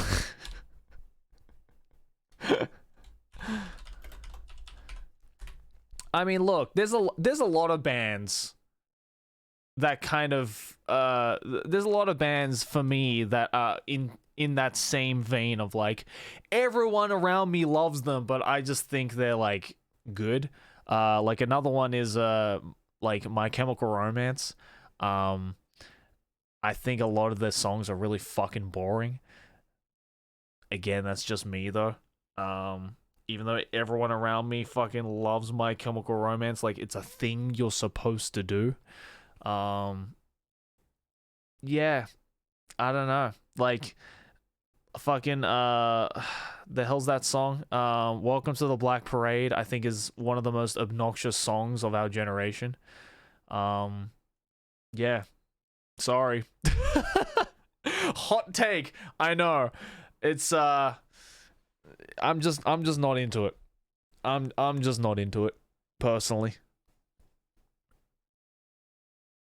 I'm just not into it.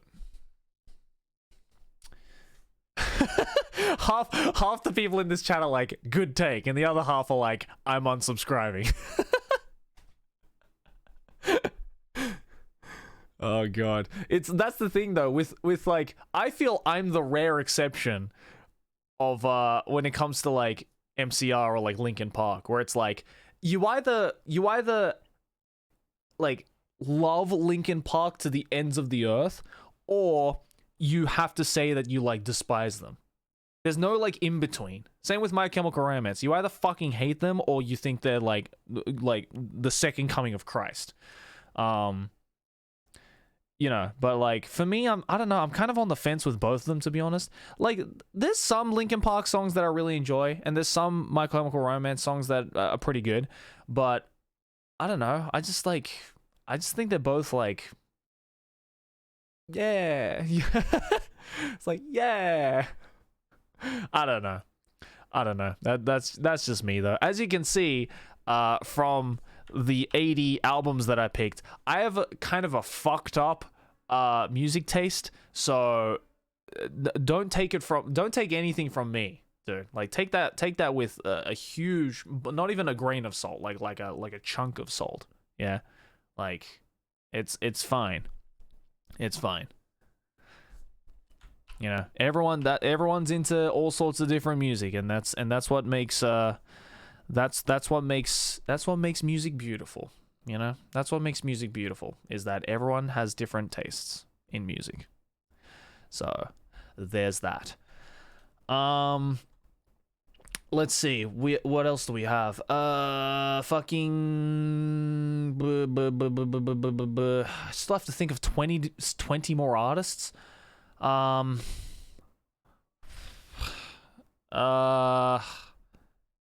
Jeez. Oh yeah, right. Duh. Let's go with the obvious choice.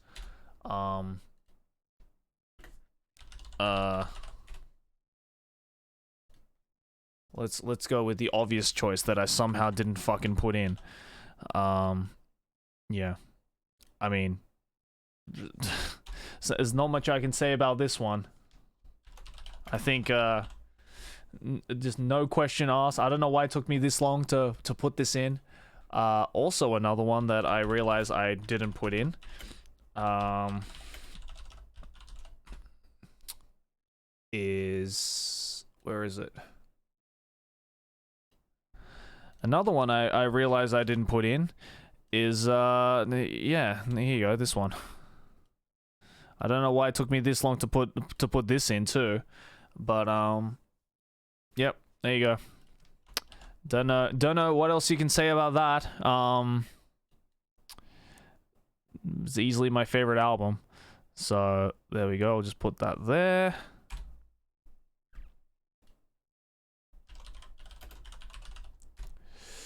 What else we got? Let's see. No Trapped. Come the fuck on, man. Come on, man. Don't do me like that. Fucking Trapped. What's the headstrong will take you on, headstrong will take on anyone. To be fair, that's kind of a banger song, but no Trapped, no Trapped on this 10 by 10. I'm sorry.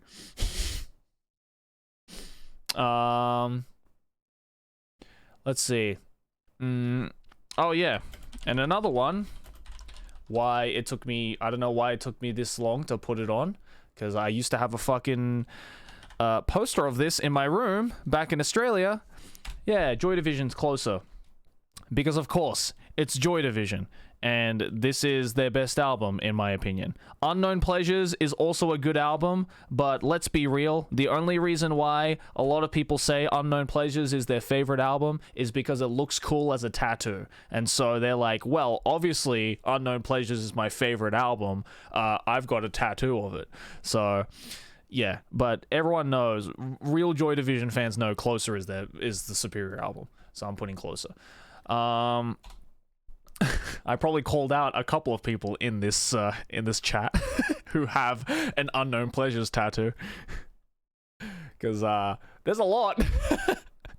You know, everyone knows at least one person who has an Unknown Pleasures tattoo. Okay, everyone knows. I'll bring up Unknown Pleasures just in case you've never seen it before. Okay, everyone knows at least one person who has this as a tattoo. You've seen it before. I know you've seen this before. Everyone knows someone who has this.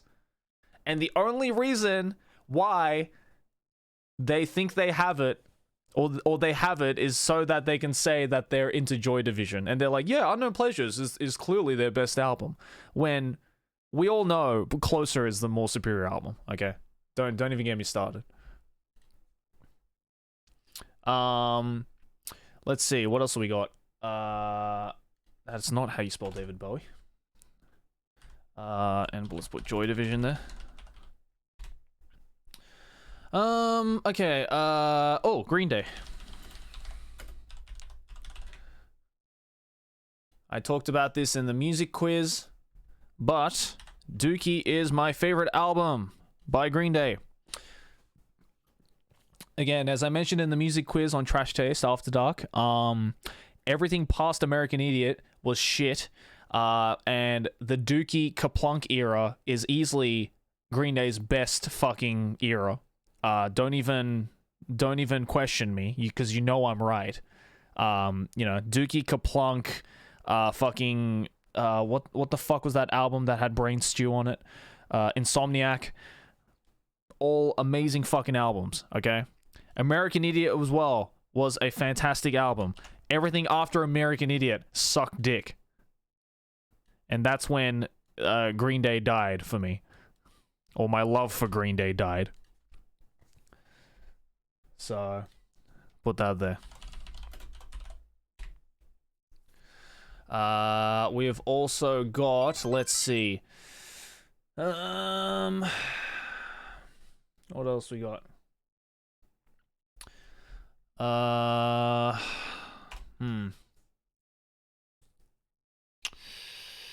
many do we have left? 15? 21st Century Breakdown is not that bad. Dude, 21st Century Breakdown was shit. What are you talking about? 21st Century Breakdown was crap. Don't even pretend to think 21st Century Breakdown was a good album. 21 Guns was not that bad. Bruh, 21 Guns was bad. I don't know what you guys are talking about. 21 Guns was bad. 21 Guns was like Green Day selling out. You know it. You know it. It was they sold out. They phoned it in so hard with 21 Guns. It wasn't even punk. Listen to Dookie, and then we can talk, alright? Let's see, what else we got?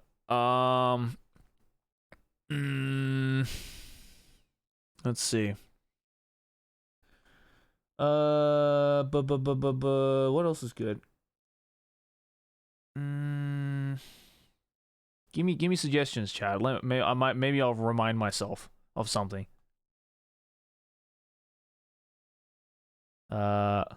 Little Peep, Come Over When You're Sober, Part 2. Alright, someone ban this man.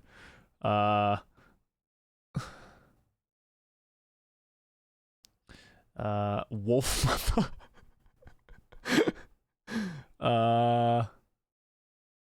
Dance Gavin Dance. Holy shit. Fleetwood Mac, The Smashing Pumpkins, and The Offspring. You just reminded me.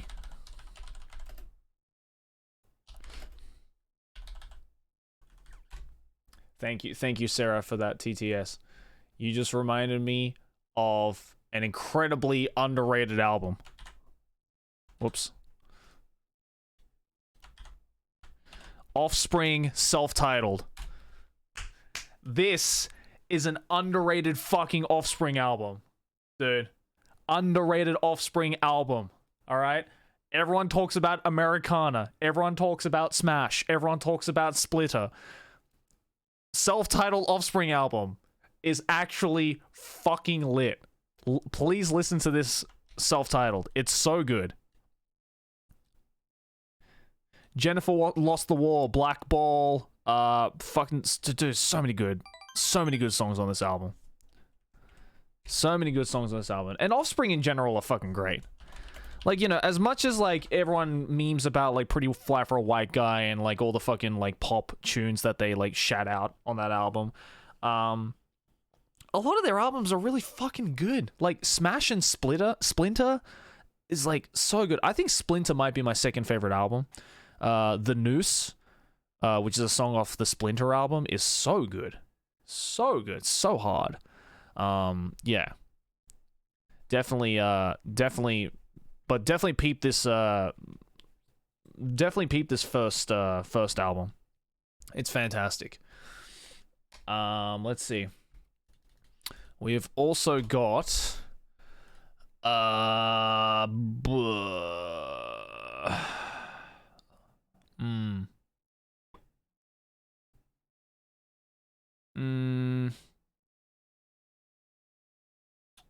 me think.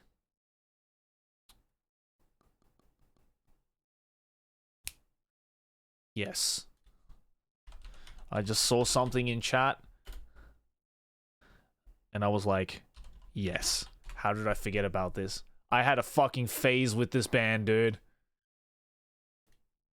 I had a phase with this band. I had a phase with Hawkwind, dude.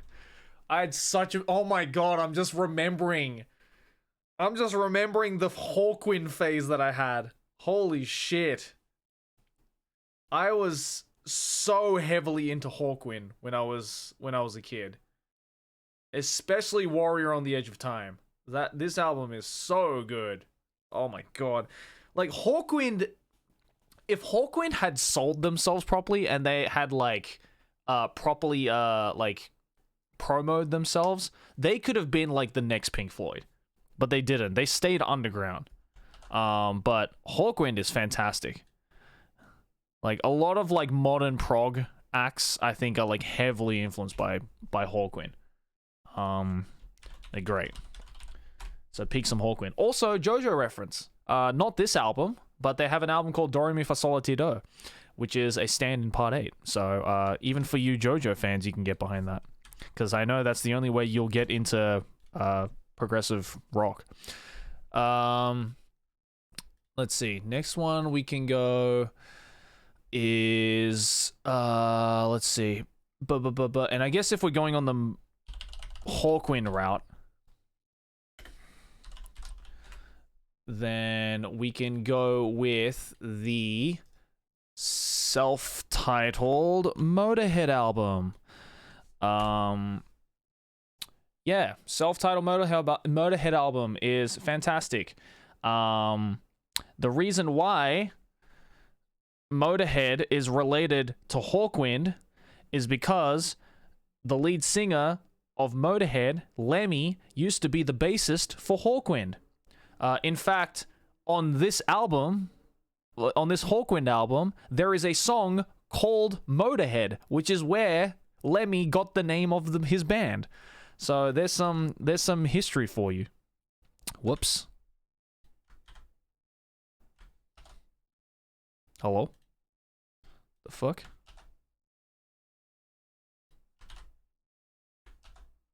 What the fuck?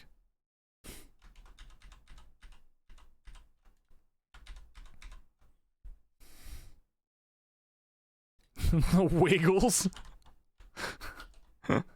No Wiggles. No Wiggles here. Although Wiggles is, I did grow up with Wiggles. You know, I haven't really like, I haven't really peeked their, I haven't really peeped their discography.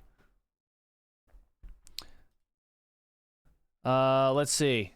Motorhead are great. Heaven Shall Burn, Rammstein, Bullet for My Valentine. Oh.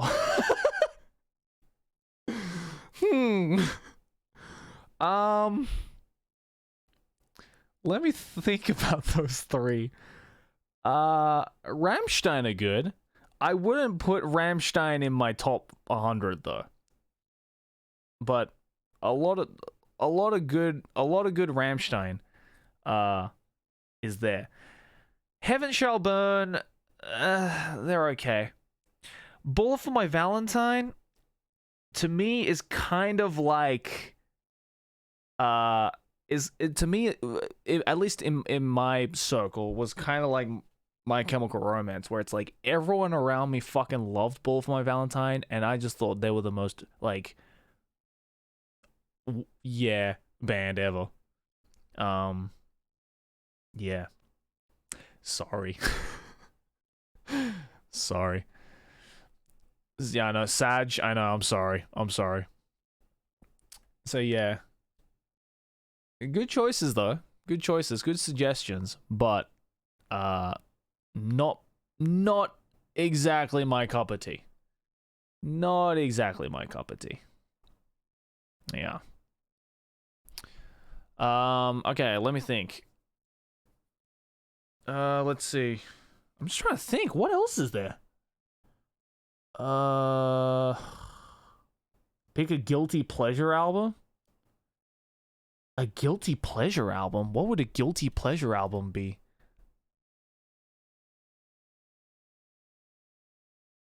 Guilty pleasure? Oh.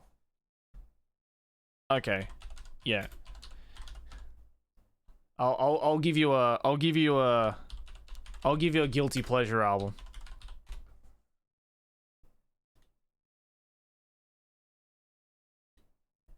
Oh wait, no. No. Hold on, I remembered an even bigger guilty pleasure album. Yeah.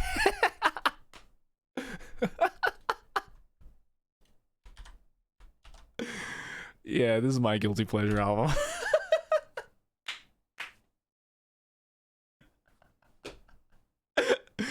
Listen, man. This album still fucking slaps. Alright? I don't give a fuck what anyone says. This album slaps so hard. Dude, like, this is a band, again, when I was a kid, you couldn't fucking escape from. Alright?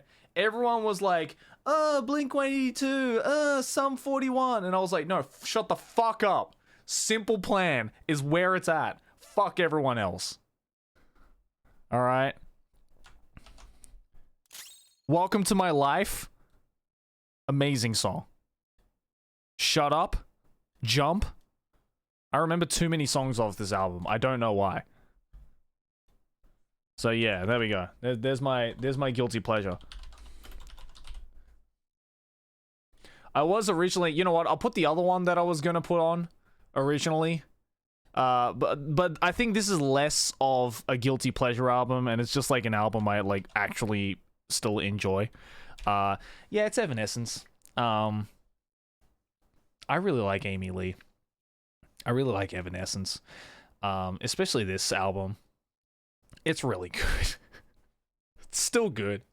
I know like a lot of people are like, oh, Evanescence didn't really like age all that great, but I think they're still great. I just fucking love Amy Lee. I had such a crush on Amy Lee when I was young, dude. I know that's kind of weird, but hey, I'm sure I'm not the only one who had a crush on Amy Lee.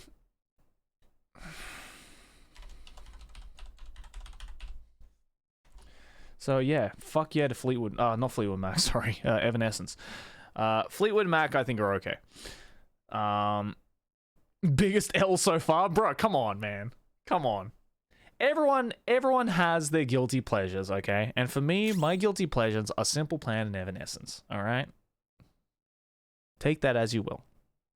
Take that as you will. Alright? What is that cover, Ergo Proxy?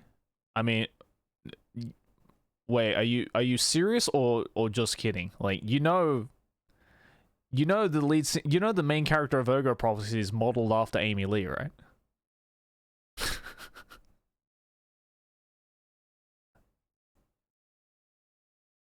Yeah, dude, wait, how did you guys not know this? The creator of Ergo Proxy was a massive Evanescence fan and was a massive fan of Amy Lee. And so when he was writing Ergo Proxy, he modeled the main character, who, by the way, the main character in Ergo Proxy's name is Amy Lee, after Amy Lee.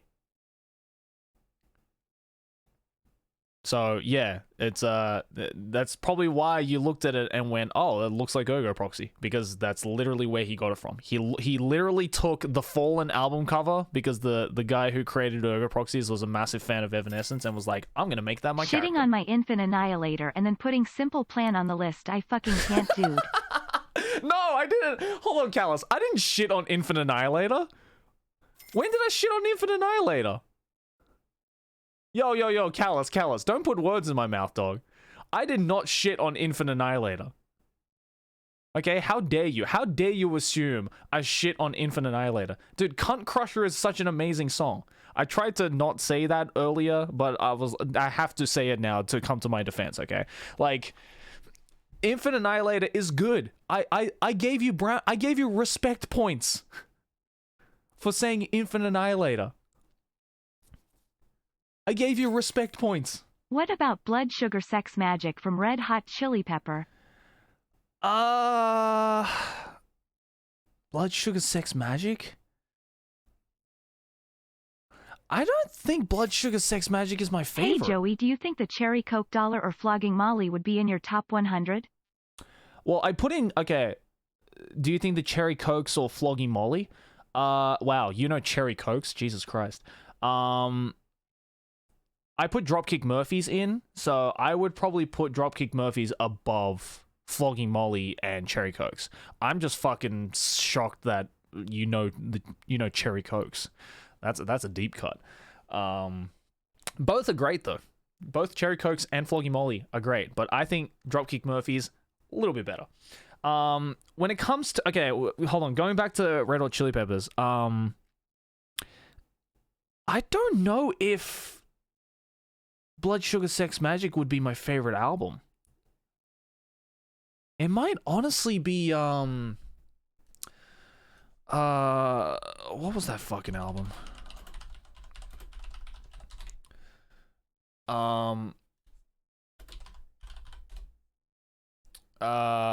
Fucking I think I preferred Stadium Arcadium or Californication. No, I'd probably prefer Californication. I don't know. I wasn't that heavily into Red Hot Chili Peppers. Like I like a lot of their songs, but I don't really think I listen to like their album cycles. Both are good. I just suggested the most popular. Yeah. Yeah, I think if I had to choose the best album cycle for Red Hot Chili Peppers, I probably would pick Californication. Yeah. I probably would pick Californication. But I don't think Red Hot Chili Peppers would be in my top 100. I like a lot of Red Hot Chili Peppers songs, but yeah. Not my favorite. Not in my top 100 at least. A lot of good songs, not in my top 100.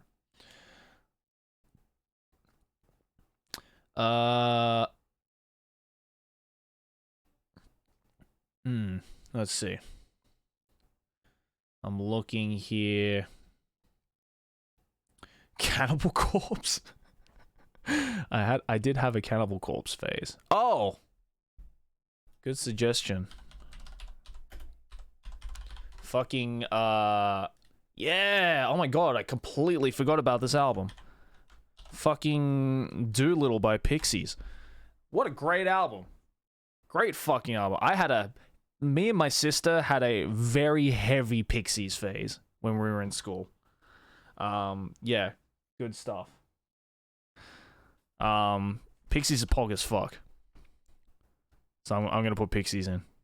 Yeah, good suggestion. I saw someone in chat mention Pixies, so I'm gonna put some Pixies in.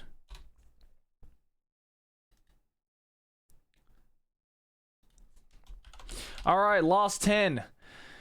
What are we gonna put for the last 10? Fuck. Let's see. Let me think. What are we gonna put for my last 10? I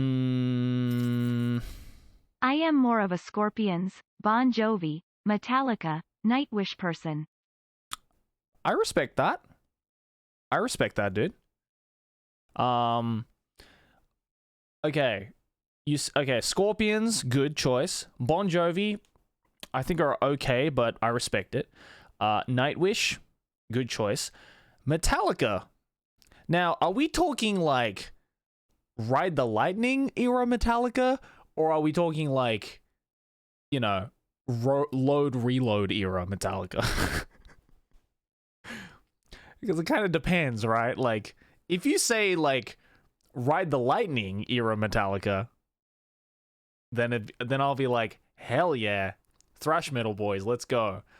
But if you say more like, you know, after Ride the Lightning era Metallica, then I'll be like, okay, yeah, I respect it, but, you know, there's better. More hip-hop? What have we added for hip-hop? We have A Tribe Called Quest, Earl Sweatshirt, and MF Doom. I think that's all we have. I think. I mean, okay, look, if we're gonna go back, if we're gonna go back to an album that was fucking, like, again, completely inescapable when I was a teen, then we obviously have to talk about my boy Eminem, and especially this fucking Encore album. Yeah. Eminem show as well was like everywhere, but the Encore album was oh god, this was everywhere when I was in school. This was everywhere when I was in school. Dude, like, I don't know how many times I listened to Mockingbird and fucking what else was on this fucking album? You know, Mockingbird and Toy Soldiers and yeah, just all those, like, those songs were everywhere when I was in school. Jesus Christ. Yeah. Although I must say, if we're gonna put the best,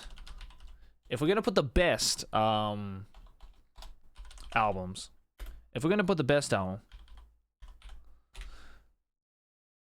then I obviously have to put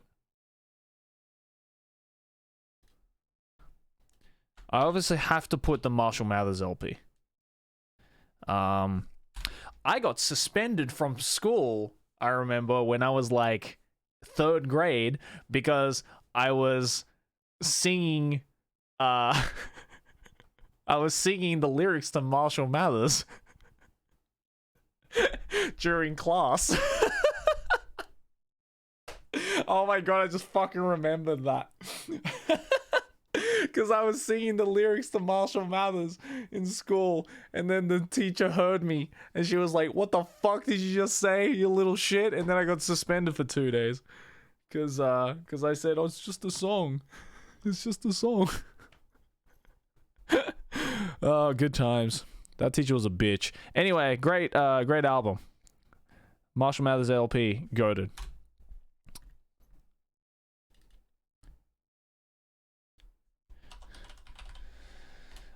Let's see. What else we got? Ooh. Okay, yeah. What the fuck was the name of the album?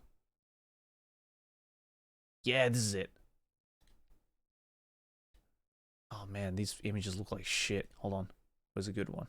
Is that a good quality image? There we go. Yeah, this is a great fucking album.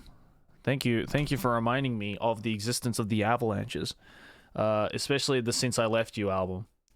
Fucking fantastic album, so good. It's like modern day Fatboy Slim. They got in a lot of dude. Speaking of DMCA takedowns, these guys got fucking DMCA takedown, dude. Like, they got sued out the ass for the amount of fucking clips that they took for this album. But my god, it's such a good album. It is such a good album. Avalanches are fantastic. Highly recommend. Especially if you're into like Fatboy Slim and a lot of like breakbeat stuff. They definitely took a lot of inspiration from the likes of Fatboy Slim and whatnot.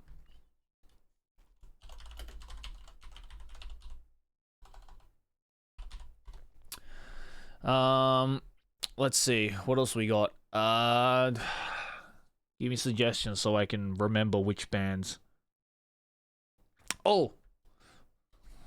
No, I just remembered. Yeah, I just remembered. Here's another album I listened to like fucking crazy while I was studying, because this is a great fucking study album. Brian Eno, Music for Airports, or Ambient 1, Music for Airports. Yeah, this is a great fucking album. Love the list so far, but don't scoff at Dance Gavin Dance Bro. Dude, come on. Can you blame me? Can you blame me? It's Dance Gavin Dance. Look, I enjoyed some Dance Gavin Dance stuff at the time. Don't get me wrong. But you know, like not scoffing at Dance Gavin Dance in 2022 is kind of like saying unironically that you listen to Fall Out Boy in 2022. You know, it's like that level of like, okay, dude, you know what I mean? It's like, oh, shit, man, it's 2022 and you still listen to Fall Out Boy? All right, man. All right.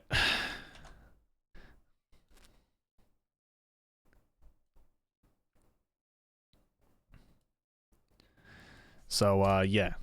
Anyway, Brian Eno, he is like the king of ambient music, and if you would like some amazing study music or just like music to like fall asleep to or just like kind of put in the background, check out some Brian Eno. He basically invented ambient music. So, hell yeah. This man calling me out on the entire stream. Listen, man, I'm sorry. But you know it's true. You know it's true.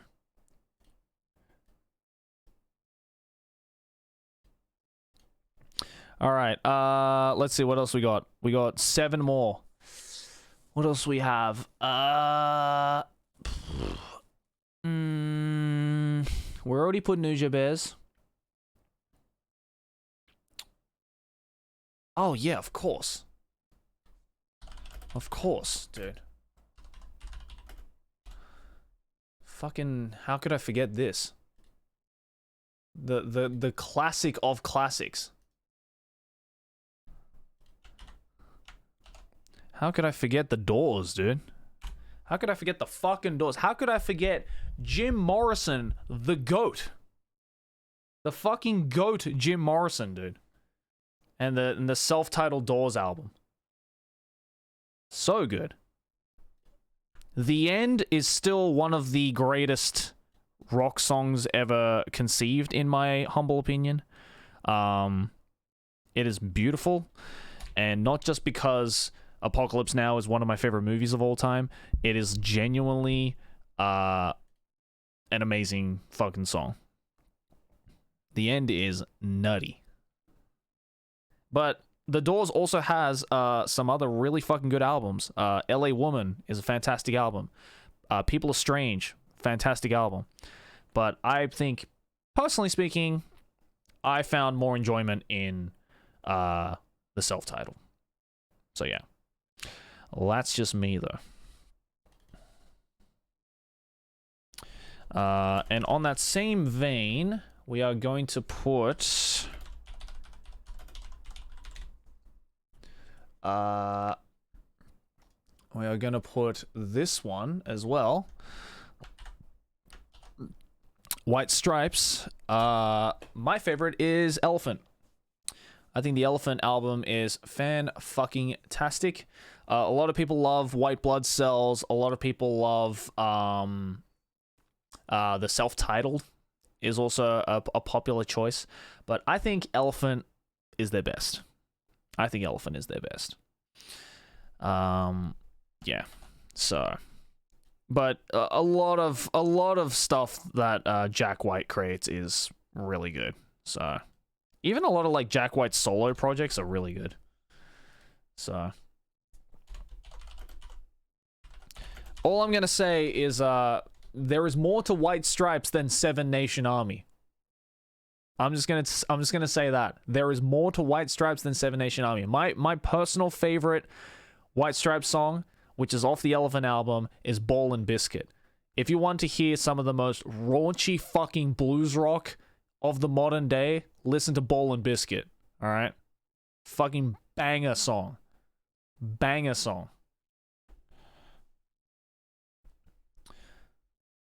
So yeah. Next up, we've got, let's see. Tell that to any sporting event. Yeah, I know, right? Let's see.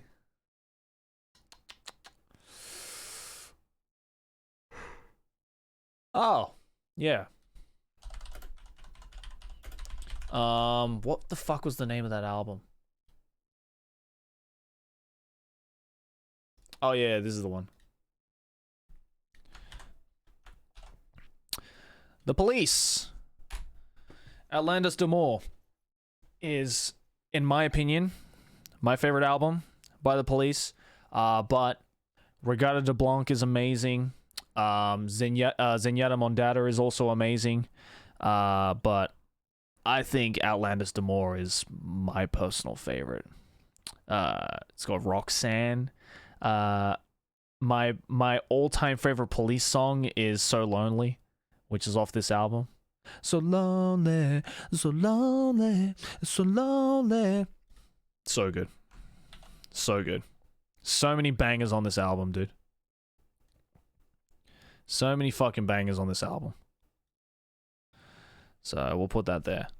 I had a very heavy Police phase as well. I had a very heavy Police phase. And if we're talking in that vein as well, another band that I fucking loved, which I think this is also their first album, is The Stranglers, Radis Norvegicus. This is a, like, kind of punk rocky 70s album. Yeah, really good. Really fucking good. Yeah, every song on this album is a fucking banger. Their most famous song is off this album, Peaches. Which has like that fucking bass line that everyone fucking loves. Also, fun fact, the bassist for The Stranglers, JJ Burnell, actually went on to write an entire soundtrack for an anime. Yeah. He wrote the soundtrack to Gangzul, which is a fucking amazing soundtrack. And he was originally the bassist for The Stranglers. So, there you go. If you want to hear some fucking banger bass, listen to Stranglers.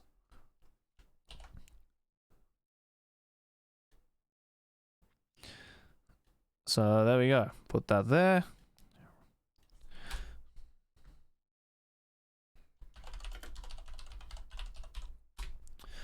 Let's see. Autobahn by Kraftwerk. That's a really good album too. I don't know though. I don't think I put it in my top 100.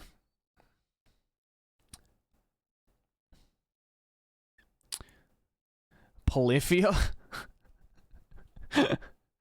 I mean, you're talking about everything other than GOAT, right?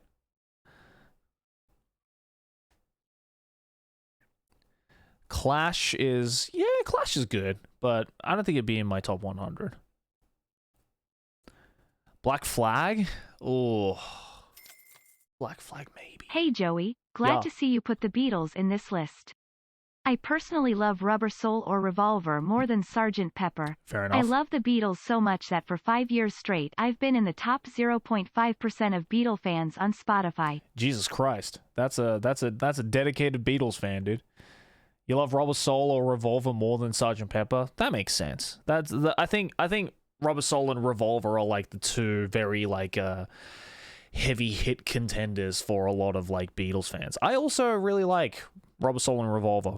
But yeah, I don't know. I like the quirkiness of Sgt. Pepper. If I had to pick one. Yeah. But I respect that. Let's see. Steely Dan is good. Santana is good. Joey, you should listen to Crumbling by Mid-Air Thief. Crumbling by Mid-Air Thief. Never heard of them. Sound alright though? What kind of music is it? Hello, Joe the Jojo Joe. Just stopped by for my lunch break. No worries. Any ska bands in that 10x10 yet, save for no FX? By the way, Dropkick rules. Dropkick does rule. Oh, actually, you know what's a ska band that I've been recently getting into, which I can definitely put on my top 100 because I've just been loving this album. They only ever made one album. Master of Puppets era for Metallica, and also my go-to was Halloween in the early days with Kiska. Halloween, Jesus Christ. I haven't listened to Halloween in a long time. Master of Puppets era for Metallica? Oh yeah, of course. Yeah, Master of Puppets is fantastic. No fucking question about it. I don't know enough about Halloween to know about like the eras, but Halloween's pretty good. I enjoy Halloween. But yeah, if we're gonna give some love to ska, I want to give a shout out to this album. This is the Arrogant Sons of Bitches. And they only ever made one album, and this is the album, 3 Cheers for Disappointment. This is fronted by the lead singer of the Arrogant Sons of Bitches is a man by the name of Jeff Rosenstock, who you might know from Jeff Rosenstock, his solo stuff, which is fantastic. And he also was the lead singer of Bomb the Music Industry, which is also another really good kind of ska punk blend. But Arrogant Sons of Bitches are like, if you love ska and you love like hardcore punk mixed together, like this is the most exciting and like fun ska punk album I've ever fucking listened to. It's so fun from start to finish. It's so like high intensity. And yeah, it's so good. It's so good. When it comes to like Jeff Rosenstock's like other stuff, like I love Bomb the Music Industry, like a lot of really good songs, and I love like Jeff Rosenstock's like solo stuff as well. But I think out of everything Jeff has done, I really like what he did on Arrogant Sons of Bitches. So yeah, I want to give shout out to that. Because if you love ska, or you want to get into ska, or you just want to listen to some really fucking fun music that's just like crazy but great, yeah, listen to Arrogant Sons of Bitches. All right, two more. What are we gonna pick? God, what are we gonna pick? 2 more. Depeche Mode? Yeah, Depeche Mode are good. Alice in Chains are good. Blur is good. I'm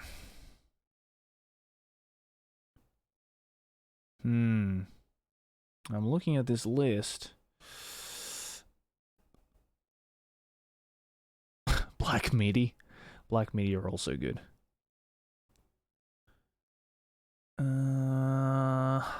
God. Can? Jesus Christ. Butthole Surfers. They're good. They're really good. Genesis, yeah, classic. Dilla? Dilla are good, but Dilla's good, but I wouldn't put in the top 100. I love Dilla. I just bought the Donuts LP from Dilla, but Dag, Jesus, you guys are like really doing some like deep cuts, dude. Like Dag Nasty, like holy fuck. Vandals, fucking hell. See, you guys are in some like some good shit. Actually, did I put? Wait, did I put No, I didn't. Oh, okay. I didn't. Okay, well, fuck. I was about to forget. I was about to get fucking Minor Threat. Yeah, another punk band that only did one fucking album, and it's great. Someone mentioned Dag Nasty, so I got reminded of the fact that I hadn't put Minor Threat on here yet. So Minor Threat is going in. And the final one. I've got to really think about this. The final artist to go into my 10 by 10.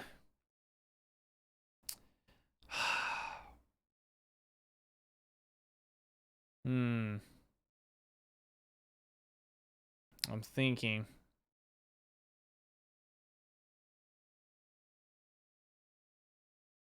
Whoever made the Pokemon rap.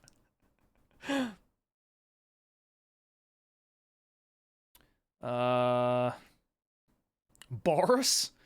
Yeah, I mean I like Pink. U2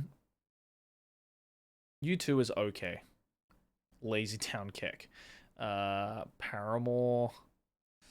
ABBA. Killers. Ghost. God, why are there so many fucking musical artists, dude? It's hard to pick. Duran Duran.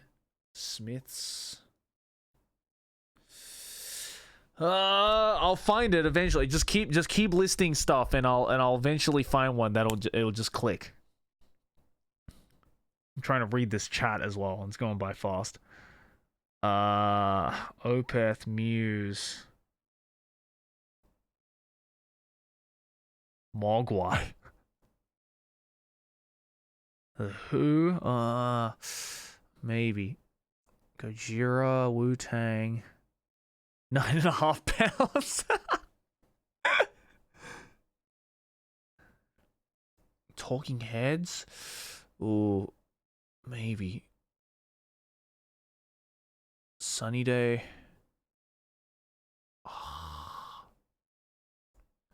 Don't do commercial, do something unknown. Okay, I'll do something unknown. Let me think. What's like a really fucking pretentiously underground album? Something unknown.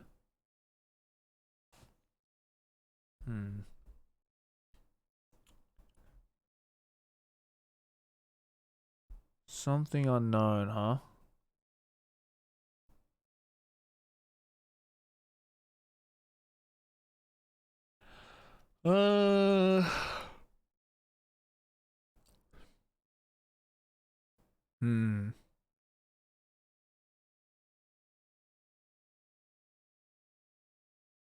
Okay, I got it. It's punk again. But I think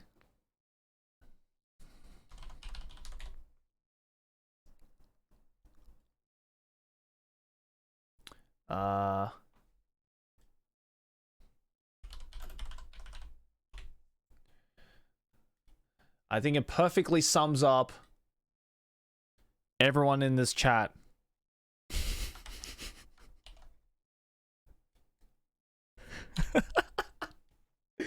Roasted! I'm just kidding. You just got roasted. No, for real though. For real. I have to, if I had to give some love to like a rather unknown band, or at least lesser known, I'm gonna have to say Clowns. These guys are a Australian punk band, and they go so hard. They go so fucking hard, dude. My God, they go hard. Just really fucking good, like just chugging punk. And the Bad Blood album, which is this one right here, is my lord. Euthanize Me is one of the hardest fucking songs I've heard in a long time, and it makes my blood fucking boil. Dude, it's so good.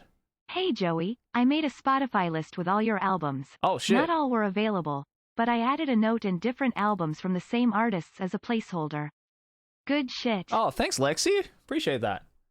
Let me hold on, let me grab that link for a second. Let me grab that link so I can share it with you guys. Euthanize Me is so fucking good. Dude, it is, right? It's so fucking good. My God. It's so hard. Let me grab that list. Let me grab that link. Yeah. Oh wow. Yep. They put it on. Okay, so there you go. Hold on a second. Let me put this in here. Boom. Here you go, guys. That is my... We finally did it. We finally finished it. That is my music 100... No, not 100 by 100, fuck. My music 10 by 10. Hopefully you guys enjoyed it. I'm going to also put this up on my Twitter as well, just so you guys can see it. Thank you for sticking around. And also, Lexi here has so graciously created a Spotify list of all of the, or most, if not all of the albums that were available on Spotify. So if you'd like to check that out and listen to it, then there you go. There it is right there. Listen to it. Go have a peek.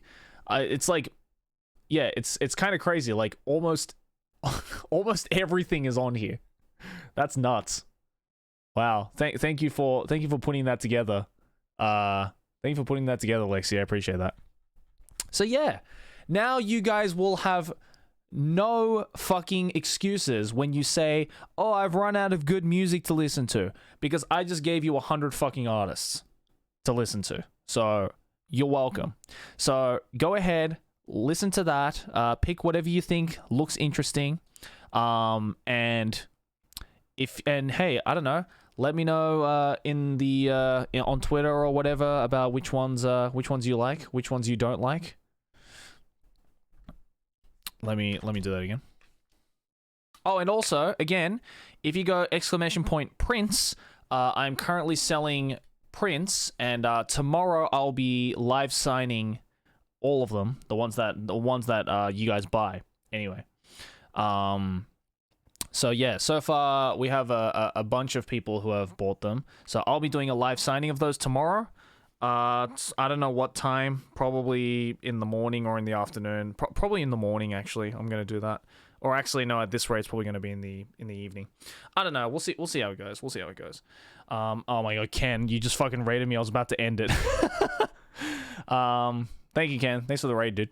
But yeah, peep those, because after I do the live signing on stream, they're basically gonna be gone forever, or at least until the foreseeable future.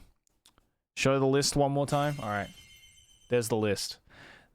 That is my, I wouldn't say it's my definitive 10 by 10, but it's probably the closest we're gonna get to my 10 by 10. I'm definitely certain that I'm missing a bunch of like really obvious ones.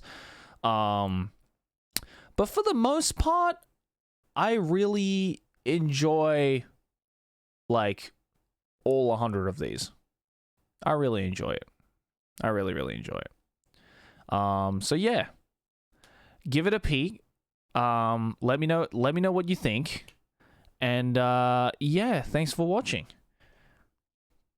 Yeah, if you're watching this on YouTube, let me know what you think down in the comments below.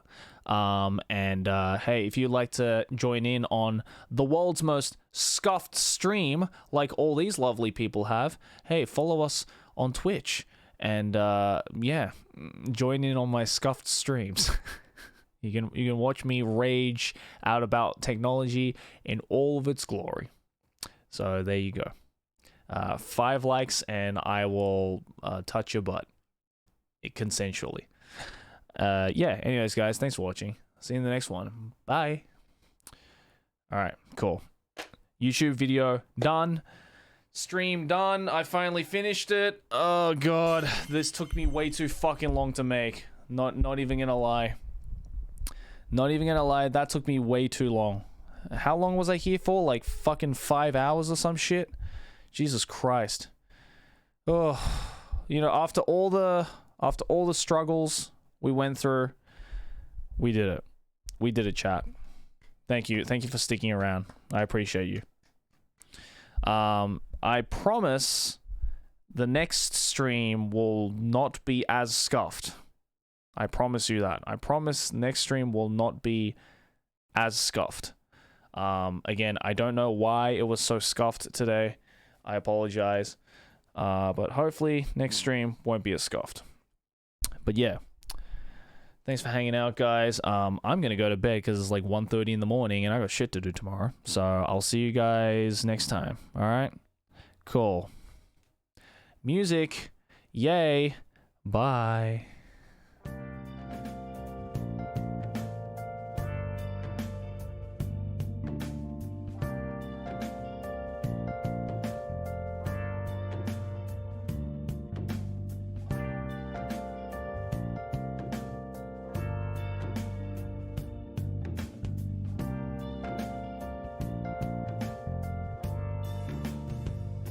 Where have you been? Been searching all along, confessing while alone and on, without the clue, without a sign, without grasping it. The real question to be